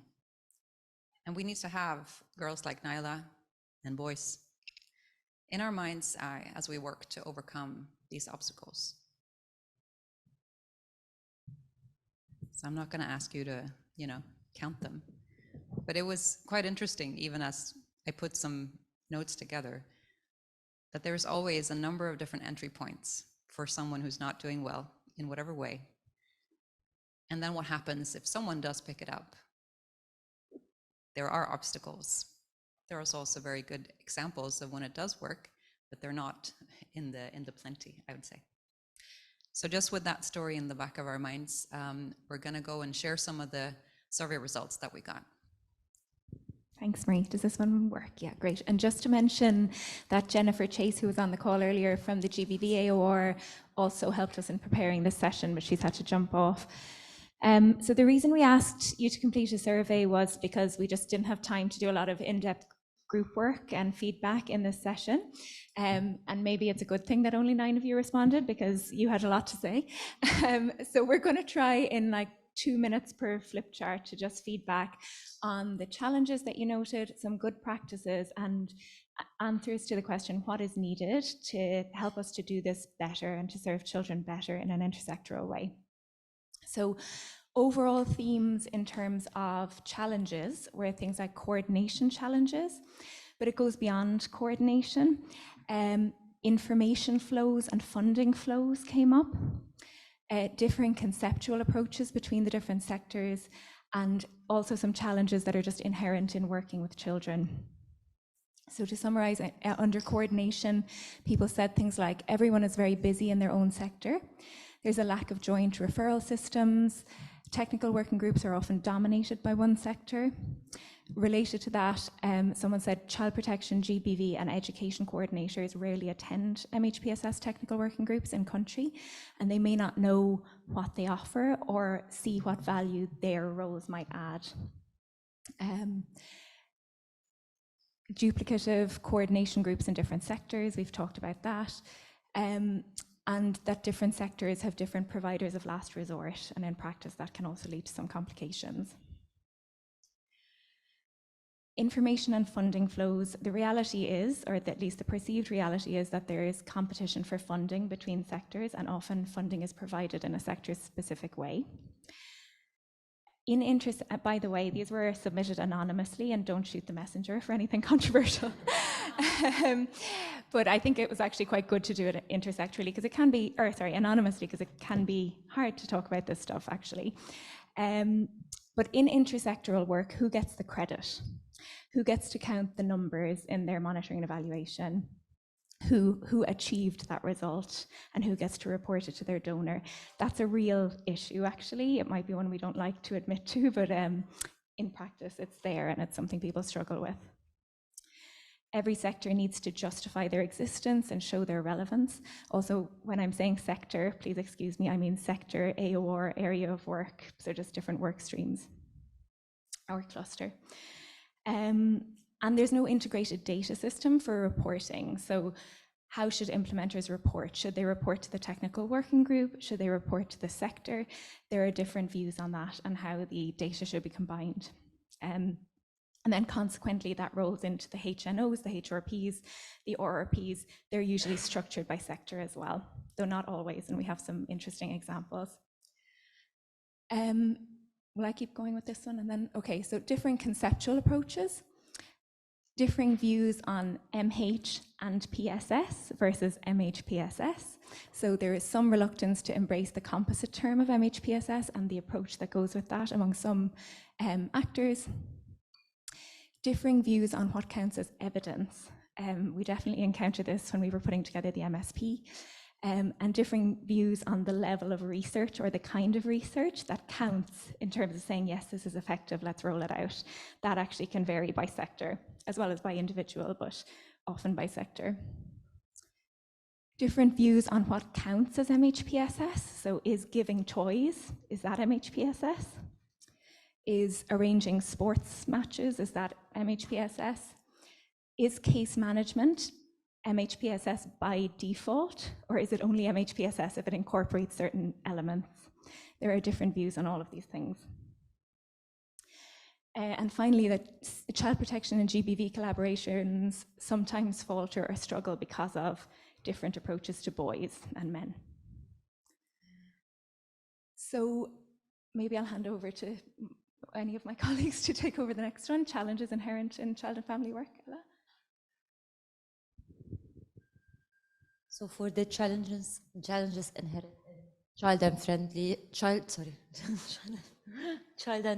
children and family work. So the children and family work in MHPSS, the expertise not always valued or recognized as a need. MHPSS experts often not experienced in children and family work, adding to this from me also education, because it's limited in formal education to students not beyond the school. People don't know how to integrate children and family work, lack of sustained funds or flexible funds. Children of different ages communicate in different ways, so the needs assumed rather not assessed to respond to the needs of different ages. Different interpretation in different sectors. Also, government leadership needed, so there is legal responsibility and accountability to sustain any change, policy as well included. Need more prevention and promotion.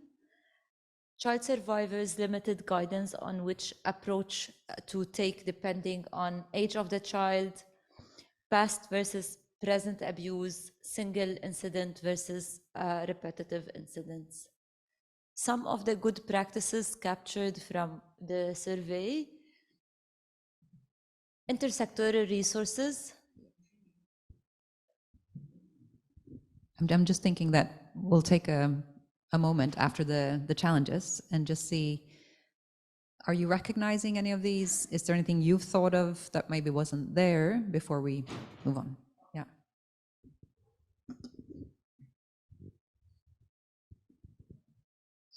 So anyone want to add a challenge that was not reflected? Or agree with something that you recognize?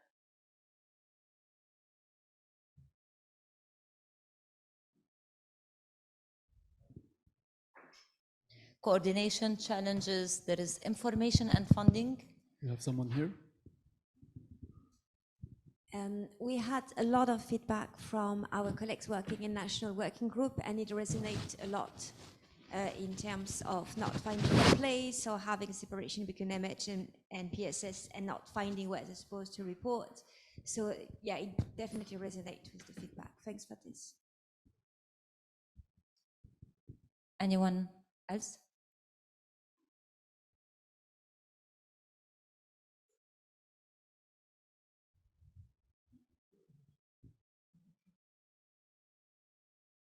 So you agree with the challenges that are there? No additional challenge?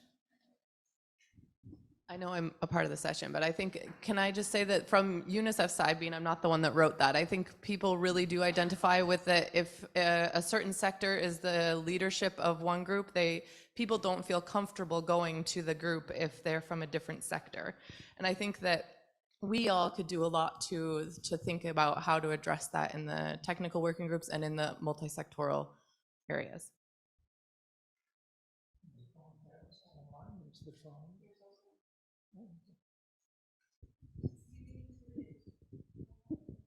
To build on both of those, we hear that certainly at IRC, and what do I share? What would I do there? Also with bandwidth in our teams, we also see that in an office that may have a GBV CP protection rule of law, which is leading a lot of our general protection work, and a health coordinator, maybe the health coordinator has sent the MHPSS officer under health to go to the technical working group. However, it takes like intentional work together for them to coordinate. And so sometimes they don't know they should be carrying in information from the other streams there. And then if they do, or if we advocate to have multiple representatives or maybe rotate, then there's sometimes tension between that and who would actually be in that. And also sometimes push away because they're like, I already attend too many, like I can't attend another. So I'll try and send my information with the MHPSS officer to the working group, but I just can't attend. So I think both, why should I attend, and also the bandwidth and trying to figure out how to navigate that. So it's been something we've been working on. Maybe just to read the comment online is from Jennifer, pointing that she can share with us the GBV AOR and the Child Protection AOR work on a framework document to strengthen referrals across the two sectors. To ensure that no one is left behind, I think. Yes, please. That would be great. Thanks to add for it adding to our that, list. Jennifer. And I think that's a great initiative, which is done between two sectors, right? So.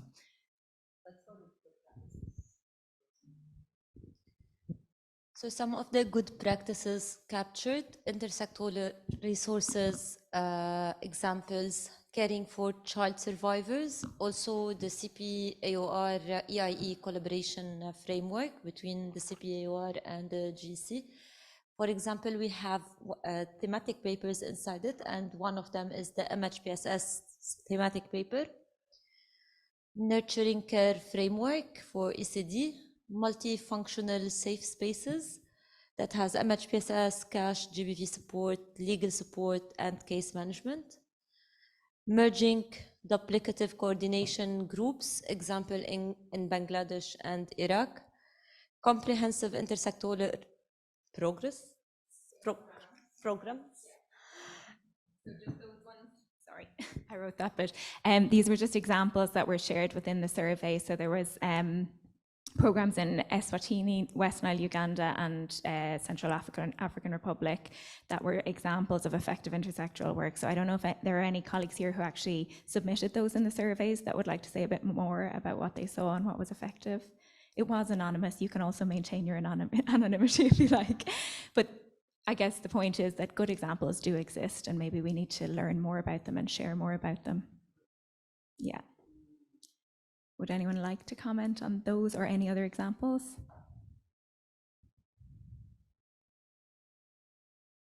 Yeah, Kuli.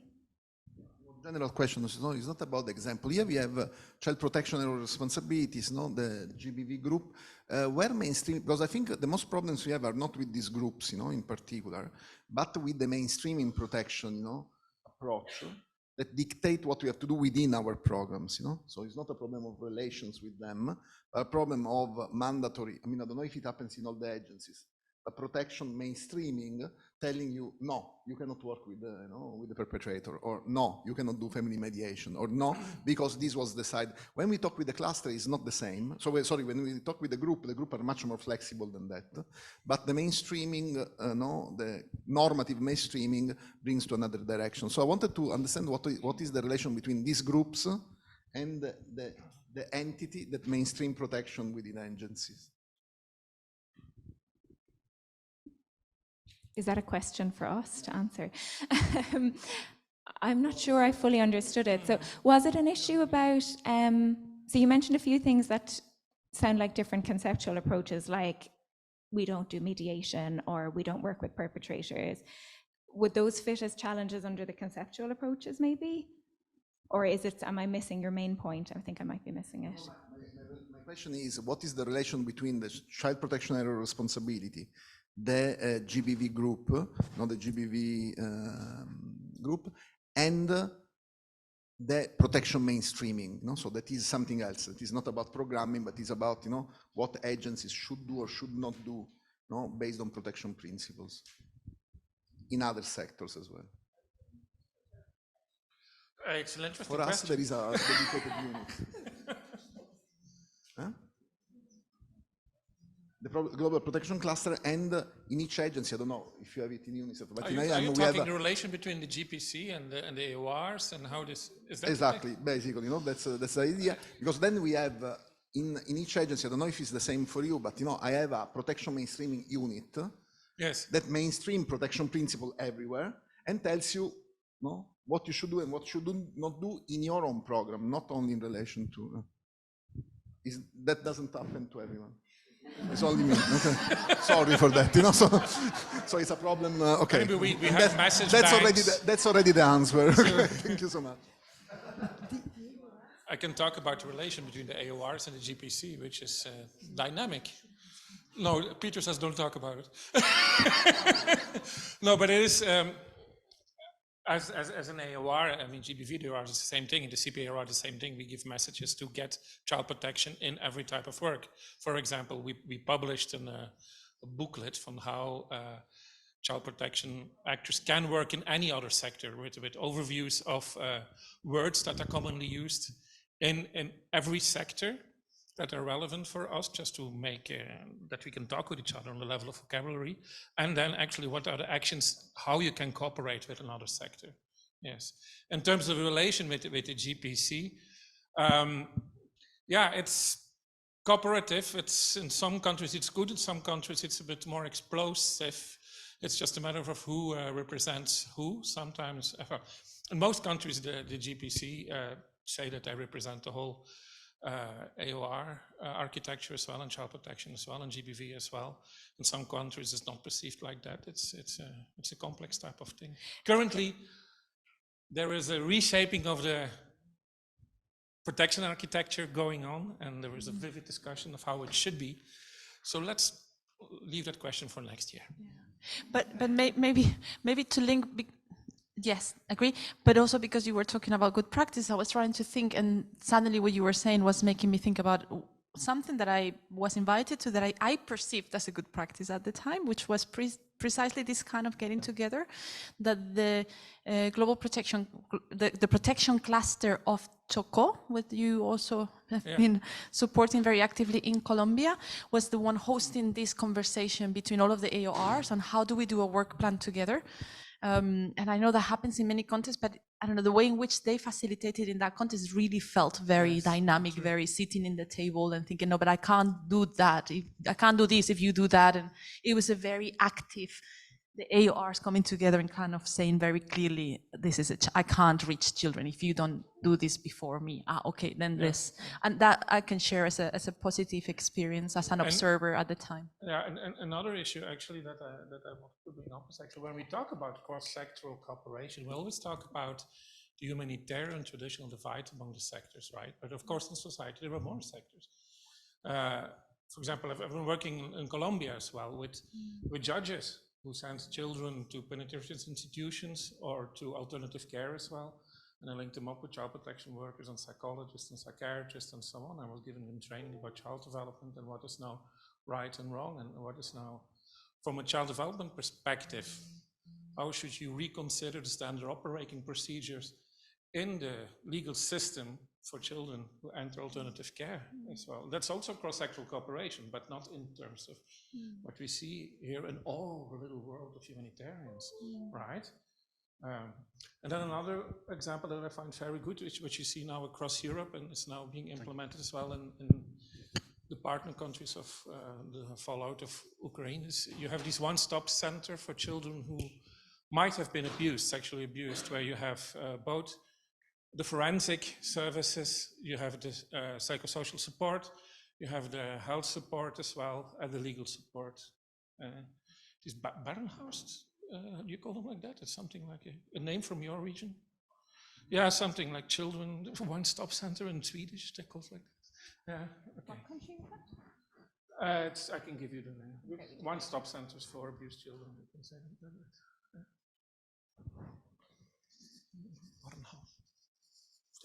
Children. Somebody's saying there's something. It's me. Yes. I just want to share an observation. Big part of limited collaboration between CP and other sectors is related to limited knowledge on both sides. I'll give the example with health sector. When I talk with health sector colleagues, for example, about a topic such as CAFAG, and they want to do an advanced intervention for CAFAG, they don't know what child protection would have to offer. They don't know. You may hear about some of the health sector interventions for mental health within child protection, but the health has no idea about the intervention provided by CP. And I don't know if we have tailored the training. I know minimum service package can be a good solution when we implement the package holistically now. But I think orienting health actors, particularly on the topic, because many health actors do not know about interventions for child mental health in general, but also particularly for child protection and education sector MHPSS interventions as listed in the minimum service package. It's lack of knowledge which creates a limited dialogue between both, and the dominance of the agenda of technical working groups on certain topics, because basically that's what they know. When I saw it once in South Sudan, when people start to know, the agenda start to include topics from other sectors as well. Without that, the agenda will continue to be including what people are familiar with. It's lack of knowledge. We need an orientation package, including for health sectors and other, and what education and CP has to offer. Yeah, one thing that we propose as a solution for what you say is also that we do cross-sectoral deployments. That, for example, child protection MHPSS specialist can do deployment for health or for education or something to the education cluster. So you can really cross, or joint deployments, which have been very successful in the past between health. Remember, Michael Copeland and IASC CP-AOR coordinator and IASC Reference Group joint deployments helped in solving similar dilemma. We are not doing that much with CP-AOR and GBV-OR of joint deployments and joint missions to try to solve the coordination dilemmas that when AORs are not connecting with the TWG. I think we need to reactivate that. Yeah, CPR is doing a lot with GBV though. Yeah. We have a couple of comments. I go over this? Want me to go? So Jennifer says, please send us official invitation for the joint for the joint missions. Yes. And also there's a comment before about the challenge. She says, have a challenge. We do have a challenge between the concept of survivor-centered approach, very important, and children needing guardians to take decisions, which touches a little bit with the legal aspect that was mentioned somewhere. I can't remember where. So just to can I just add that that's also related to like adolescent mothers, right? When you start getting into some of these gray areas, and that's why we put together our framework, but that doesn't mean it's perfect. But these were some of the challenges that we were facing when we were developing that framework. Yeah, thank you. Okay, so what were the solutions that we got from the survey? And we added on some things as well. Balanced sectoral representation and technical working group, pretty straightforward. Coordinators of sectors as ARRs and technical working groups to jointly develop and update service maps and referral partners, fantastic. Mutual representation at sector ARR at the WG meetings, technical working group meetings. I like the mutual because that's something that I often see in countries as well, that you see somebody from the education sector coming in, but they don't report back to the education sector. Nothing personal. I mean, it's the same with the CP or something, right? It's just that you don't have this bridge function. And instead you have many organizations, but not all the organizations of the education sector coming in, and sometimes it's a bit chaotic, right?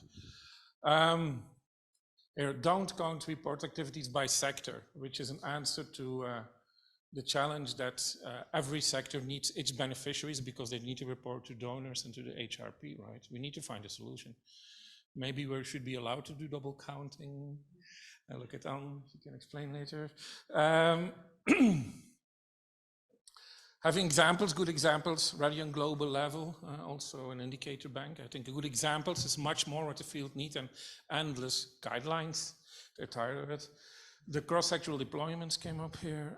Joint cross-sectoral proposal writing, because you report to your donor. So if that's already jointly done, then you do jointly work and you jointly report. Advocate for cross-sectoral criteria in pooled funds and for other donors. You know, there is increasing dependence on pooled funds. Now, if we can, with the SURF and with ECW, if we can convince them that the criteria should be that any proposal should come from different sectors at the same time, then we get things done as well. Yeah. Funding for cross-sectoral cooperation, we had that. Yeah, I will leave it here. There are more very interesting ones, but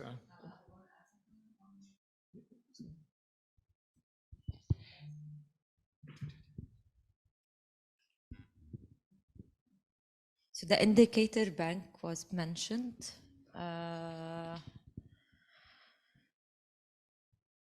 Also, the revision of TORs is needed. So we do have example from the help desk as education cluster, a TOR for the country to be used. Maybe this is something we can do with the MHPSS to revise what we have, maybe with other sectors as well, but particularly I'm talking about education, which create some accountability or at least verbalize that you need to add it. TOR of the education cluster? It doesn't.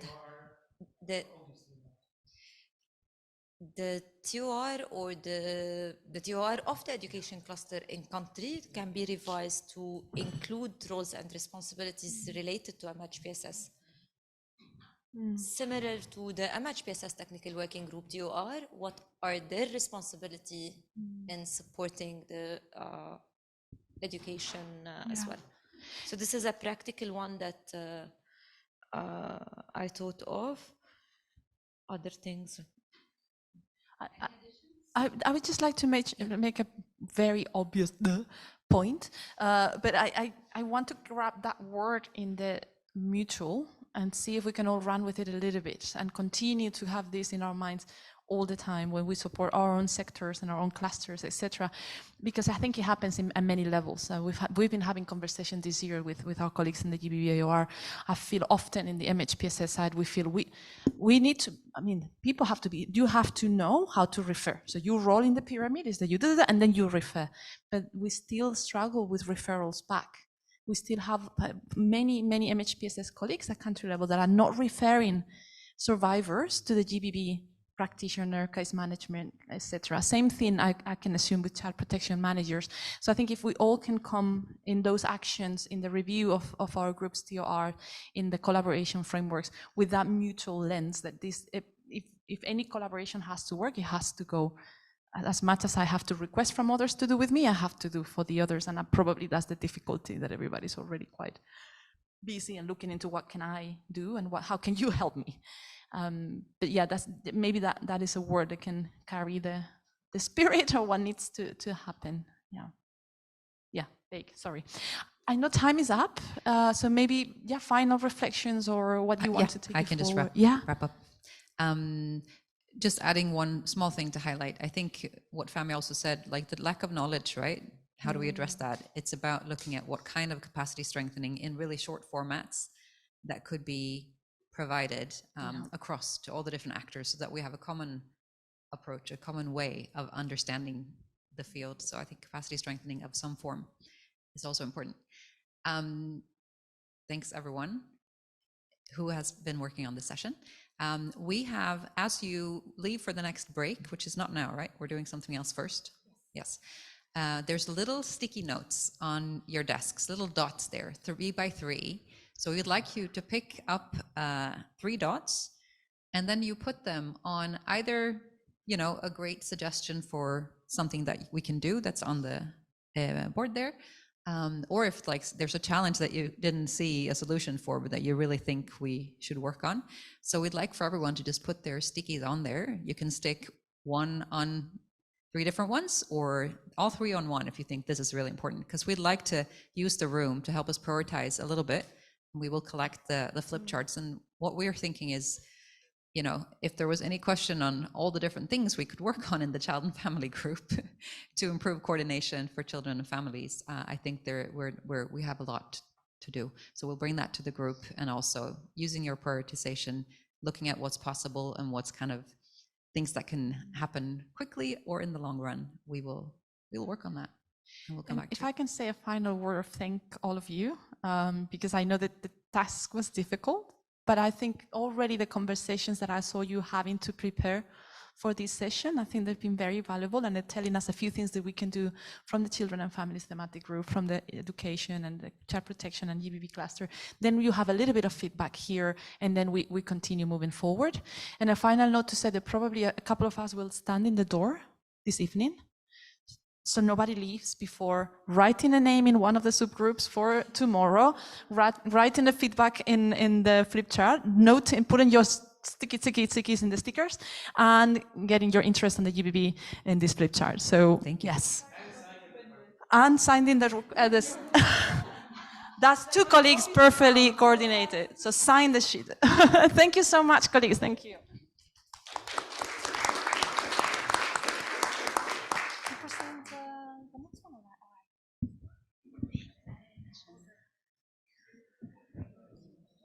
Brilliant. So thank you so much. Someone mentioned coffee. It'll be coming. I'll have to remind you that maybe in that coffee break, you can grab some stuff I know right now we're very full, but then for the vote, you can, I'm not saying this. I'm being recorded literally.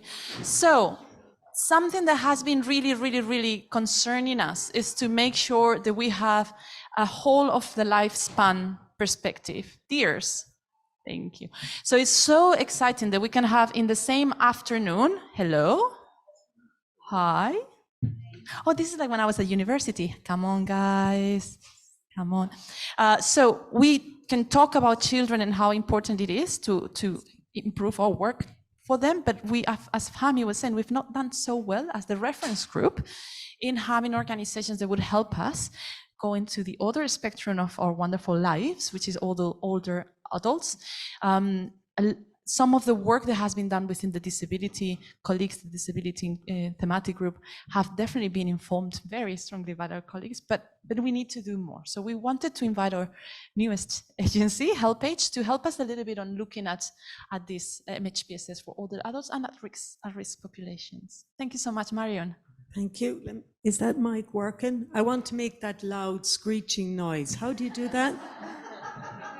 Talk about the graveyard shift. I always thought straight after lunch was worse, but it's actually the second session after lunch before the coffee break. Anyways, seriously, I want to give a very big thank you to the co-chairs for the reference group and the organizers. This is a fantastic opportunity for me to actually raise the voice, in a way, of older people. And I'm really, really grateful. I'm very happy to be joined with Julian. HelpAge have actually an MOU with CBM to work close together because these issues are related. And I'll try and keep it short and sweet and straight to the point. So HelpAge International, we're a global network, huge changes since COVID. We had 4 regional offices, closed them down, a number of country offices, and we're very much on the localization pathway, which I'm sure you're familiar with. It comes under many different terms. So now we are partner-led, or we're becoming more and more partner-led. We have a network of members over 170 and 90 countries, and we have a kind of common mission, or our goal is to promote the well-being and inclusion of older women and men and reduce poverty and discrimination in later life. It's a rights-based approach, the rights of older people to humanitarian assistance. That's what we're on about. So hopefully now my presentation will work. So some of the key areas of work for HelpAge with our partners is responding to humanitarian crises. So like in Northwest Syria, we are working closely with, it's either 2 or 3 partner organizations there. In Lebanon, we have a country office. We have about 12, maybe 13 country offices that are in the process of localizing, maybe nationalizing, we could get into a big debate about that, are actually closing, and a partner organization taking on that aging agenda. Supporting healthy aging. Within our technical expertise, we do a lot of work with partners in the development sector, and healthy aging, which is part of WHO's Decade of Healthy Aging, I think it's called. There's a lot of overlap within humanitarian, protecting the rights of older people, challenging ageism, creating a society for all, campaigning for a UN Convention on the Rights of Older People. They're just a couple of areas. So let's have a look. We're getting older. It's a fact of life, because if you're not getting older, the alternative is you're no longer here, basically. Well, it is, isn't it? So here, I don't know if you saw that, I'll play it again. This is from the WHO. The dark navy is 30% of more, and it's how the population is aging right up until 2050. If we look at this next slide, this is a slide from a colleague of mine who works with older people's associations in Asia. So Asia has almost 60% of the older person population percentage-wise. And actually, there's a note here. Sorry, with growing older, I have to make notes as well, but that's just life. So by 2050, that'll be 63%, the older people. 1 in 4 will be an older person. And why would it matter that we would look at Asia? Because most natural disasters occur in Asia. So you can see where, you know, the issue on humanitarian support. So I say some numbers, I should have said some percentages. 13% of people are aged 60 years and over. And by 2050, it's estimated that will be 22%, okay? By 2030, 1 in 6 people in the world will be aged 60 or over, and it's estimated that 4% of all people displaced because of humanitarian crises are older people. This could be higher because we're not collecting what? Sex, age, disability, disaggregated data good enough. So what do you think is the percentage of people aged 60 and over? There might have been an answer earlier. Anybody want to say A, B, C, or D? No? Woohoo! Now there's no prizes if you get them right, just to say. What percentage of older people will live in lower middle income countries by 2050? What's the kind of estimate they give, do you think? A, some are saying A. Anybody else? C? B? And come on, someone pick D. C, 80%. Good, I like that reaction.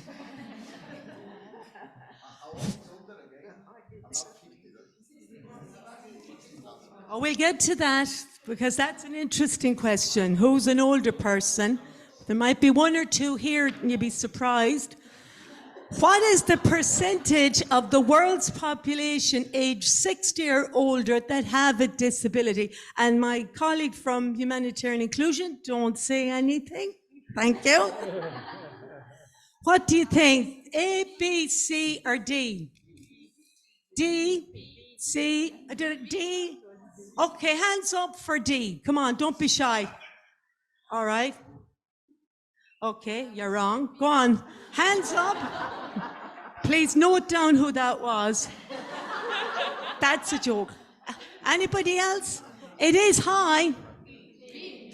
46% of older people have a disability. Okay? Then we have what percentage of older people in lower middle income countries receive a pension? And we talked about cash and MHPSS, and this is social protection.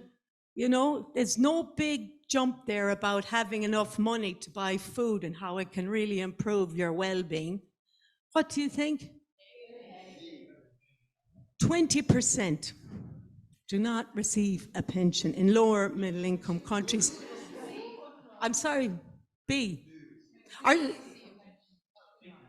well, actually, this should be don't, I think. Sorry. That was to trick you. It's still high when you're thinking of the numbers. Now, okay, I hope this one's right. What percentage of all deaths from NCDs occur in lower and middle income countries? Fingers crossed, I can remember. A percentage of all deaths.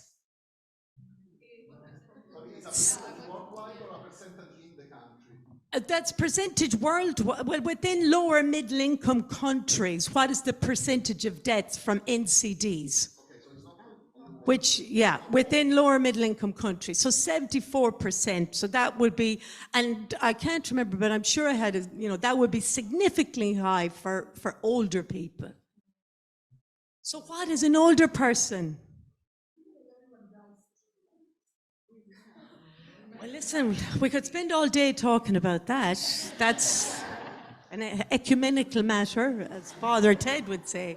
But who is an older person?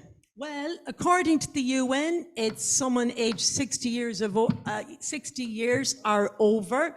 In many developed countries, they talk about 65 plus. Governments use the pensionable age as a definition.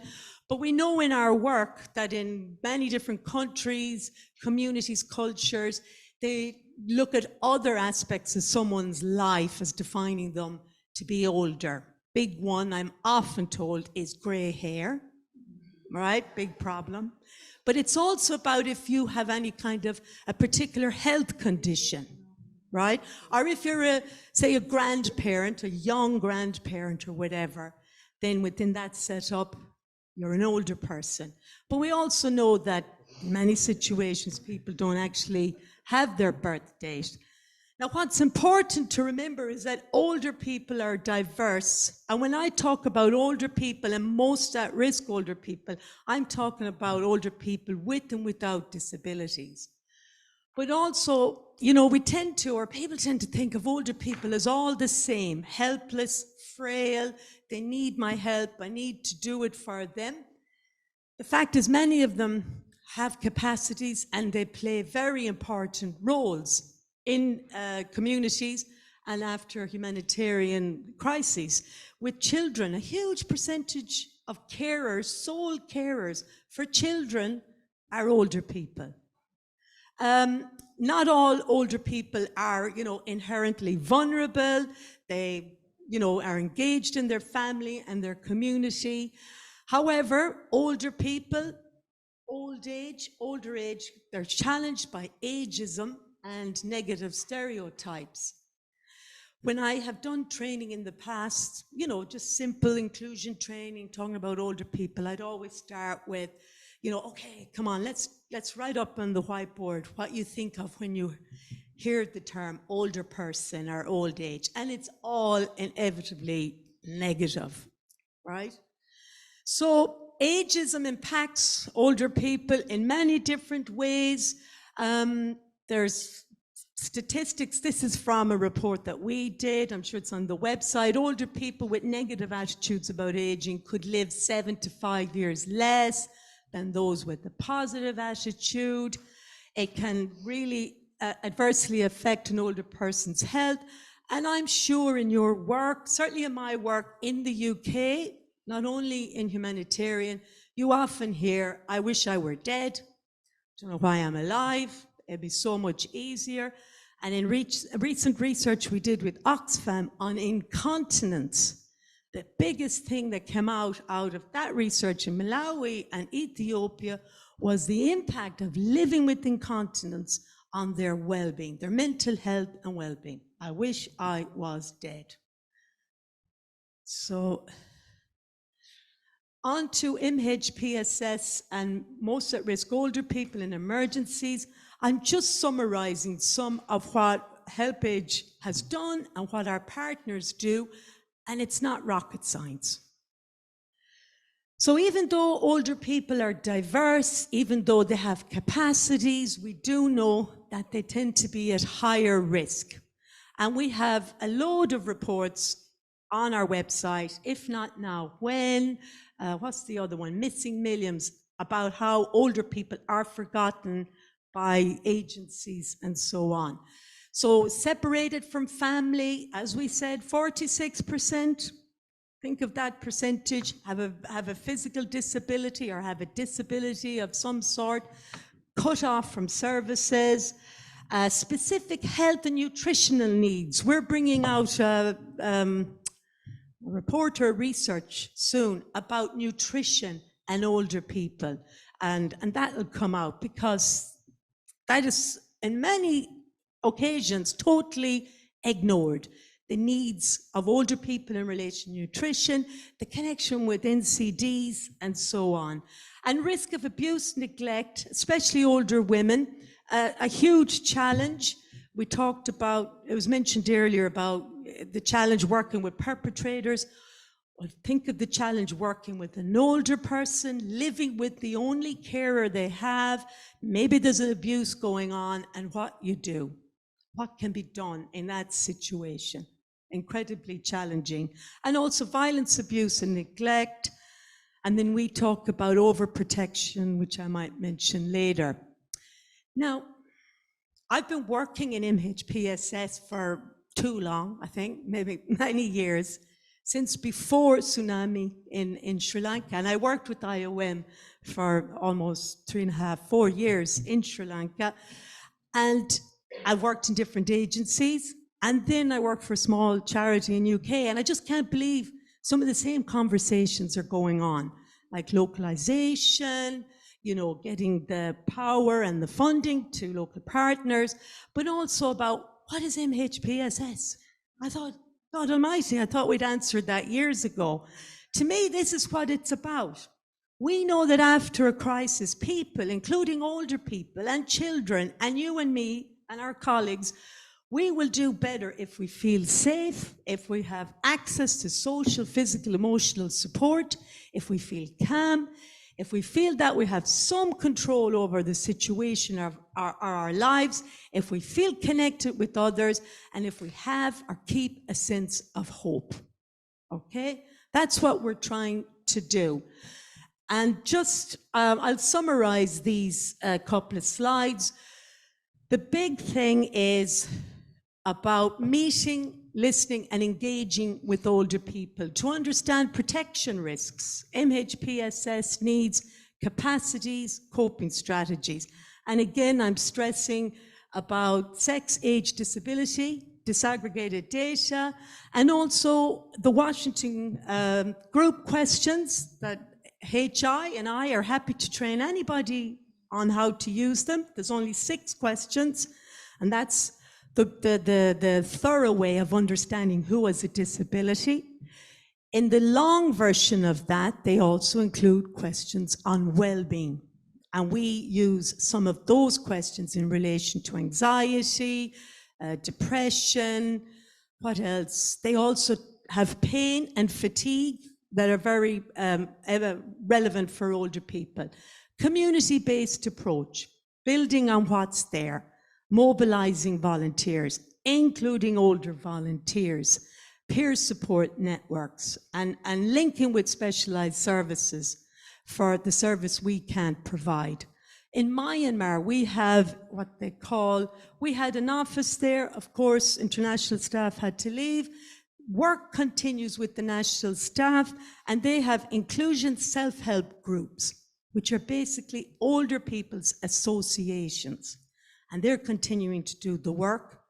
And I don't know who did it, but I found the basic psychosocial skills training slides online. I think I got some from Sri Lanka, and then there were in Burmese. So we sent that to them. We had some online conversations. The work continues. Older People's Association is a big part of our work within our healthy aging work under development. And you know, I'm looking at ways to really bring that into humanitarian work as well.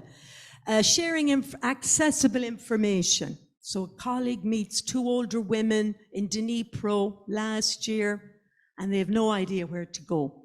They have left wherever they were living, and they have no idea because everything was on the phone. There was nothing, nowhere. And I'm not saying that like a teacher or anything like that, but it was all on the phone. So how do we share information in ways that people, all people, can access it? In our needs assessments, especially after COVID, we ask people, what's your preferred way of receiving information? And information is power, and information has a huge impact on your well-being. Home-based care. So what we're talking about here is, you know, 46% think of older people with some sort of disability. In humanitarian situations, many live alone, many are housebound, bedbound. There might be nicer terms than that, but I haven't heard them yet. And it's about what can we do to improve their independence and their autonomy, right?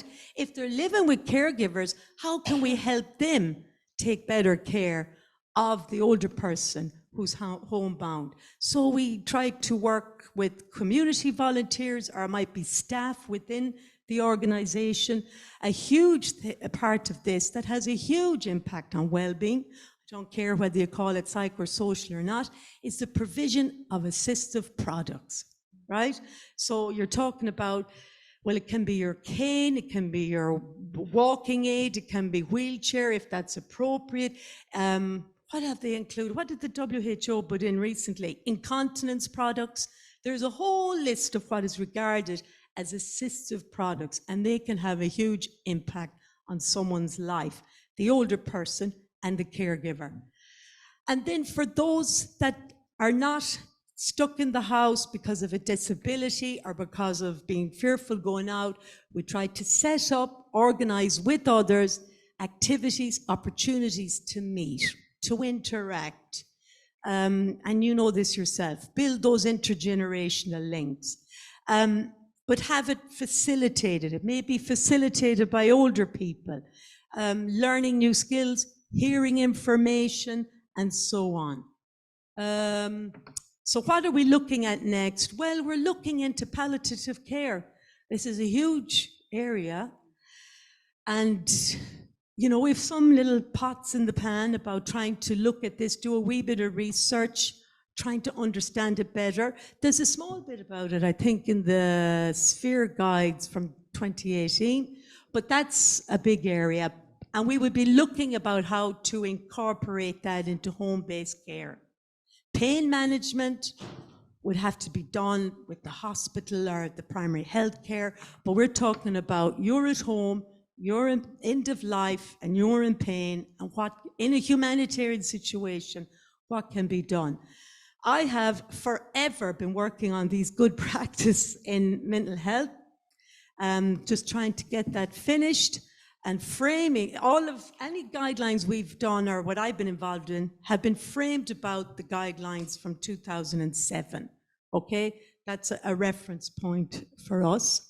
Mental health, psychosocial support, emergency. So we're at that excellent training in Tunisia, myself and my colleague in Lebanon, and we are trying to look at ways to integrate that into DRR training that other colleagues do with OPAs, but also with a couple of our partners in Lebanon because of what is happening now.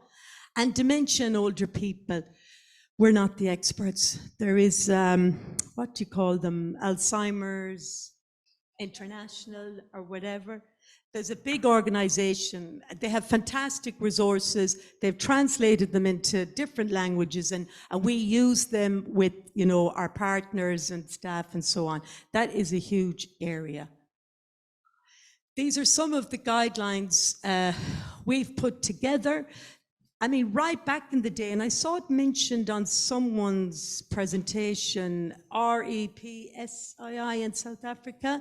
They worked closely with our regional office there back in 2012, PSS guidelines for older carers. And this caregiver manual, this is a recent one that's come out from our healthy aging team and has information in it about, you know, training volunteers, training caregivers, and includes PSS. So that's, and working with older persons in forced displacement. We did this with UNHCR. That's for older people in forced displacement, need to know guidance. So there's a wee chapter on that on MHPSS. And I've just given Julian the last couple of minutes. Thank you. Thank you, thanks. Okay, so the reason why we were asked to do this together is because what we don't want is to make this complicated for people and to have multiple different places they have to turn for information. So we are increasingly trying to make sure, given the really large overlap between working with people with disabilities and working with older people, that there are some kind of core principles that we think can be applied across the work that everyone does. So the fundamental principles really come out of the guidance that we're hoping will be OPAG approved soon. And the main things to remember really are about making sure that there's a proper participation of people either with disabilities, older people, or actually other groups in the whole process, the whole cycle of developing programs and implementation evaluation. So that starts at the kind of collection of information, making sure that older people with disabilities are identified, they're often invisible, and their needs are properly incorporated into designing these programs, making sure the barriers that they face to participation are addressed, and then making sure that they continue to be able to participate in whole processes. There are, we've already heard from Marion, a number of different resources available. I'm not going to go into them in great detail, but these humanitarian inclusion standards, are important for us. They've set out some of the kind of core principles that we're seeking to incorporate into the work that all of you guys do. And there's a disability reference group, which kind of sits alongside the IASC system, who have developed this important guidance for inclusion of people with disabilities in humanitarian action. So I would commend those to you, although I'm not going to go into them now. This is a picture of the new guidance, which the information note, which we're waiting to be approved, and out of which is an important set of training materials and development in process, which we hope will be part of the way we all start doing things. That's our plan. That's what we're hoping to do over the next couple of years. Here's an example of a CBM guidance also on inclusion of people with disabilities in MHPSS work. So look out for that. There is a corporate saying, you don't usually catch me coming up with corporate sayings, but that says that culture eats strategy for breakfast. And we have so far given you all sorts of information. That doesn't make any difference to your practice unless there's a new thinking in how programming is done, how things are done. And I hope that's something that we can continue to support. That was done through a thematic group.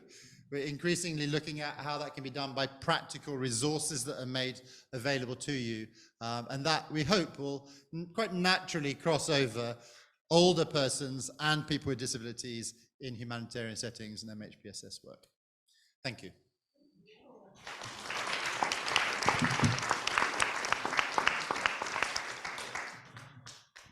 I'm going to leave that picture there. I love it. Thank you so much, Marion and Julian. I think we've had these discussions before when we think, okay, a product is done by a thematic group. Should the group continue to make sure that it's used, etc.? And we've always say no, because that's all of our responsibility. This makes no sense to create something by a thematic group to then be used by those organizations that already do disability inclusion. So it's for all of us to really take on these and use them and share them and train, etc., etc. So I think that was a wonderful way of finishing everything that had to be shared before we think about the work plan in the last session of today.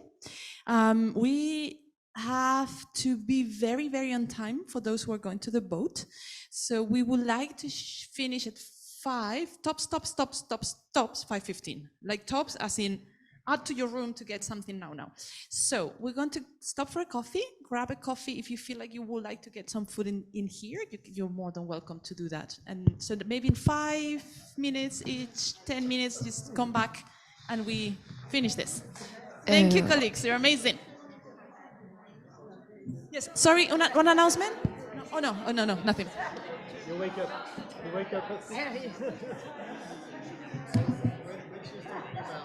What this organization is, I think we have the question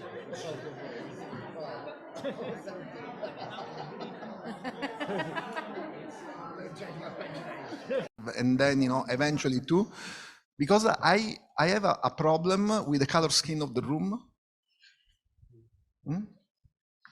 I think, there are regions of the world that are not really represented, and I understand that we make a selection in every agency, but probably then we have to allow to have at least 2 people, and make an effort to bring someone that can bring different voices, That's an important point, Guli. Let's discuss this point specific. Let's park it now.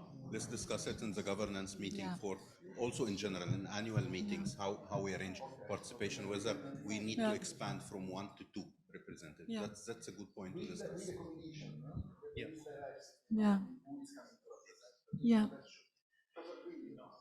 Yeah. That is important. And I think it needs to also be brought together with, then that will be 120 representatives.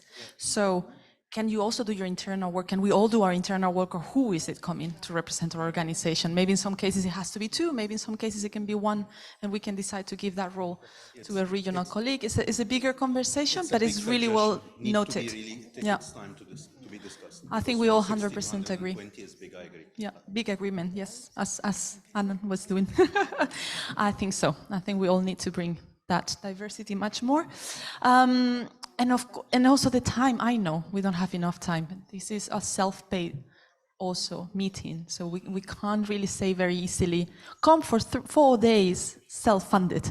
So I think we need to look into those areas a bit moving forward. Let's discuss more on this on Friday. Something that many of you already know, but maybe some of you could also benefit from hearing again, is that it's not that on Friday only a few of us have these discussions. We are assuming on Friday every one of you have had your discussions internally with your organizations for your representative to come with a clear idea. So we're listening to everybody through a number of the representative of each organization. So even these issues that are coming up today, if you can give it a little thought before the Friday session to see what would be your stand on them and how can we have those opinions included. And then for this session, what we're trying to do normally, what we do, which is, it's maybe not the most attractive in terms of audiovisuals, but what we normally do is we look at our last work plan. We already changed 23-24, but this is the 22-23 so far, or what we've been doing. And then we try to think together, okay, what we've been discussing these days. Is there anything that needs to change? Is there anything that needs to be added? Is there anything that, you know what, done? Ticked from the list of to-do things. Just to remind everybody, so we don't have to scroll up and down so much, that we are mostly working in 5 areas. Our work plan for the past 2 years has been centered in 5 priorities, which is the country level, the reference group support to country level operations, meaning support to the MHPSS technical working groups, and, which I think sometimes we forget, and the reference group member agencies in those countries. So our support is not limited, and I think it's limited because of time. The best, most efficient way for us to support country level is to do it through the technical working group that then moves that internally. But there's also requests from agencies. So that is how the first priority is written. The second one is the mainstreaming of MHPSS for the general population and the most vulnerable and creating links.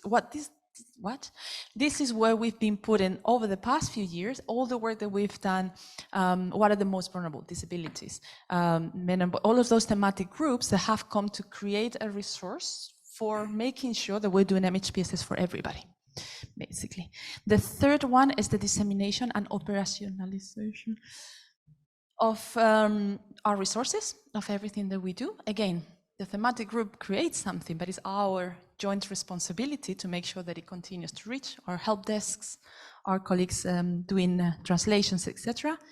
Then we have integration in the broader humanitarian coordination structures, and that has to do with working with our colleagues in the IASC Secretariat to continue to be an associated entity. It has to do with how do we work with the global cluster system, etc., etc. And finally, expand the interagency search mechanism, which we had some good discussions already yesterday. I guess the first question is, just I'll take a silence for an answer. We agree that these are still relevant five areas of work for next year. Famia. Thank you, Con. It's important to mention also for our newest members that these 5 identified priorities are also the ones which are approved when the IC structure was approved by head of OCHA and the IC principles. And this is what we use to report to the IC OPAG. So any change in the 5 priorities, we have a mandate actually to report as a group to the IC OPAG every 6 months, and at the end of the year in these priorities. The report is published on the IC website, like what we report to you annually in this meeting. The mandate is to report. OPAG stands for Operation Policy and Advocacy Group, which are policy officer of all IC member agencies. But these are set and signed on when the IC structure is assigned as the key functions of the IC reference group. Changing them would require us also to go back again to the OPAG most likely, or let us know. Let us know if that's not the case, Isabel, please.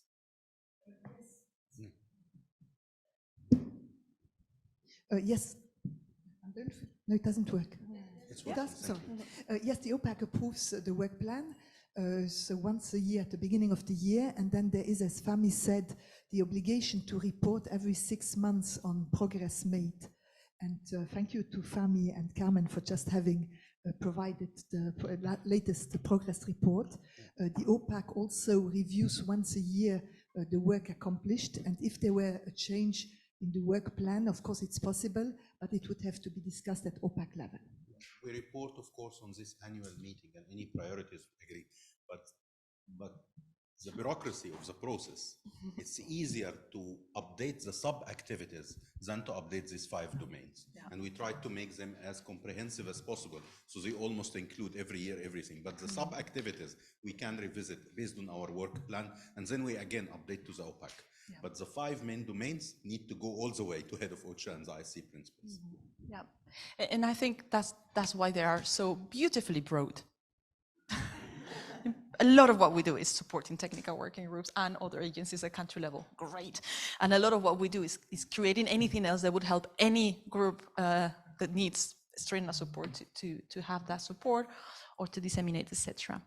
Now, within those, we've been creating or suggesting activities, some of them who have been ongoing for a long time, some of them have come out of the last couple of annual meetings that we've had.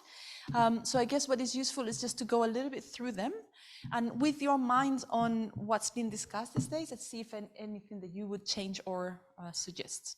It's not the most fantastic way of doing things, but it's not easy to have this conversation in general. What we have in this section, and if you don't mind scrolling a little bit, we have the regular technical support and advice to the technical working groups that we were showing to you that we do on a regular basis. The technical support, the support to country level by missions, face-to-face, that we can do. That gets complemented with activity 5 on expanding the search. So it's not the only thing, of course. And then this was expanded actually last year quite a lot on the knowledge exchange and capacity building for country level MHPSS co-chairs, and then often with the rest of the members of the technical working group. So that's where we've been including the help desk on MNE, see, beautiful. This says the finalization and dissemination of the coordination handbook. Well, this is already ongoing. We've already finalized and we're already disseminating. Thematic sessions for the technical working groups co-chairs, they often, part of this, by the way, part of this content also comes from the annual meetings that we have with the technical working groups co-chairs. So they also have a big input into what they need from us. And this is why there's so many activities in this first objective. So they ask for those thematic sessions, things that they can tell us, we need something specific on this, and then we create those opportunities. Yes. Thank you. As we mentioned on yesterday, on day 1, that actually next year, we plan to have the second in-person meeting for technical working group co-chairs. We will send invitation to all the focal points from respective agencies, as well as to the help desks. You are most welcome to join. Most likely it will be done in Tunisia. It will be a 3-day meeting, all the co-chairs from all technical working groups from all regions. We'll share with you the dates. Most likely it will be second quarter 2024 in Tunisia. I think it's a very relevant meeting, and having also the counterparts. If you are co-chairing any technical working group at country, if your agency is co-chairing, I think participating in this meeting is very helpful to meet your counterparts, and it's a great knowledge exchange experience, but also great networking experience. So actually that point on the organization of the annual retreat, definitely this next year we'll be able to do it. We didn't have the opportunity to do it this year, but we did it online. We did a convening that we were informing you yesterday.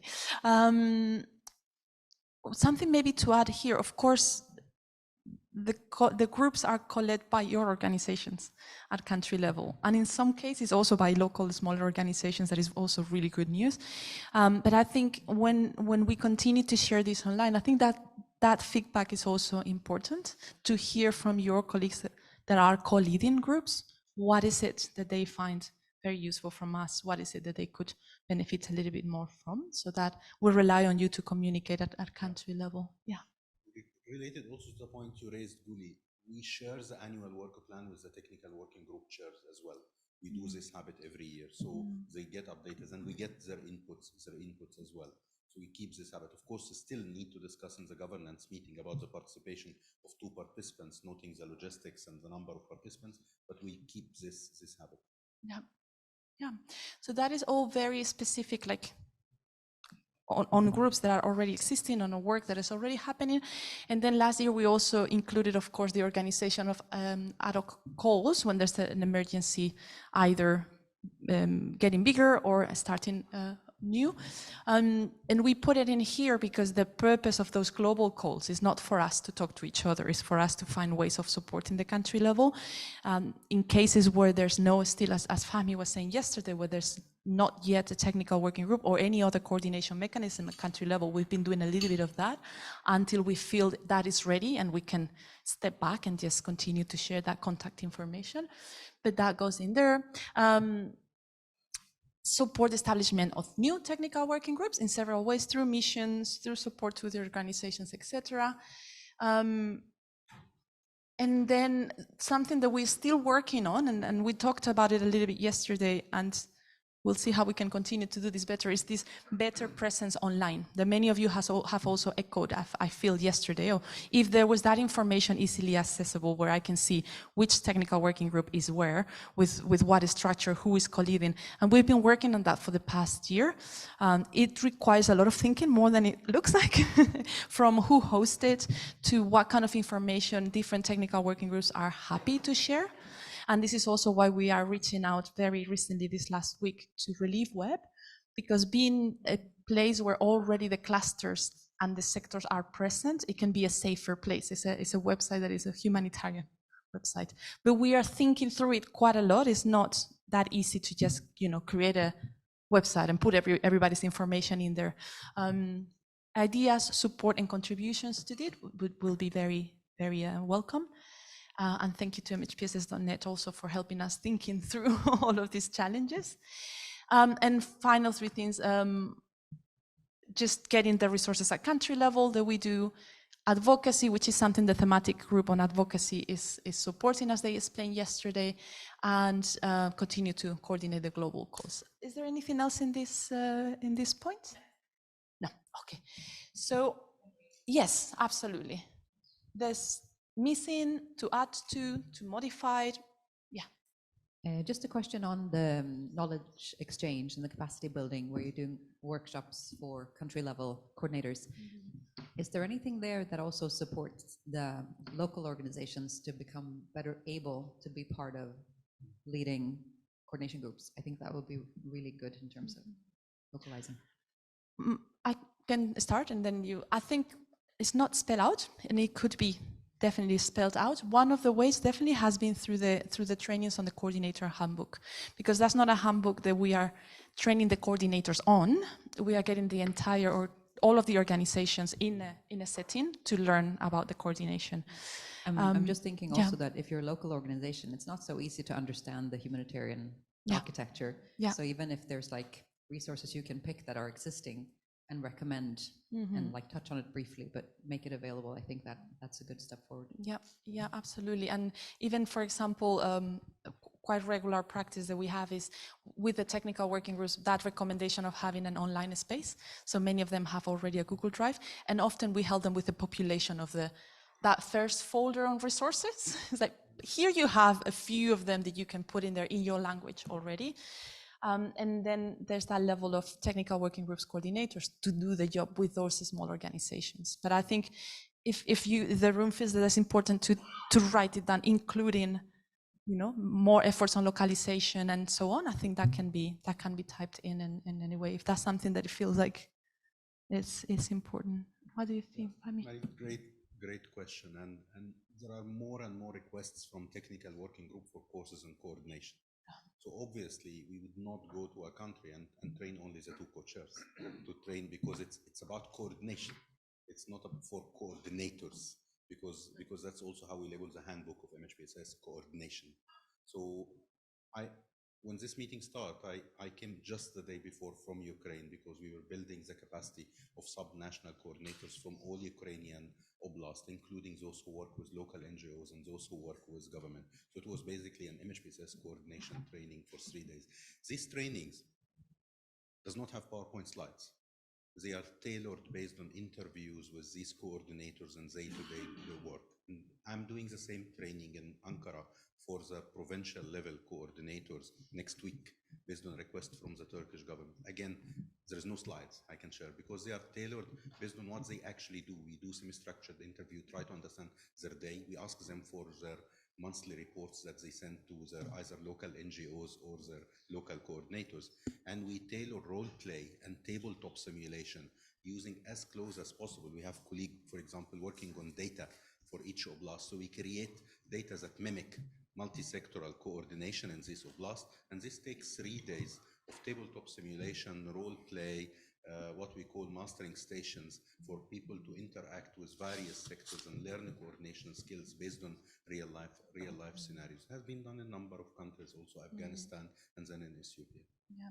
And that's just excellent. I just want to say, in terms of the fact of coordinating across other structures, some things they might not know to ask for, right? If you don't understand the structures of the system. Exactly. And just to add, because I think it's important to cover the whole range of needs, that is an amazing example of what we can do with the right resources from here. But we also get requests sometimes, hey, I'm this coordinator at country level. I think the handbook is great. I'm already experienced coordinator with, I want to share it with. So without needing that structure of simulations and all of that, we also have, so far we've been sharing the one that we developed for Gaza and the West Bank, because it's kind of 2 days slides and a script on first do this activity, then use these 3 slides, then a little bit for if or someone is already ready to go with it, and they just need not to be preparing slides and all of that. So those 2 levels. Yeah. One is very much resource intense, human resource and time consuming, immediately work, and then it's done after the training. You need a bit of follow up also with the coordinators after it, because the material cannot be reused because they are just for this purpose. Yeah, but I don't.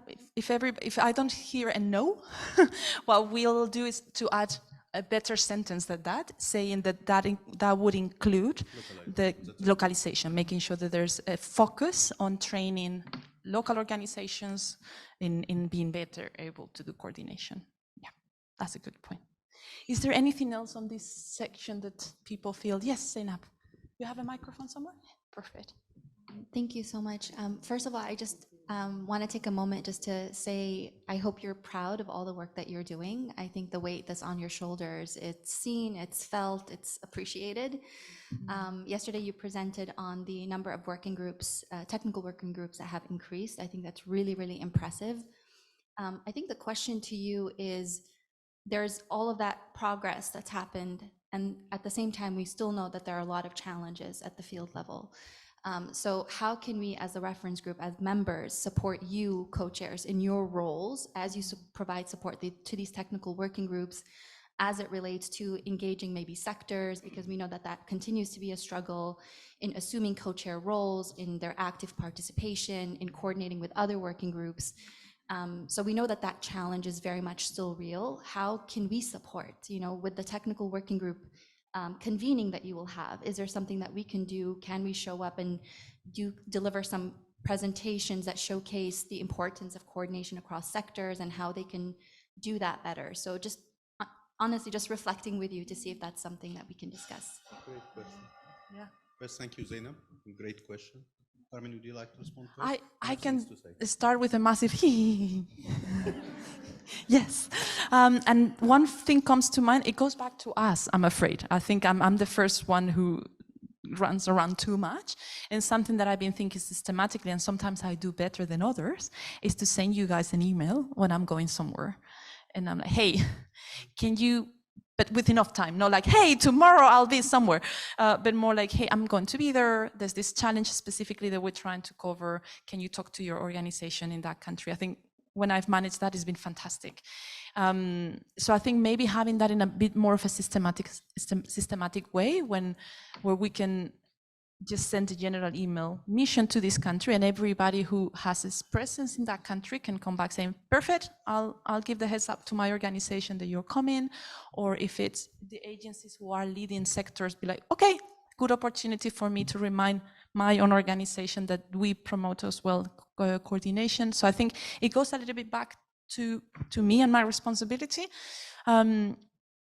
But I think it's very useful when that happens, and I see heads nodding, so I think that would be okay to do with I think people agree with that, just to send you a quick come in. Yeah, thank you. That's what first thing that comes to mind. Thank you, Carmen. I agree with you. Zainab, great question. So as a rule of thumb, whenever these missions happen, the invitation usually from the has to come from the technical working group to consider this an interagency mission. As a rule of thumb, when there is an activity, so when Ukraine asks to do a simulation exercise, I usually ask at least 2 agencies to collaborate in the logistics. So it is supported by at least. When the good colleagues in Nipro, Hatem and the colleagues invited me, I said this would be an activity that when we are on the ground, we do with IOM. And IOM helped with the training, helped with the logistics together with Hatem. This request usually end up coming to you for clearance, or the counterpart in Ukraine. We need your support for it to be approved, so that because this stimulates collaboration in the field. This ensures that the activity is not owned by one organization, and also divide resources in the field that might be required to conduct activity like that. When this comes to you, please be supportive. Second is, we don't want to do missions alone. I did missions before with CPAOR. I did 3 missions with CPR. Was among the most successful missions. So we encourage you whenever possible that we travel together with the lead, and ideally from a different sector, where I operate or where Carmen operate. I think doing joint mission, if we can do some joint missions in 2024 with IC reference group members, I think would be influential. We can discuss with each of you, and we can reach out to you. But we are committed to enhance more joint mission, because I think it's impact for the field when we go together. When we go to the de facto authorities in Afghanistan as multiple agencies trying to advocate for a specific message, I think the message is heard with a louder voice. And that's such a great idea. And just we recently did an exercise within UNICEF. We mapped out L2, L3 emergencies, not just to get a good not to just do a mapping of what we're doing there, but also kind of listing out the technical working groups in each of those settings, and how much engagement is UNICEF, how much are we engaged in that technical working group, in what capacity. So I think those missions could be also strategic, so where our relevant agencies should be doing more or can be doing more, we'd be really strategic in that process. Thank you, Zainab. So this can be part of the work plan, actually. Yeah, we're adding it, joint missions. Thank you, and I would add some, actually, because again, this is very diverse. It will be more diverse.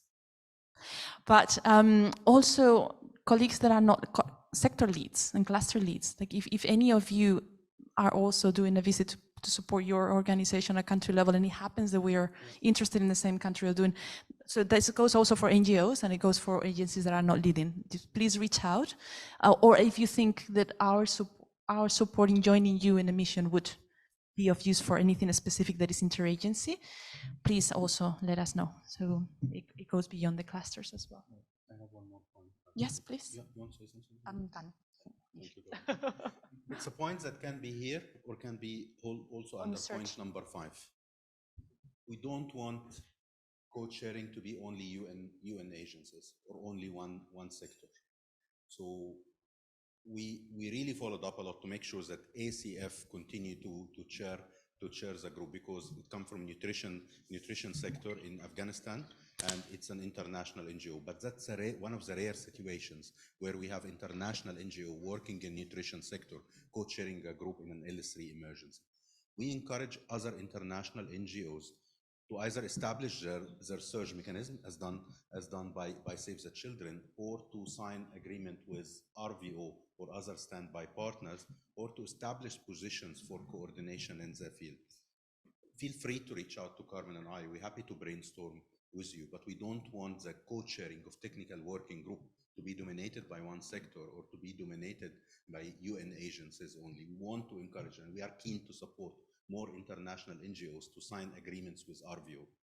we can put it as a follow-up point, but signing the agreement is not on our side, it's on your side. So we can reach proactively if you tell us that you are interested, and see with you all the bureaucracy and how to facilitate the process and explain.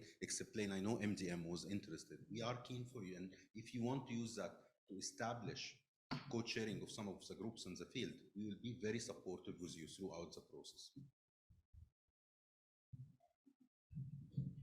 Just because of time, we're going to move to the second area. But remember, you will receive this document and you will be able to comment even more. So mainstreaming of the MHPSS for the general population, blah, blah, blah, blah, blah. This is where we've basically been putting everything that is decided, okay, this is a new tool that is needed. So we will fill this section even more once we've decided on thematic groups moving forward for the next year and what products are necessary. So maybe not to work so much on this right now, but maybe to make sure that we've captured so far what has been coming out of this year's conversations, again, to still be decided online and following up. Please help me thinking, because my mind is starting to get blurry. We've talked about, going backwards, we've talked about supervision and something that would not be guidelines on supervision, but would be maybe a call for action or a brief or a pointing hand into where are the resources and the need to do it.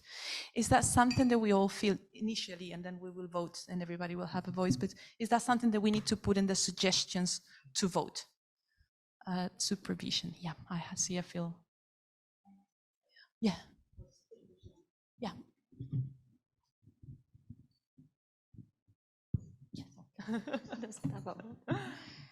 It depends on the sector.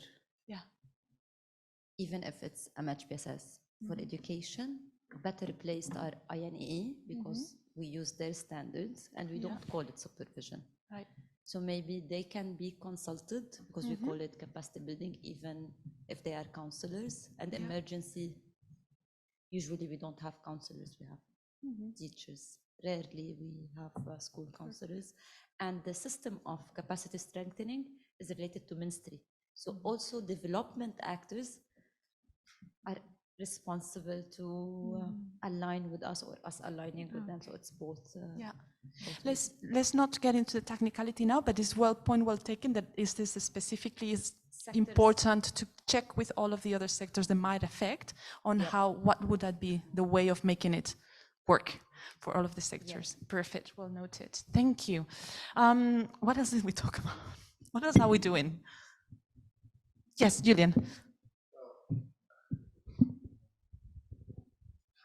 I don't think you need me to say what it is because it's me talking. So, what is it, Julian? The next phase of disability work. You know, I think it would be really great to have that a bit more clearly incorporated. That we've, as a thematic group, got this product, and we'd really like to make it come alive. So, if that could be on the work plan for next year, that would be great. Now, this reminds me that we have a more complicated question, still unresolved since last year, which is: do we want that to be on its own and the old disability group to come back to life? Or are we thinking we need as well that work on broader inclusion, on the intersectionality aspect of it and so on? So I think that's something that maybe now hear a couple of thoughts, and then we will have to have a vote a bit more consistent than we had last year. Zainab and then you. Yeah. Quickly, and Julian, I'd love to hear your thoughts on this as well, but I don't think we need to reestablish the group because we have worked on the product, and now it is the role of the working groups within the reference group to really take that on board and integrate the inclusion approach across all the different things that they're doing, across the different products and how they're developed, etc. I think just maybe the other side is the second question, right? It's whether or not we have a broader inclusion working group that brings in all of the other topics that we've been talking about, LGBTQI+, men and boys maybe, identity, etc. Exactly, yeah, thank you, yes, exactly. That would be fine. Can I say something, Isabel, and then come to you? Thank you so much. I think we can think of something like a hybrid model of actually activating a help desk for the disability group. because there are support functions, there are capacity building, there is an activity here about strengthening country level MHPSS technical working group and working with the OPDs. We haven't done this well. This has not happened. And this does not require a thematic group, that require a help desk. If Ukraine is interested in doing it, if Moldova is interested in doing it, it's linked to that specific group, similar to what the help desk of M&E is doing, or the MSP is doing, helping a specific TWG in a specific task, adapting our resources for people with visual impairment, adapting some of the talk therapy with people with hearing or speech impairment. I think it's more a help desk function than actually providing specific product. Consulting on issue like the issue we struggled with, whether we use or not the term of LGBTQI. I think it's more a help desk function that meet on a need basis and attract the specific expertise in a very wide and diverse area where we need to attract others. Okay, that got a few hands up. I think it was Barnes. Oh, Isabel, sorry, go ahead. Sorry, no, I just wanted to share also about inclusion, a development that might be of interest to you on a more global basis, because OCHA has a new strategic plan for 2024 to 2026, in which one of our transformational priorities, which is the trends for the coming years, is about humanitarian action that leaves no one behind.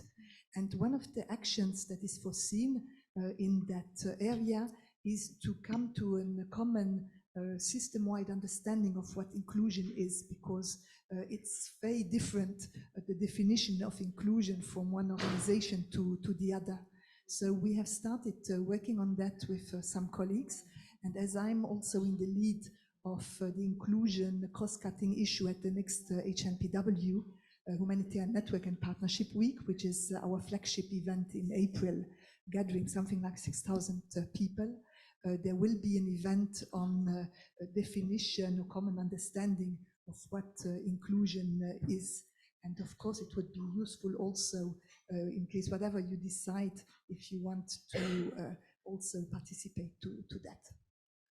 Thank you for sharing so much. Yes, and then I can, yes, let's go in that table, and then, yes, go ahead, please.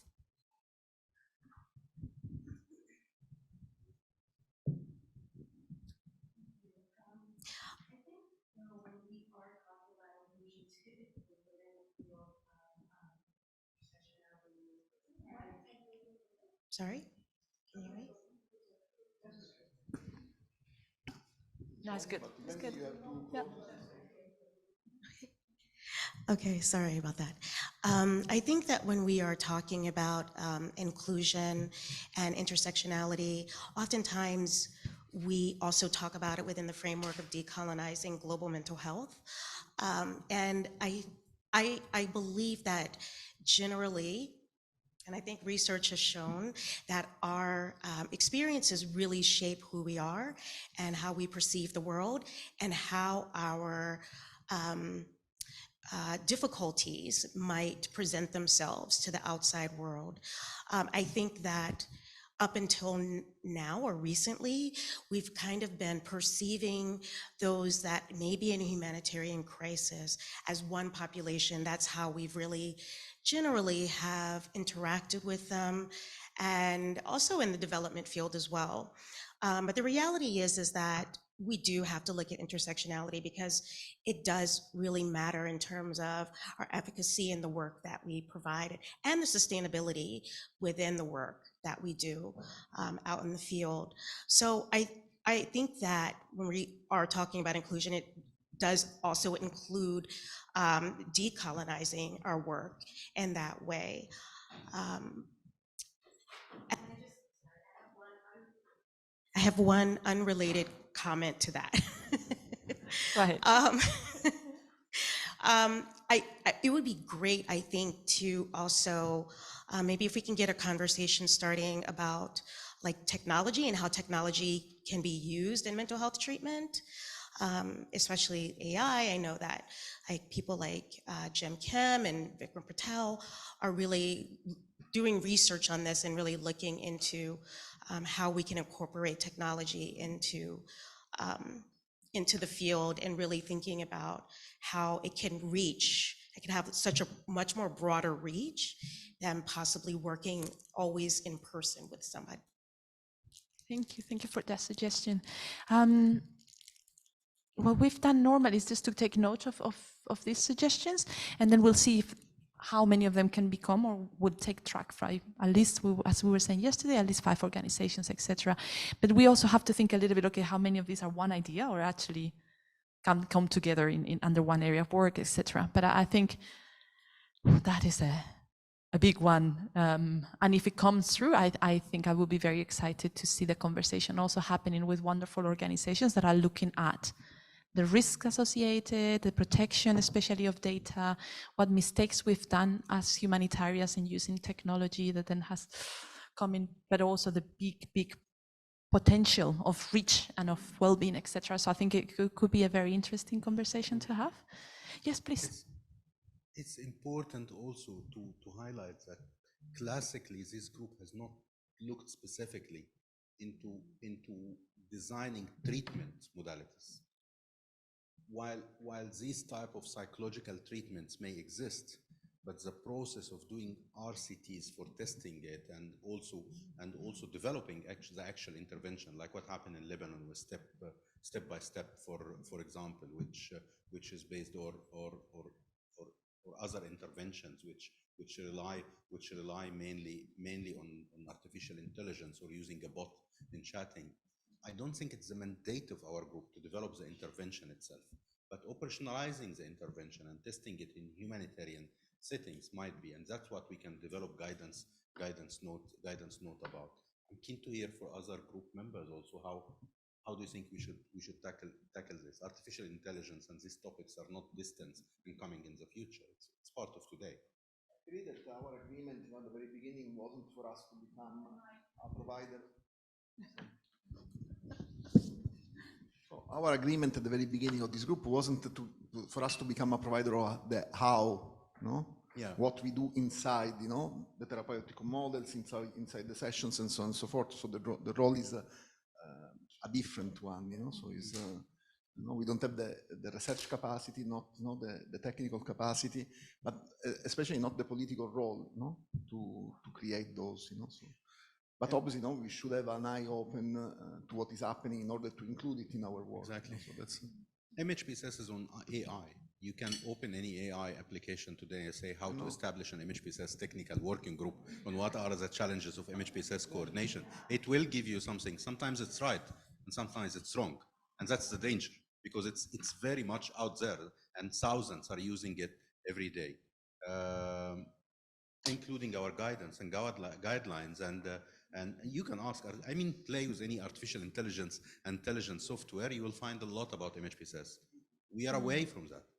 And I think it's dangerous to be totally away from that, because there are ways of accessing these communities and influence what humanitarian aspects on MHPSS they're talking about.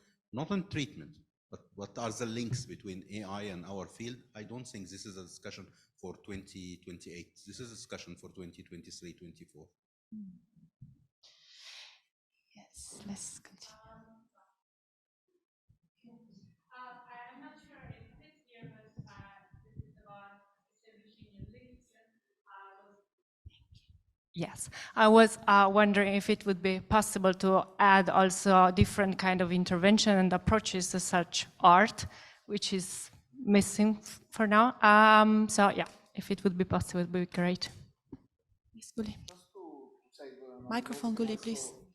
Sorry. Anne-Lose and Amanda is not here, but Ananda. But in the work plan for the community-based group, which is actually the group that was dealing with those kind of activities, for next year, we have evidence generation on the effectiveness of art-based intervention in humanitarian setting. So that's exactly in the work plan of the community-based group. So you're welcome to join.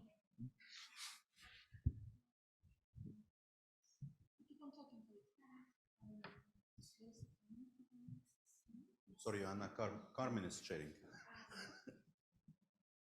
No, I'm not. Just go ahead. Am I sharing? Okay, Joanna, please.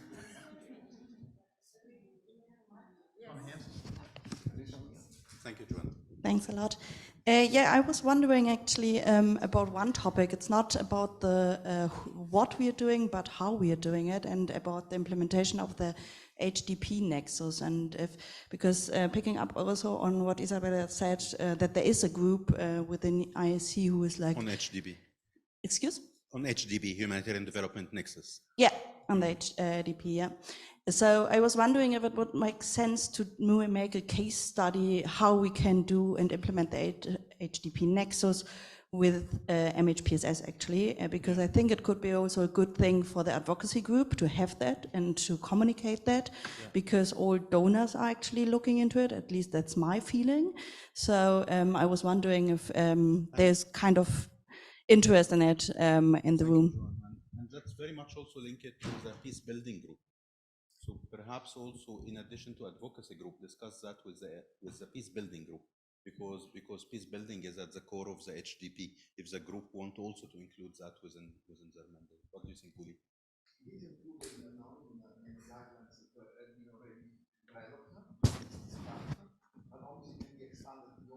Because HDP is wider than peace building, but it's included indeed.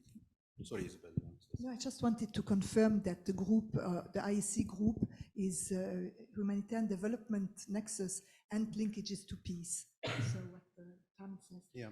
And as I have the floor, may I also just remind my suggestion of this morning, perhaps to look into the linkages between MHPSS and PSCA, to develop some kind of guidance or compilation of guidance if there is an appetite for that.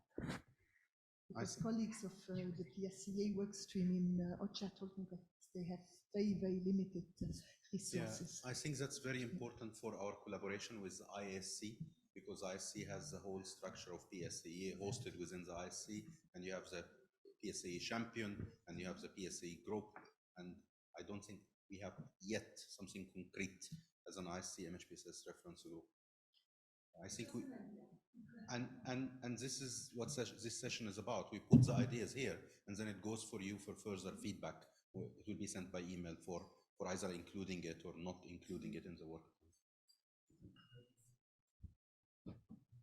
Lina? I think I am now. All of a sudden. Alina's in direction. Another topic that we have been discussing is work with perpetrators. And in the coffee break, we were wondering whether maybe a good way of approaching this would be some kind of scoping review or systematic review on the approach that are already out there. I mean, I know amazing approaches in Lebanon done by Abad, working with perpetrators. There's great work done in Rwanda, and it would be very interesting and very useful to, guys, I cannot multitask. It would be extremely helpful to to define the let's say like the active ingredients or the common variables that exist with regards to work with perpetrators, also including obviously all the work that is done outside of the humanitarian or development context, so in the so-called global north even, but that does not fit anymore, but you know what I mean. There's amazing work on this in Germany, in the US, and most likely there will, in the humanitarian or development setting, not yet be so much evidence-based approaches on what really works when working with perpetrators, but for sure there is some evidence outside of humanitarian development context that we could heavily draw on. Yeah. So my suggestion would be that we look into a systematic review on approaches with perpetrators on the global level, not only in humanitarian development context. Marie is directly connected to this? Yeah. No? I like the suggestion, but I'm scared of the name. This will be the perpetrators group. We need to find a creative name for that group. I think Raksha wanted to say something as well. I think Raksha. Yes, first directly related comments, and then we move to the next.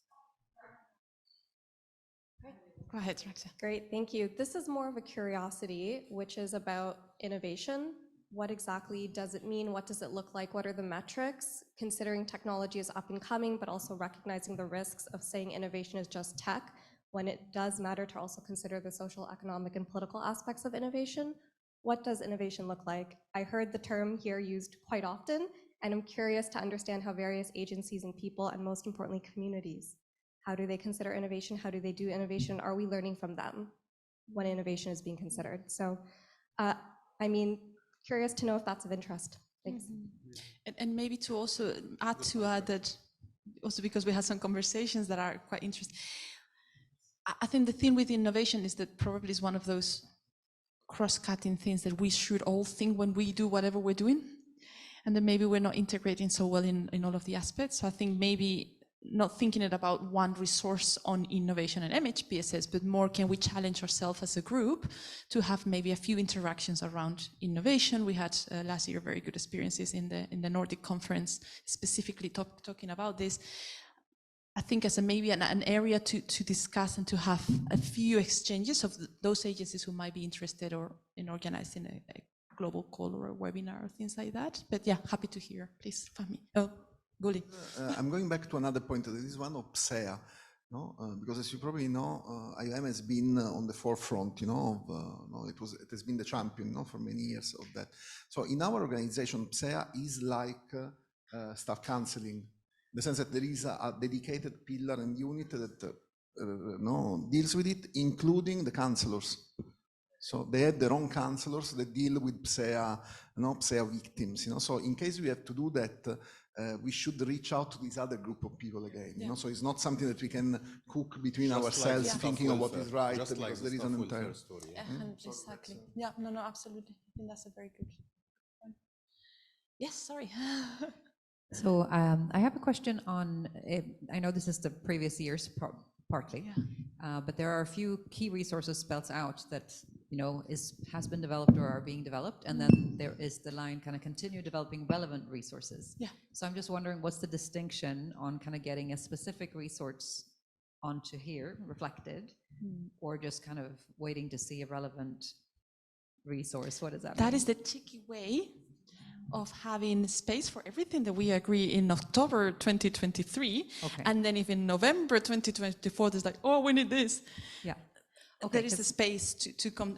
COVID is a very good example. How much we were producing on COVID that was not in the previous, in the work plan. The reason I'm asking is because, as the Child and Family Thematic Group, one of the co-leads, we're obviously looking at what is the most useful piece to take forward and to work on. And we have a lot of things to come back to our group on, so we might come with a very specific and strategic suggestion, but then I guess the TOR doesn't close until a little bit still, so we can come back to you, because I don't want to promise something on behalf of a group. And that's a little bit the point, that we have the acknowledgement that those thematic groups were at the point of writing this work plan, working on identifying the best things, but if we don't put them in the work plan, then we are at risk of not having the space to do that. So there it is, children and families, and then we'll have the opportunity to say, okay, specifically the group has been working in this specific thing.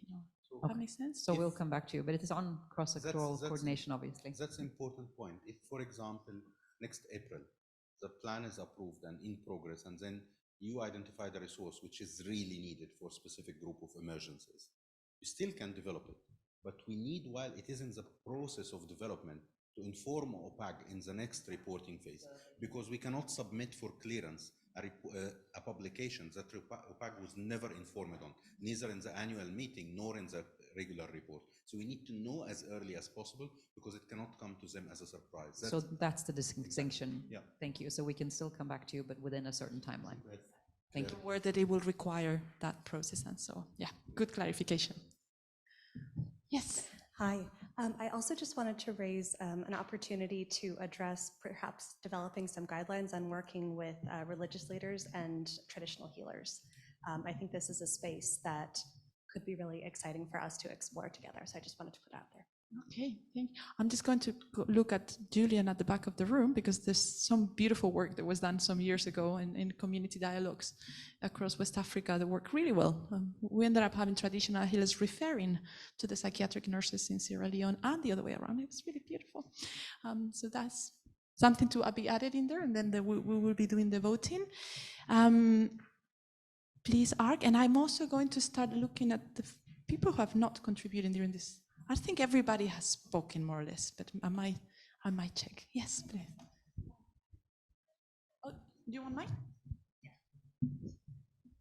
Thanks. Just because we're talking about resources and dissemination, I just want to make another plug for the journal intervention.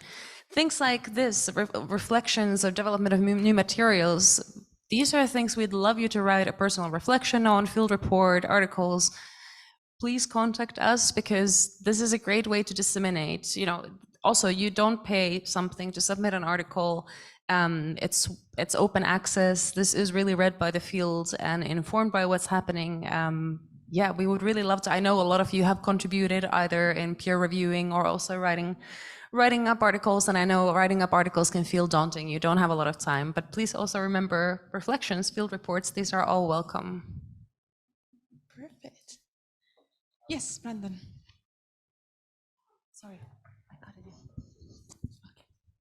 Thanks. So, yeah, you may recall yesterday Fami asked me a difficult question. It's taken me an entire day to think about an answer, but I'm glad we saw M&E earlier on the agenda still in terms of rolling out the IASC M&E framework and doing orientations with technical working groups. I think we need to do better at that within the help desk. I mean, so I'm talking about myself a little bit here. I'm hesitant to say this, so I'm saying more work for myself, but that's all right. Yeah, exactly. So I'm committing to it verbally.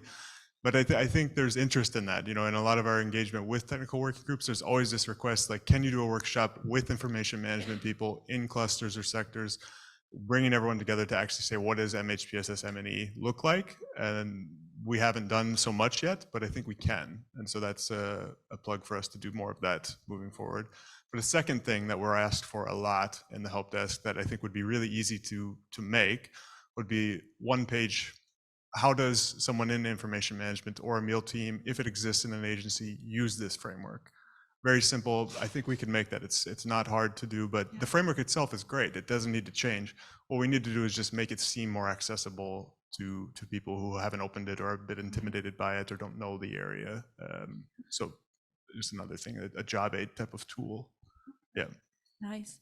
We are going to write it in a very general way, M&E additional resources, and then you are recorded indeed. Sorry, Pami, is your. Thank you, Pami. I think the help desk for Francophone countries need to be maintained, and to be maintained would be important to keep in the work plan. And I would propose also including a new help desk for Portuguese-speaking countries. I'm just looking at Cecile because this sounds the help desk, meaning Cecile there. But I agree 100%. We're talking about the function. Absolutely, and absolutely. Yeah, of course, Cecile is doing brilliant work, and we want Cecile to continue. But a help desk function, having that French, function, help desk function in Portuguese, Portuguese as well. I'm looking at Marcio, but also this is a function. I think Mozambique, Timor Leste, Angola, and other countries, we struggle whenever there is a Portuguese emergency in Portuguese-speaking countries. So and the Spanish one. And maintaining Spanish, Portuguese, Arabic. Arabic, all of them, yeah. Oh, okay, we're almost done. Yes, that's important. Yeah, but we're not almost, we'll manage. And the standby partners meeting, because we discussed this during the. That's in the final. Let's just move very quickly through the rest of the areas. Yes, Kat, you had something. Yes, sorry, we need the microphones.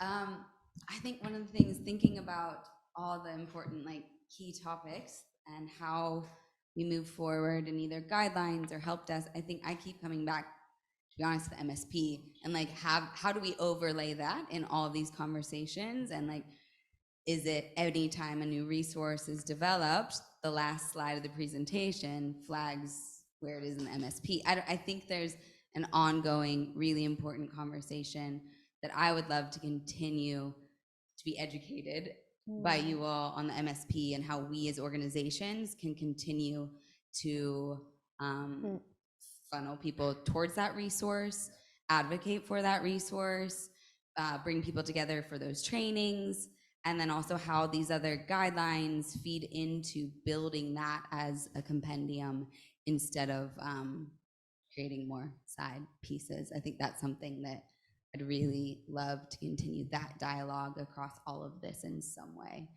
intentionally. Perfect. Yes, Guiva. Yeah, maybe just to reply to that, we're actually having our first online session on the MSP specifically for MHPSS technical advisors in a few weeks. It's starting with just, I guess we could consider it a pilot. It was originally just going to happen within UNHCR, and now we've opened it up to UNICEF and WHO, but it's kind of a trial of some of the workshop materials we've developed for that bigger 2 or 3 day workshop, which is not for, it's for people with less kind of knowledge of MHPSS.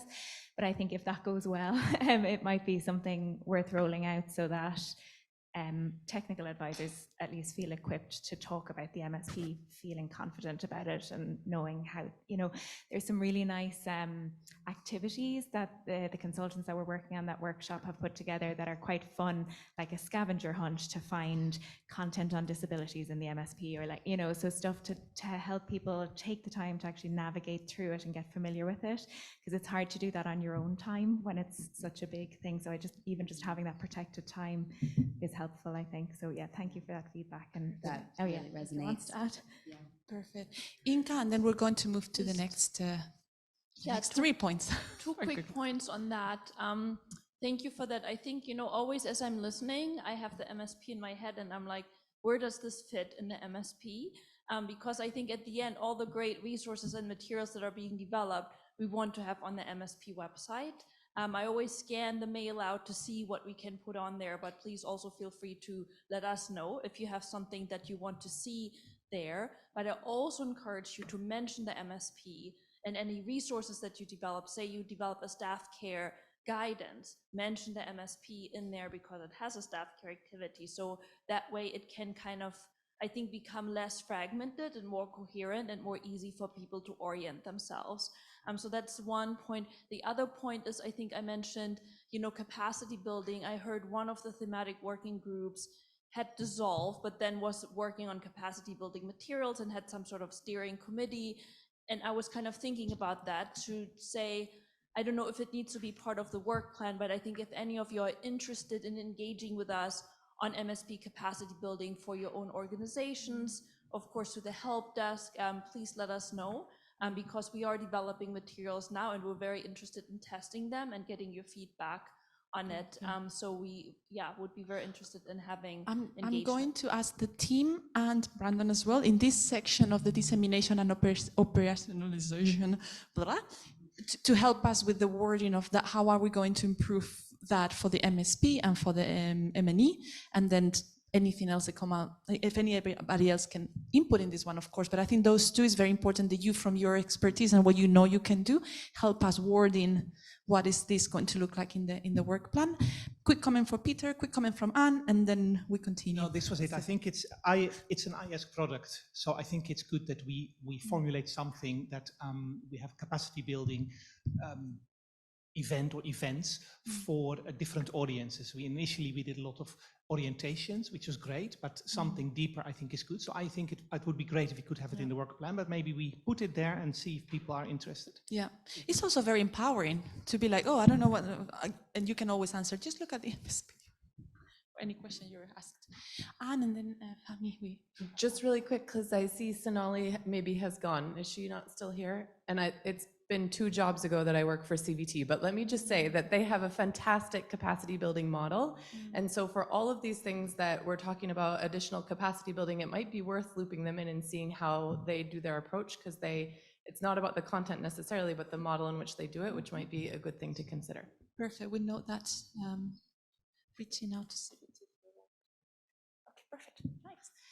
Fahmi, do you have a comment? It's important to note that the minimum service package team from UNICEF and WHO will also be part of the surge pool training in December. We will have MSP clinics for troubleshooting and providing advice that can be booked individually by all the participants of the training. And also you are invited, of course, to be part of the MHPSS Technical Working Group Chairs Retreat, and similar activities can be done there, not only orientation and training, but actually sitting with the chairs and providing a clinic-like advice for programmatic clinic, of course, for troubleshooting. Perfect. Yes. Yeah, so for the dissemination, it would be good to produce maybe on a country level case studies for countries implementing some of the guidelines or some of the product like the MSP or the ME and how it works for them, because I think it's not straightforward. So for some countries, there might be lessons learned or challenges that can inform other countries willing to implement the same products. Important input for our colleagues. Yeah. Right. So, and that's also, I think, through that opportunity that the MSP colleagues have to go to country level. I think that's a good opportunity for looking into those adaptations and how they already doing that. So well noted. Good news, the rest is quite straightforward, but you'll have the opportunity to send us anything else because we have dissemination. We're going to modify this section with what we were just discussing on an MSP and an MNE. If there's anything that comes to mind about, I don't know, just thinking about the suicide prevention guideline, I've been thinking that we really need to disseminate at this level. Just think it through with your organizations and input in this section. The next one is the integration, the humanitarian coordination structure. So this, again, is the support that we do with other clusters, with other sectors, with reaching out to our IASC Secretariat colleague. Take a good look at it and tell us if you think, that's been quite stable over the years because it's kind of constant work that we have to do as reference group to be supporting other areas when it comes to MHPSS and providing the MHPSS input in whatever other sectors are doing. Yes. I think it's time to think of the ISC structures, noting the important also topic and the matching with some of our priorities, such as humanitarian development nexus, accountability and inclusion, of having a representation from different agencies here, not necessarily Carmen and I, because the task groups are many, but to open this task group and liaise with you, Isabel, so we have representation, just like what we have in the clusters, in various groups. So in that sense, we will write, I think is a good idea. We can write under here, before you receive it, remind you what are those task forces, those 5 ones for now until next year. So you can start identifying your agencies. Maybe you can tell us, actually, my agency has a lot of expertise on this. We could be a focal point for that. And then, of course, there will be a review of the IASC structure and what they're doing next. So then we will continue to adapt that because, yeah, it's important. Sorry. I just wanted to share that I have sent to Barbara a few slides which go into more detail of the IASC structure than what I said earlier, because I don't expect anyone to remember everything that I said about the different task forces. But so if, Barbara, could you possibly circulate the slides with the resources of the meeting, and then people can have a look to it, and then all information about the work plans and so of the different task forces are online, or please contact me if you need more information. It's also important to mention that there are many, and some of the task forces got sub-task forces and got links with, so I think even if we distribute it among us, we cannot cover them all, but I think we can pick the highly prioritized topics which are relevant to us. You'll find one on preserving humanitarian space. It would be good to have MHPSS representations there, but even if we have 10 representatives, I don't think we will cover them all. Yeah, and then maybe one point for this area as well, I'm coming to you, Kun, in a second, it's that conversation that we've been having about the coordination with all of the clusters and sectors and so on. It's a difficult conversation, probably not action point specific can come out of it, but if with that buzzing in your heads from these last days and looking at this point, you can think of activities that could be important that we do to continue improving that coordination with other sectors. Please let us know. And Kun, yes, do you have a microphone? Yes. No, just a request to add here specifically the humanitarian program cycle, the GF, and then the H&O things. There are very complicated stuff in there, like determining the severity scales in certain areas. And we're sending this out now and determining this, but it's purely a judgment call. I think it would be great if it would be back up by you. I think that's really important, and even to say that, for example, we've been sharing with the technical working groups something that we've put together ourselves, like here's some ideas on what could be your indicators and what could be your assessment questions for the HNO in other sectors, like how can you do this, but we don't have anything. Exactly. Yeah. Yeah.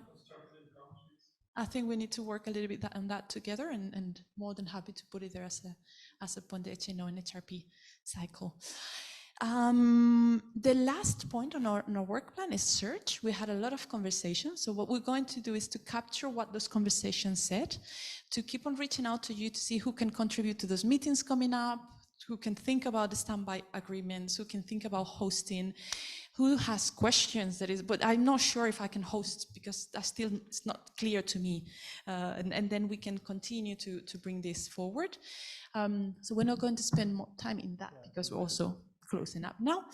And as we've said many times, this is just the beginning of this conversation, and you'll receive many follow-up points from us. One thing that I'm very happy about is that we're not doing this meeting in December, because it means that we have a couple of months to go back and forward on emails, and it's a bit different time of the year, and it's also a very busy time of the year, so the times will be okay for you to get back to us.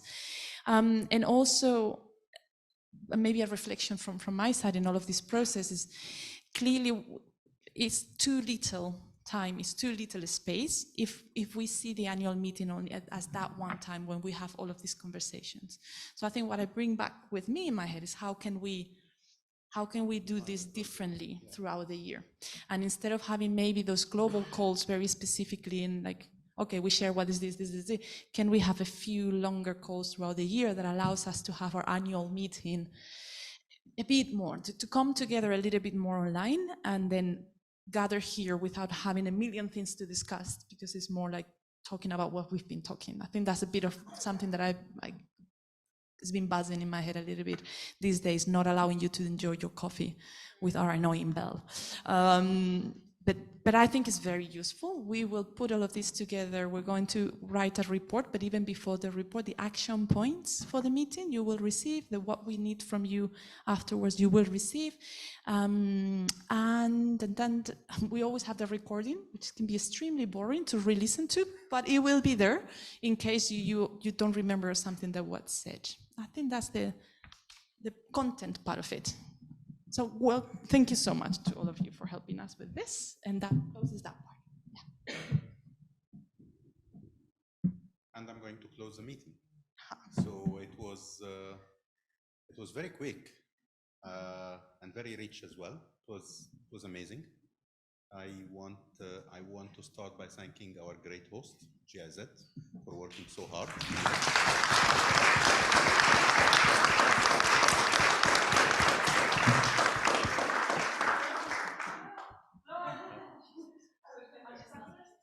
We thank Flor for hard work and amazing work. We thank you, Alina. We thank you, Philip. We thank you, Johanna. We thank Christine. We thank other colleagues from GIZ who worked so hard. From our heart, sincerely, we really wish that you will be back to your duty station. Everything will be safe, sir, and we will be thinking of you and we'll be reaching out to you. We know you worked on this during very difficult professional and personal time. We are so grateful. It was perfect, really. We were attentive to every detail, and the flower worked for mental health. Thank you. I want to thank the wonderful team, Barbara and Maya. You worked so hard to make this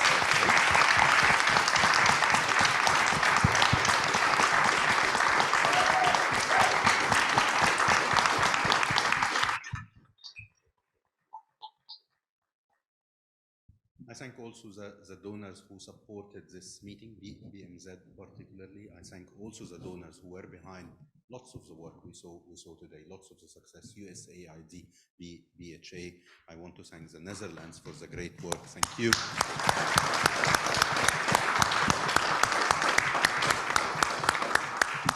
Many of the work we saw in refugee and migrant settings being implemented also was funded by PRM. We thank you so much, PRM. We thank NORAD also, who were behind the funding. Many agencies were funded by many other donors. Some of them are online and some are not. We thank them for the great and generous support to MHPSS. We wish it continue.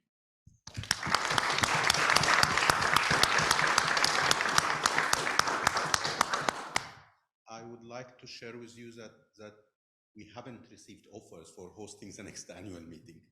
WHO would be happy to offer the host. If other agency would like to host the next annual meeting, you are most welcome to reach to both of us.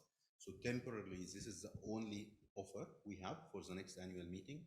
WHO would like to propose Tunis in the first week of November. We think the weather would still be nice in Tunis, hosted by the Global Training Center there. The benefit of the Global Training Center is that it can help us logistically a lot. We have a logistical center that can help many of us in the process. If another agency is looking forward to host the next annual meeting, please, or the one after, please let us know, and we will be very happy to work with you and consider replacing that date and that venue. But until now, the next meeting will be during the first, please book the dates, first week of November 2024 in Tunis. If that received another offer, I think we will consider together with you which venue will be convenient to most of you. Tunis also is conveniently located to many of the places where most of us are, and usually places in November are very nice and convenient. Usually, even staying in a resort, the weather would not be so bad. That's usually where Global Training Center would accommodate the participants.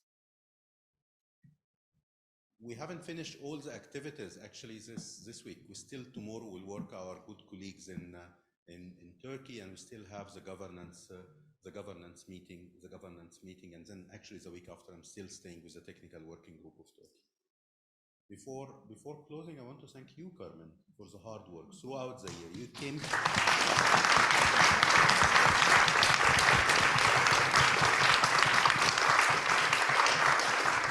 I have to say the same to you, Fami.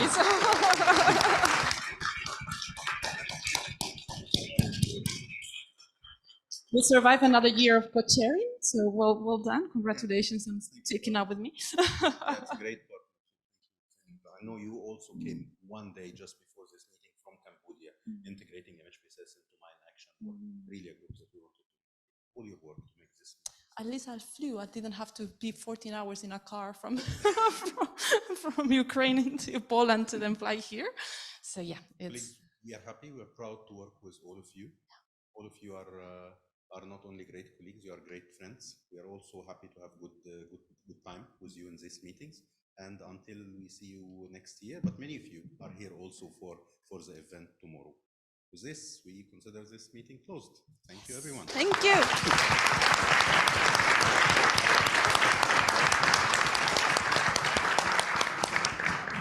Thank you, colleagues online. Thank you, Fiona and Leila, for staying with us. Sorry, I have one more announcement. Announcements. Boat people who are going on the boat ride, we leave at 6 sharp. So please try to be on time. I'm so sorry that we're late. The second, anyone who had payment issues with the restaurant manager is upstairs with Flory. Yeah. Thank you. Is that clear, everybody? Have you listened? No, probably not. In the border area, where Turkey and Turkey, it's where I actually do have a